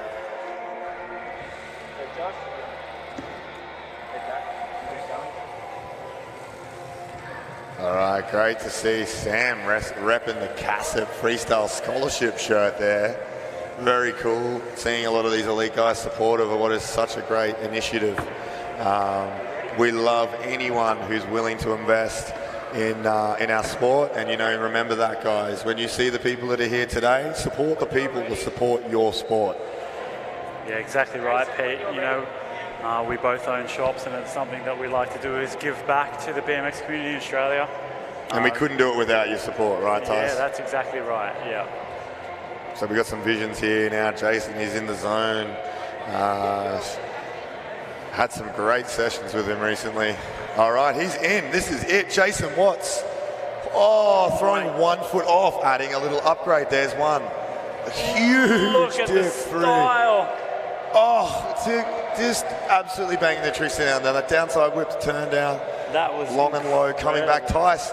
Wow. Huge turn down, big amplitude as he heads into this bowl section. What's he got here off this 8 foot? Wow. Absolutely juiced into the pocket there. Obviously landing maybe a little bit heavy because he's lost a bit of speed there, but there's that look back 5. I can't seen that too often. 20 seconds left, Jason. Not quite linking that together like he did in his first run, but so far still very, very nice run from Jace. There's that both ways, showing he can do it in both directions. Very, very hard to do, Tyson. Incredibly difficult to spin both 15 seconds. Let alone with your hands off like Jason is there. Huge boost in 1 foot X, going back into this bowl section and then back out the alley-oop 360 no-hand. Wow, what a run from Jason Watts, ladies and gentlemen. A pleasure to watch ride. A completely different take on how he wanted to impress the judges. It's just awesome to see. Obviously, member of the Fast and Loose, that big 3 1 foot tapes. Then this. The decade to look back was. I've never seen anyone else do that in the world, and Jason's doing that today in a comp run. That's incredible. And making it look easy too. What a run from Jace. He must be stoked. But next up on the top here, Joshua Matthews. an absolute powerhouse here in Australian BMX. Also a really good time for those who know him in and out of the sport. The guy puts his heart into it every time and has some really, really big tricks, Tyson. Yeah, mate, seeing what he's capable of, I'm excited to see this first run go down. Definitely, look at that, he's got the fists up, he's pumped. Ladies and Balboa. gentlemen, let's make some noise. We want to hear it, he's asking for it. Up the crowd. Here he is, Josh Matthews. Double straight in, smooth as, airing up that back wall now into the long and low, keeping it nice and smooth. There's that truck over that box backwards. It's so difficult. So the first part of his run, Tyson, really on par right now. There's that double truck. Oh, the bangers, the 1080 keeps coming out.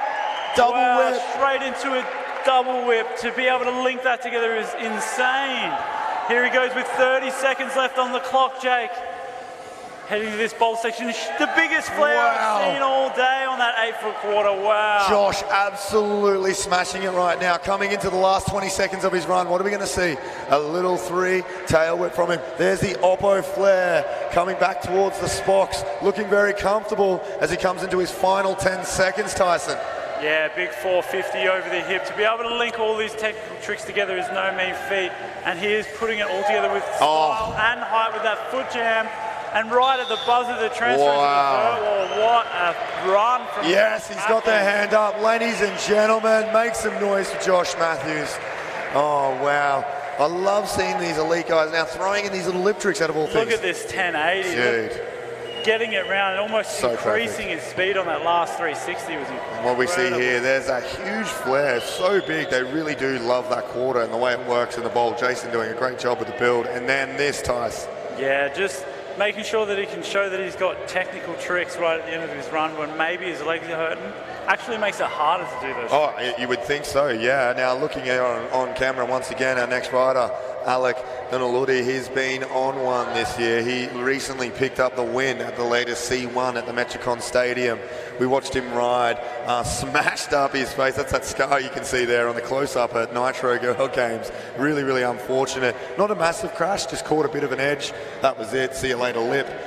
He was stitched up and back there to watch the guys and support. He is an absolute weapon, doing it for Monster, for Colony, and a few different brands. He is one to keep an eye out at the moment. I truly love watching Alec ride, and I back him to be there on the podium if he can get what he wants done today. He wants some noise. He's a Melbourne boy. Himself up here, getting the crowd Here he is, Alec Donaludi. Oh my goodness, linking it. You're talking about the two-piece. He's got the 3 tricks in one with the double tail whip and the flare. That was massive from Alec. Absolutely pumping into the bowl now as he shoots around. Look at the speed. He's only going to go big here. Was that triple tail whip? I honestly, I should have started counting, but absolutely on it. There's the 5 flare. There's some heavy tricks here. We're talking about like... And we are only just coming to 30 seconds remaining, getting the manual link between the park. A really good use so far. 7, I love his 7s, Tyson. Yeah, that was so floaty, and he just keeps putting all these hard tricks back to back. It's impressive to see someone with such high difficulty and still keeping his flow going. Absolutely. As he comes into his final 10 seconds, it's amazing to think how many tricks we've already seen from Alec. There's the first blank air of the whole run. There's a 3 over the Spox backwards. Down to the final couple of seconds. There's a 450, and that's time for Alec. Wow. What a run. Ladies and gentlemen, Alec Donaludi doing it for Colony Unit Monster. That was a full pull, Tice. Mate, I was impressed to just see those first tricks, let alone the whole 60 seconds. So there's that transfer, and he doesn't quite get the whole way, but so big. And then straight into the flare double whip, and mind you, that was straight to that quarter pipe. Dude. And that, I think, was 3. That was a 360 triple tail whip. Unbelievable, unbelievable from him. So now we're up to our top qualifier. He had one of the most unique runs I've seen in an elite qualifying contest like this in a long, long time, Tyson. And Sammy, just a good time on and off the bike. Obviously came and supported you at Backbone. Did he win?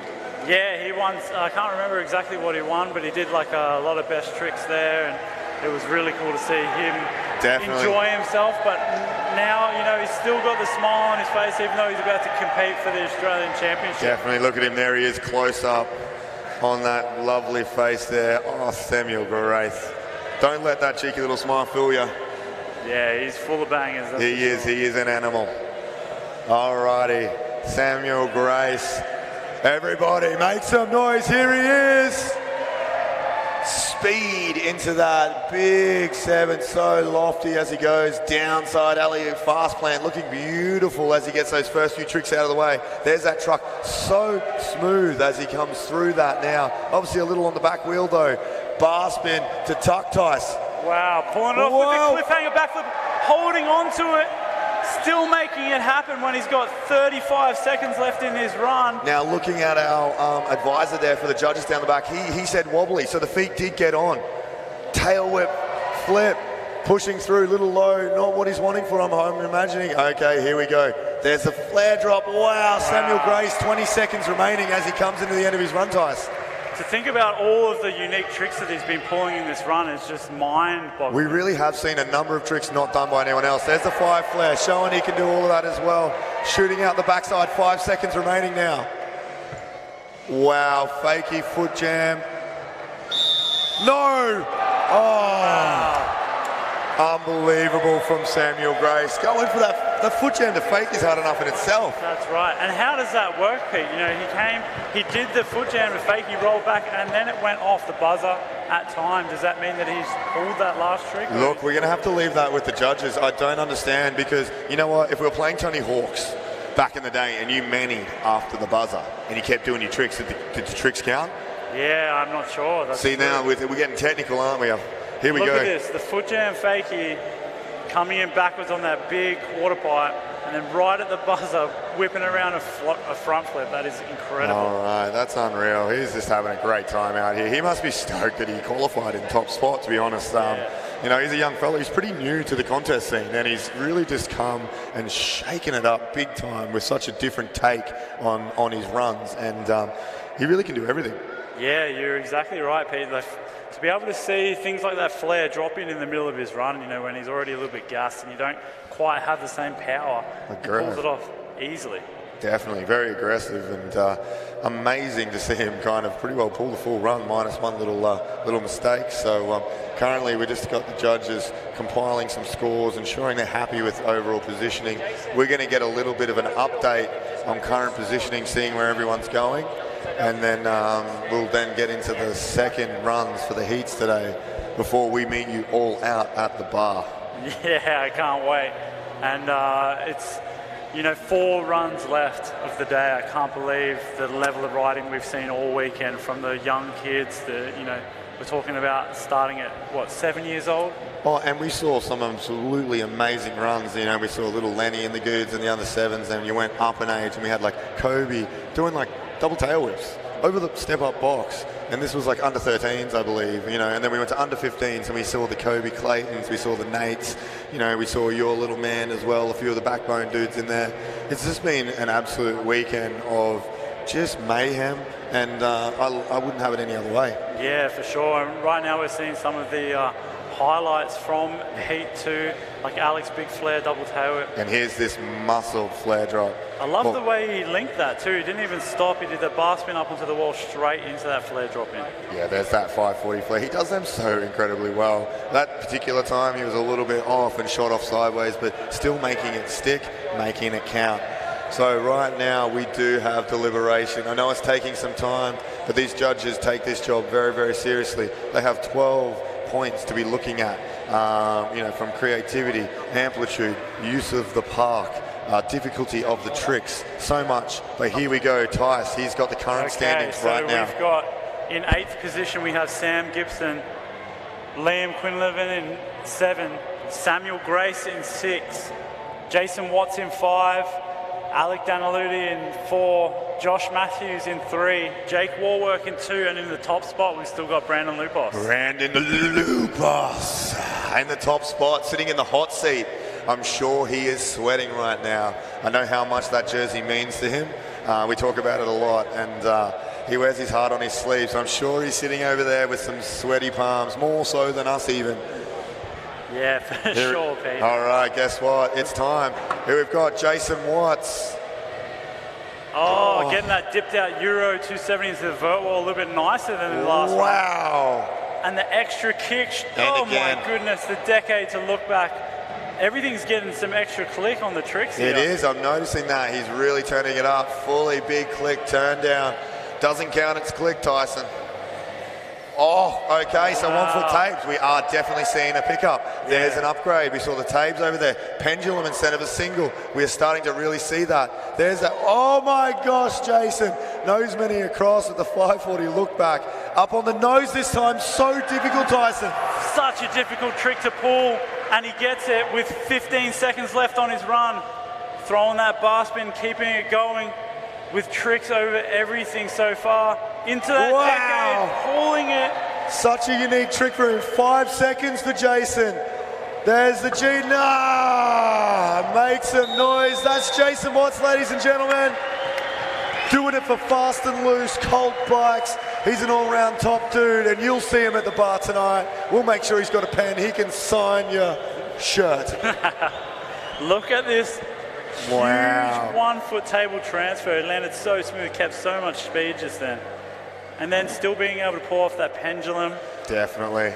He really can ride a bit of everything, but being a guy with this untouchable flow, the pump, and Look at that. I know that that's the first time this weekend that he's pulled that 540 look back. Is that right? Yeah. That's unbelievable. And then just linking up his lines, instead of using the back wheel, he's using the front. No one's doing that. And that's what we're all about in freestyle BMX. I love that saying. No one's doing that, but that's what you want. You want uniqueness. That's one attribute in his run that he certainly had high creativity also. But guess what, Tice? We've got another rider. We do. And sitting up on top, looking a little bit nervous. He's a good time at the best of times. Josh Matthews. He wants some noise, ladies and gentlemen. Let's G him up, based on the GC. Here he is, Tice. Massive double backflip, landing so smooth. He's got a smile on his face too as he's coming back. There's that truck, so smooth this time. It's all coming together for Josh. So you go with the truck driver, landing, pulling up, just a straight air on that box jump. Oh my gosh! Wow, going for the double flare. Ladies, and you know what? I don't know if we've seen too many of those in Australian competition yet. We do know that almost a number of the dudes up here on the deck have got them.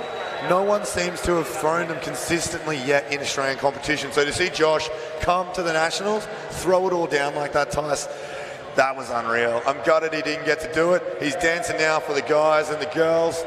Josh is another one I don't doubt you'll see later on tonight. Look at this double flare. Just at the last minute, he had the air awareness to realise that he wasn't coming around. Unbelievable. So he just ditched the bike at the last minute. That was incredible. I completely agree. Just amazing, these guys, what they're capable of, and to see him, obviously not fully comfortable through the line and then still throw the double flare, to me was really impressive.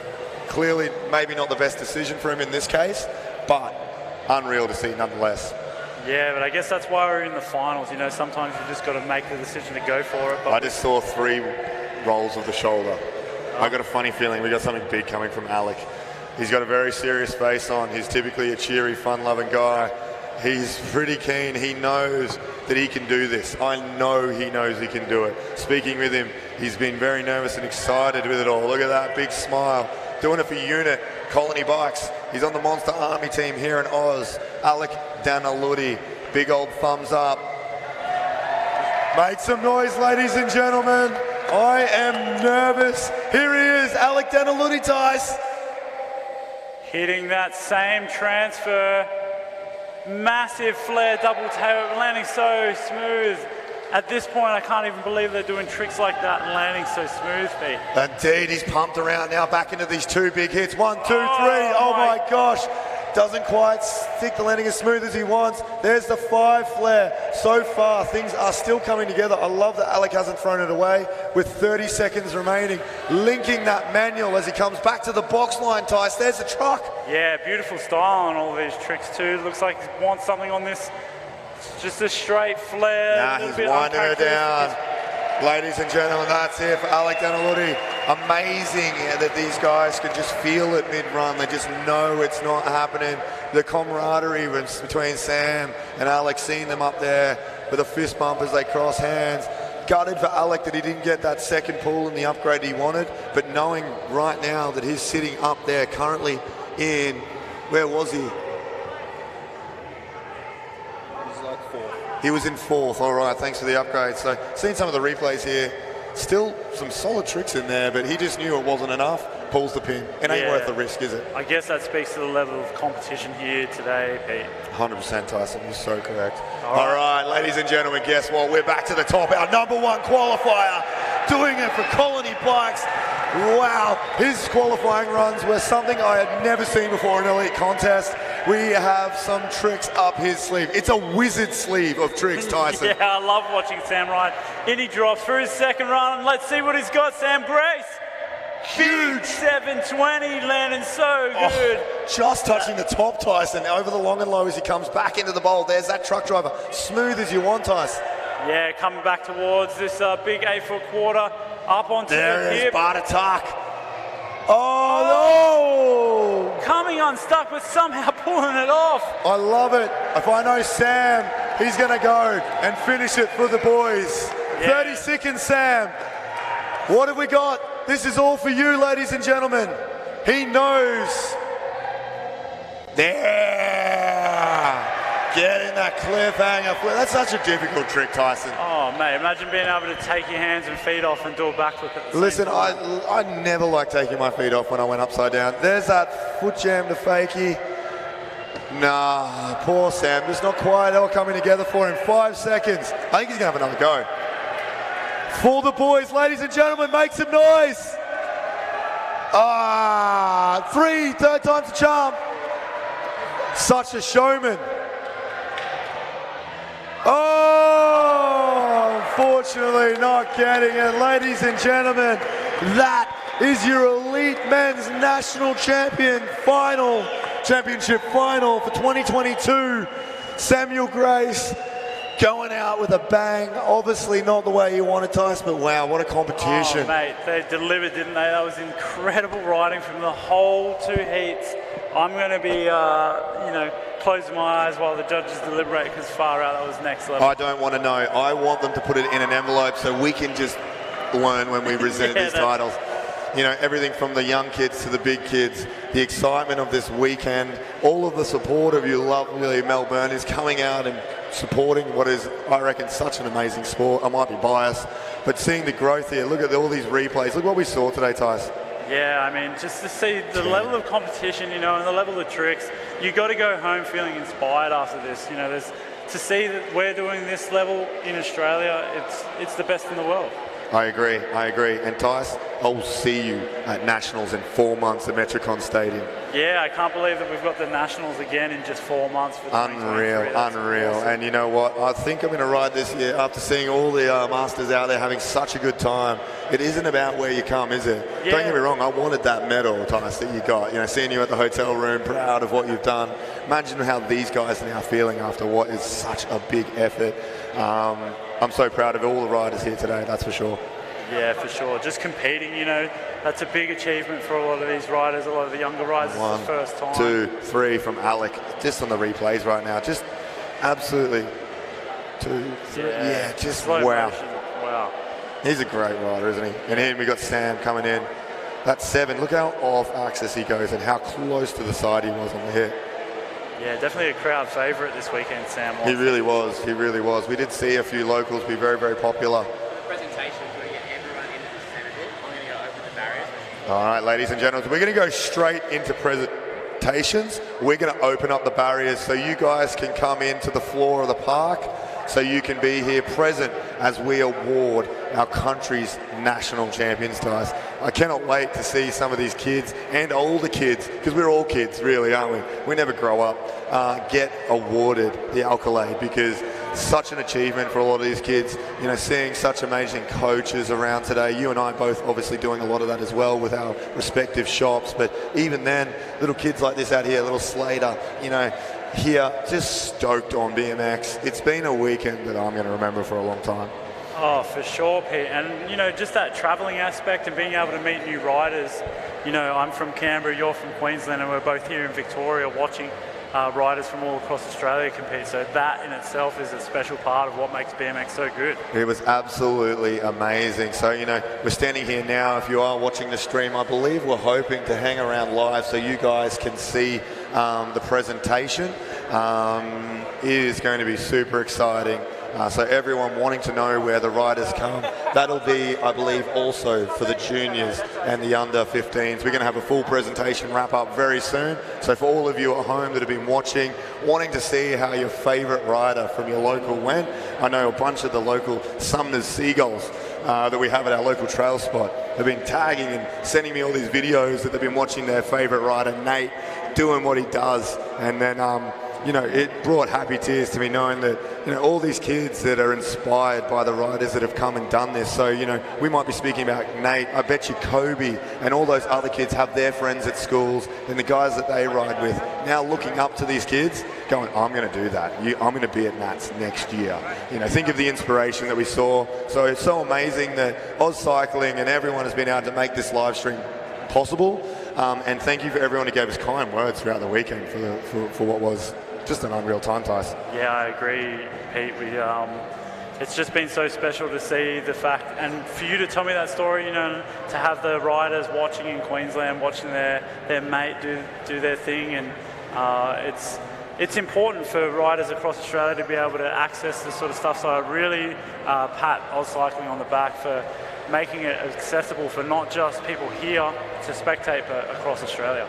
Definitely. It has been an absolutely amazing weekend. I know. Certainly hanging out with you guys and all the boys last night felt a little bit BMX game-ish from us from when we were kids. So seeing these kids being able to have an opportunity to enjoy the perks of the fun side of BMX has really been good. You know, like hanging out at Discovery Park with everyone staying in one place brings back a lot of memories to me, and seeing the kids running amok, running around, drawing silly stuff out the front of our hotel rooms so we come out, and you know, that's what BMX is all about. They are a bunch of rat bags, but they are equally respectful as they are to reckless, and that's what I love about the sport, Tice. Yeah, I think you've kind of got to be a little bit you know, you're a little bit reckless when you're going out there trying to do all the hardest tricks that you can. So you've got to kind of throw caution to the wind sometimes. Obviously they're out there practicing, but yeah, you're exactly right to be able to be a bit free-spirited is what freestyle BMX is all about. That's it. We've banged on about it all day, but there are no rules in freestyle, Tice. So, ladies and gentlemen, we're going to be cutting back very soon. I believe they're just finalising everything now, and we're going to announce the national champion. I know, Pete, I'm excited. I'm excited.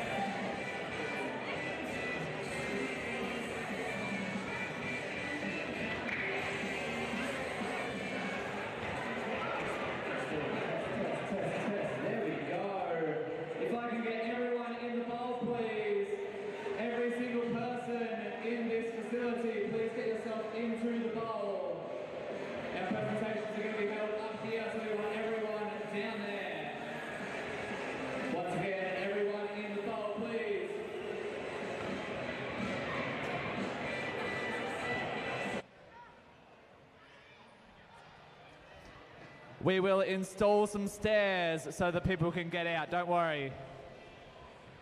Everyone, please jump in the bowl. That is in the bowl, not outside the bowl, because we're going to be doing presentations right here. So we want to make sure that everyone is on this side, please.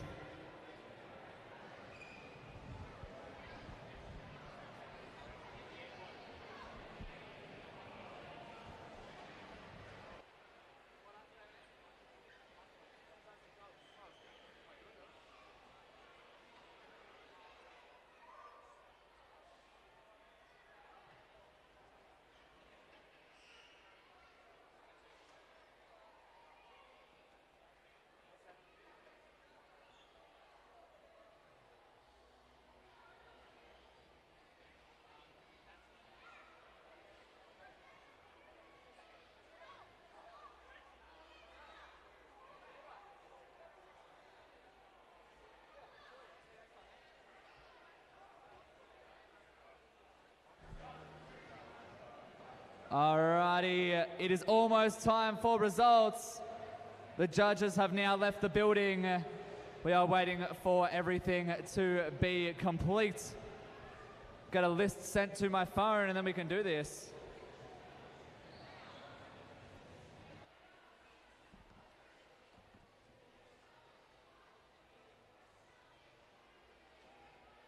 Once again, if you are outside, make your way inside into the bowl. We're about to do our Nationals 2022 presentations.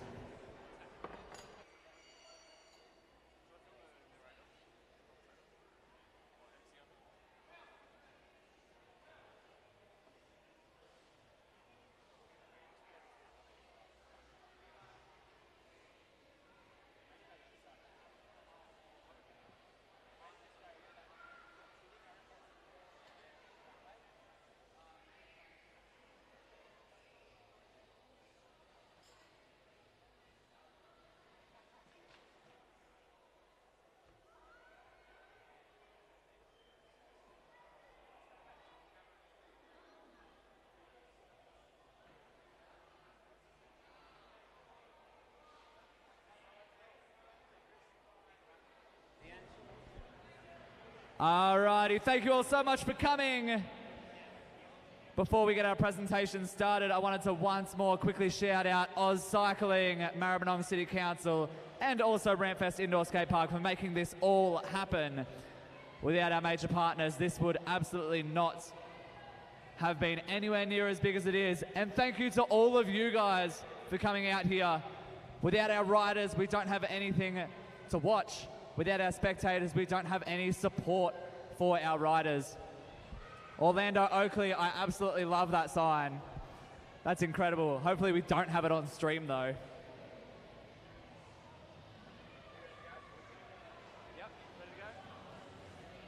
Alrighty, we are going to start with our junior divisions first. Our under sevens. In third place today, can I get everyone to give a massive round of applause for Tyler Phillips?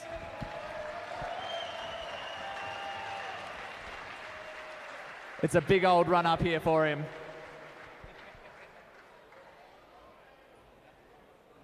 Going to be presented by the highly acclaimed Chris Beerton.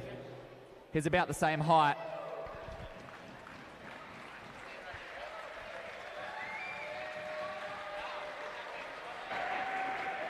In second place today, we have Jakey McKay.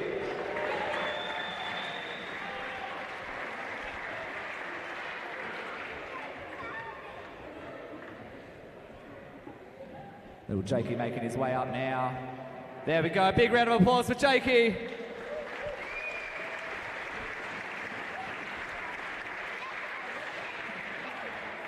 And in first place, your under sevens national champion, it is Lenny Letton.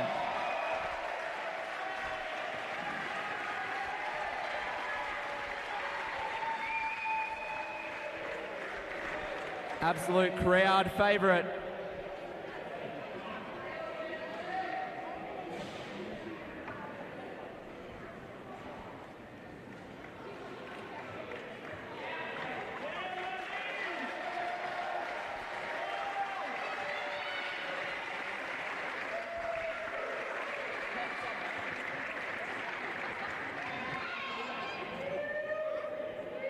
Give it up one more time for our under 7s podium, guys.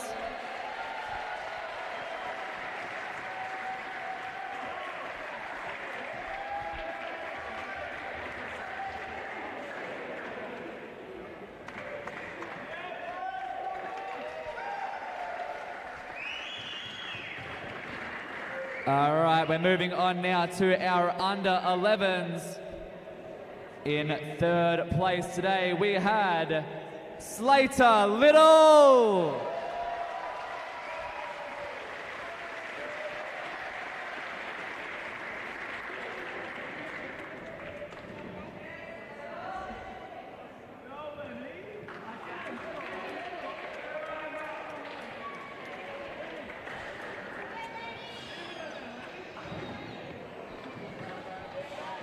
In second place for our under 11s today, we had Raphael Manning.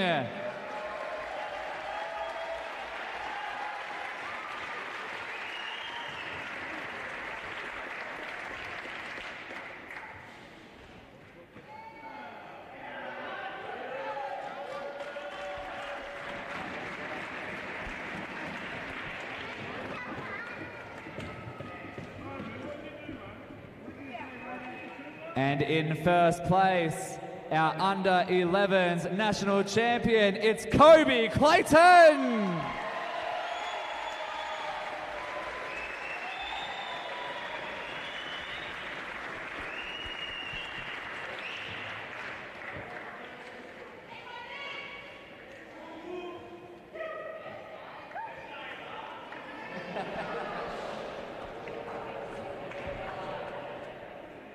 Give it up one more time for our under 11s podium.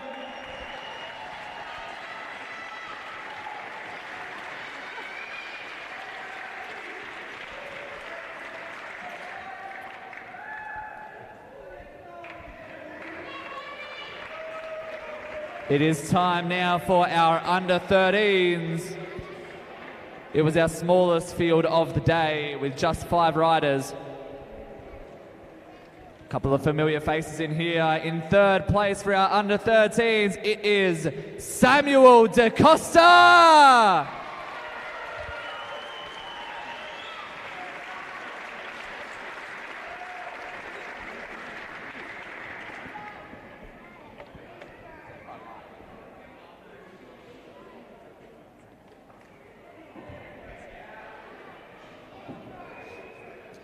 In second place,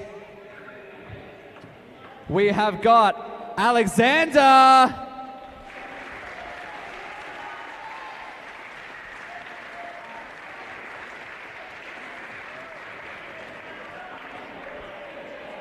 Sasha taking the shortcut.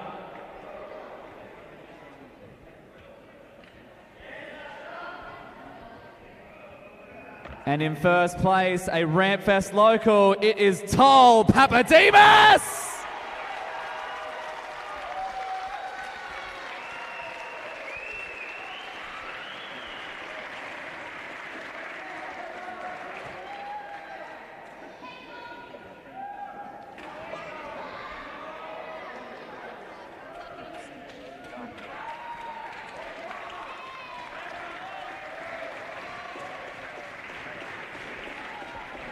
Give it up, guys, for our under 13s podium.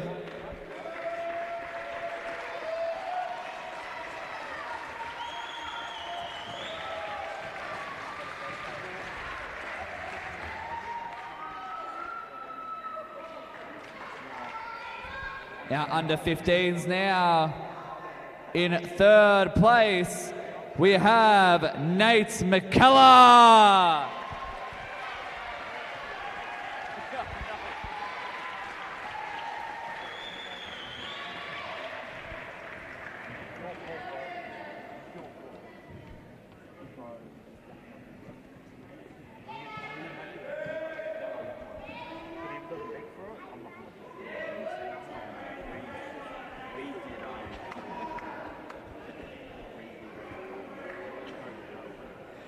In second place for our under 15s, we had Roman DePiazzi.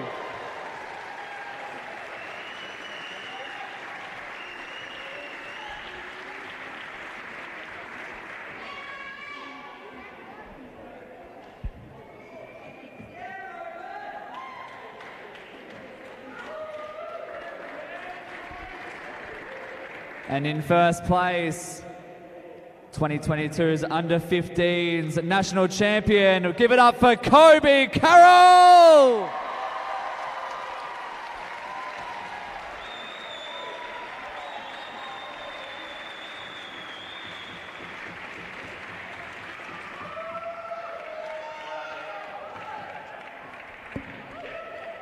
Kobe had one of the biggest falls in practice that I've ever seen. It is incredible to see him on the top step. Guys, give it up one more time for our under 15s.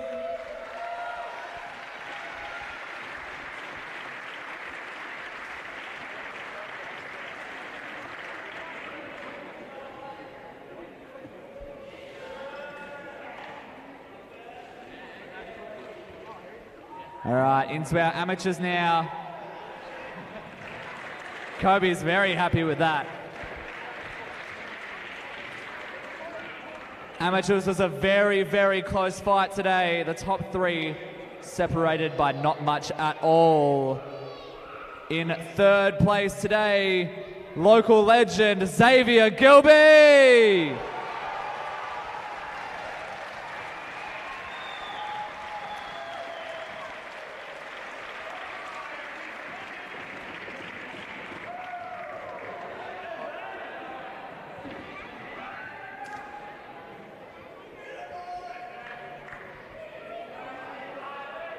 In second place, going 4 foot higher than everyone else, it is Cooper Wilson.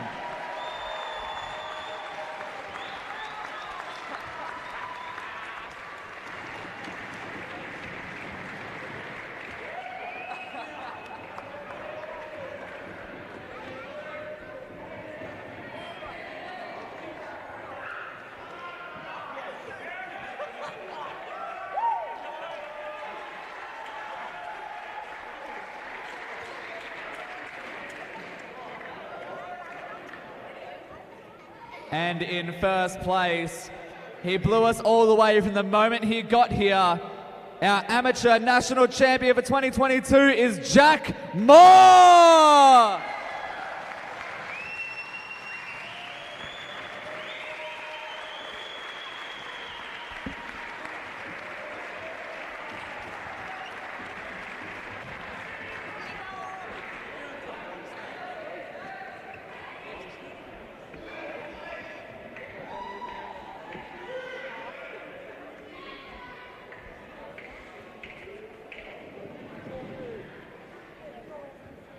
Give it up one more time for our amateur podium.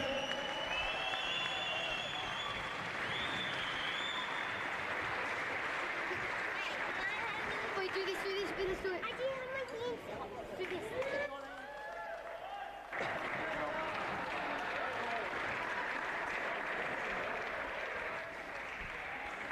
Well done.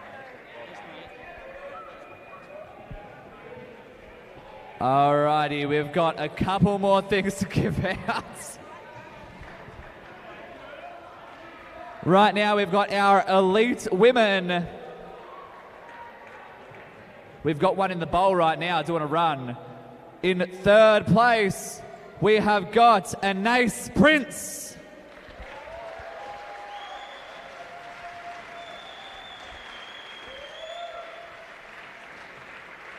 She could not have sat any further away.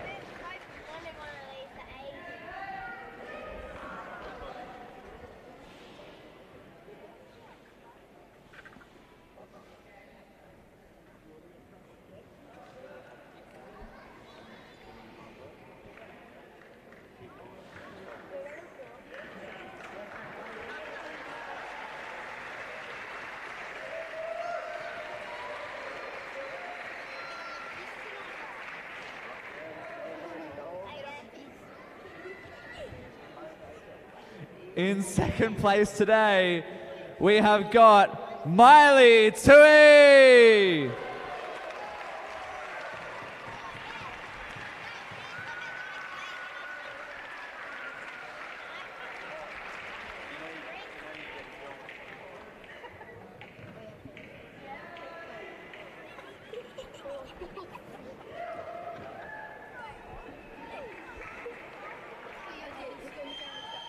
And taking out our Elite Women National Championship for 2022, it is Sarah Nikki!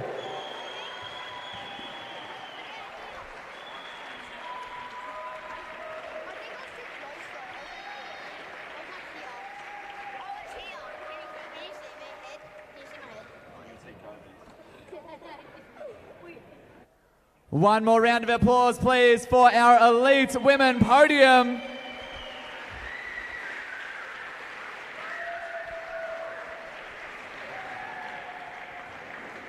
We have got 2 more things to give out today. One of them is going to be the Elite Men, but before that, I want to hand over very quickly to some very special people.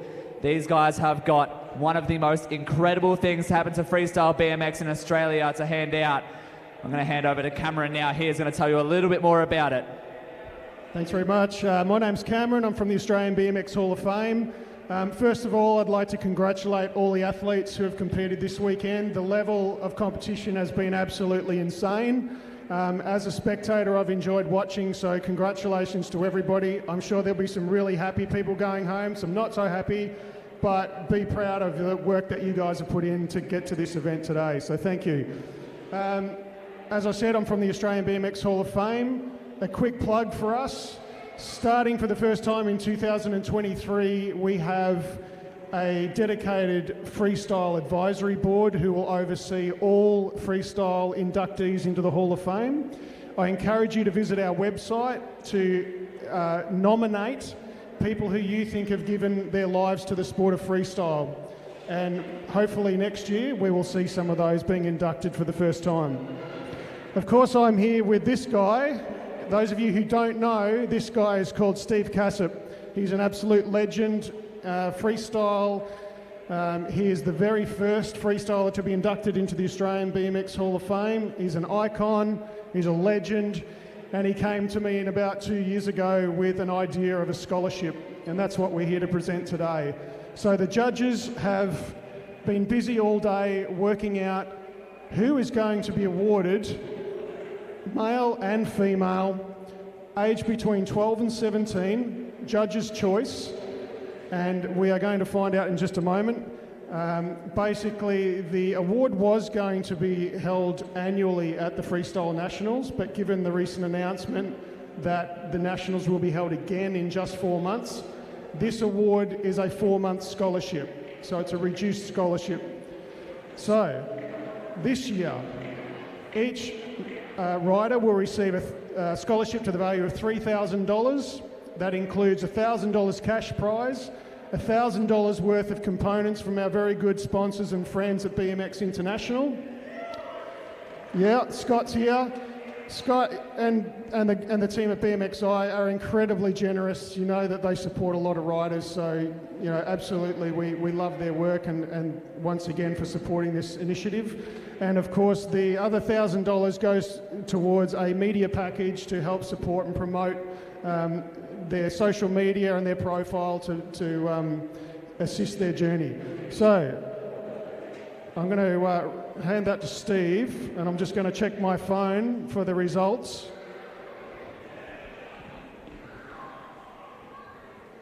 So, as voted by the judges, the male Cassip Australian Freestyle Scholarship winner is Roman Depiazzi.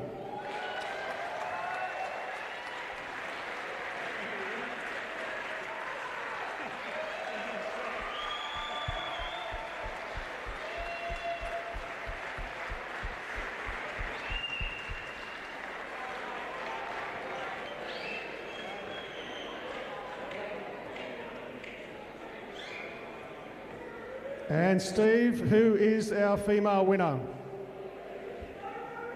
And the female winner is Sarah Nikki.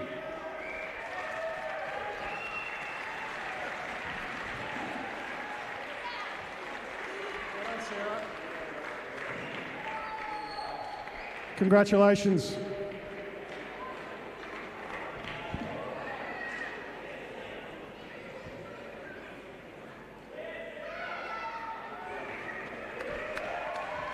Thanks very much. That scholarship is massive. $3,000, $1,000 of that in cash, $1,000 of that in parts. Little technical difficulty here with the phone being locked.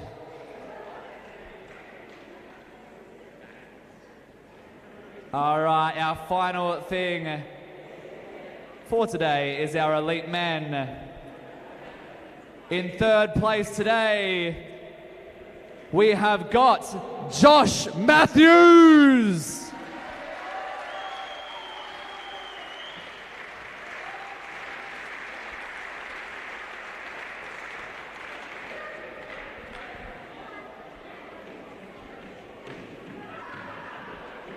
In second place today, this man took a little hiatus from riding, and it is so good to see him back. It is Jake Warwick.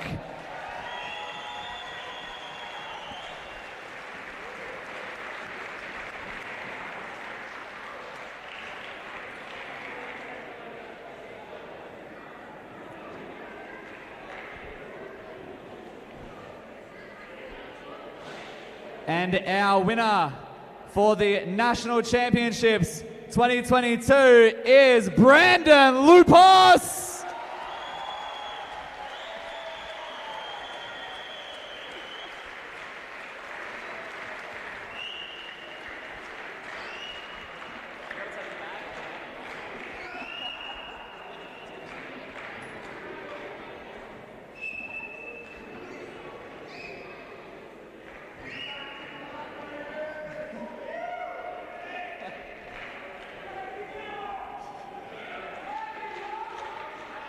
Guys, one more round of applause for our Australian national champion podium.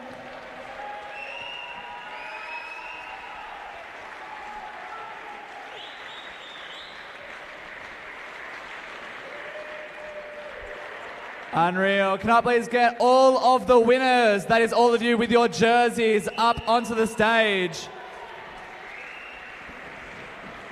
Everyone that has a jersey, please make your way back up here. That's you as well, Sarah. Up onto the stage, please. If you have a jersey, make your way back up here. We're going to take a big photo of all the winners. Thank you all so much for coming today. That does conclude our ceremony. Once again, a huge thank you to Oz Cycling, also to RampFest Indoor Skate Park, and also Maribyrnong City Council. Lickety Split is just out the front, and they have got all of the alcoholic beverages that you could want at an after party for this event. They're going to be around for a little while longer, so go out, grab yourself a beer. Watsy's already got one. That's what we like to see.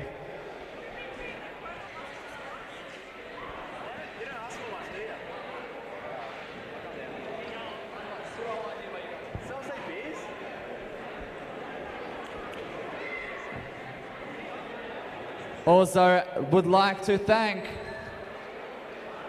Fist Handwear, Vans, Skull Candy, Lickety Split, Blue Groove BMX, Backbone BMX, BMX Social, Freestyle Now, and the BMX Hall of Fame, who gave out the Steve Cassip Awards today.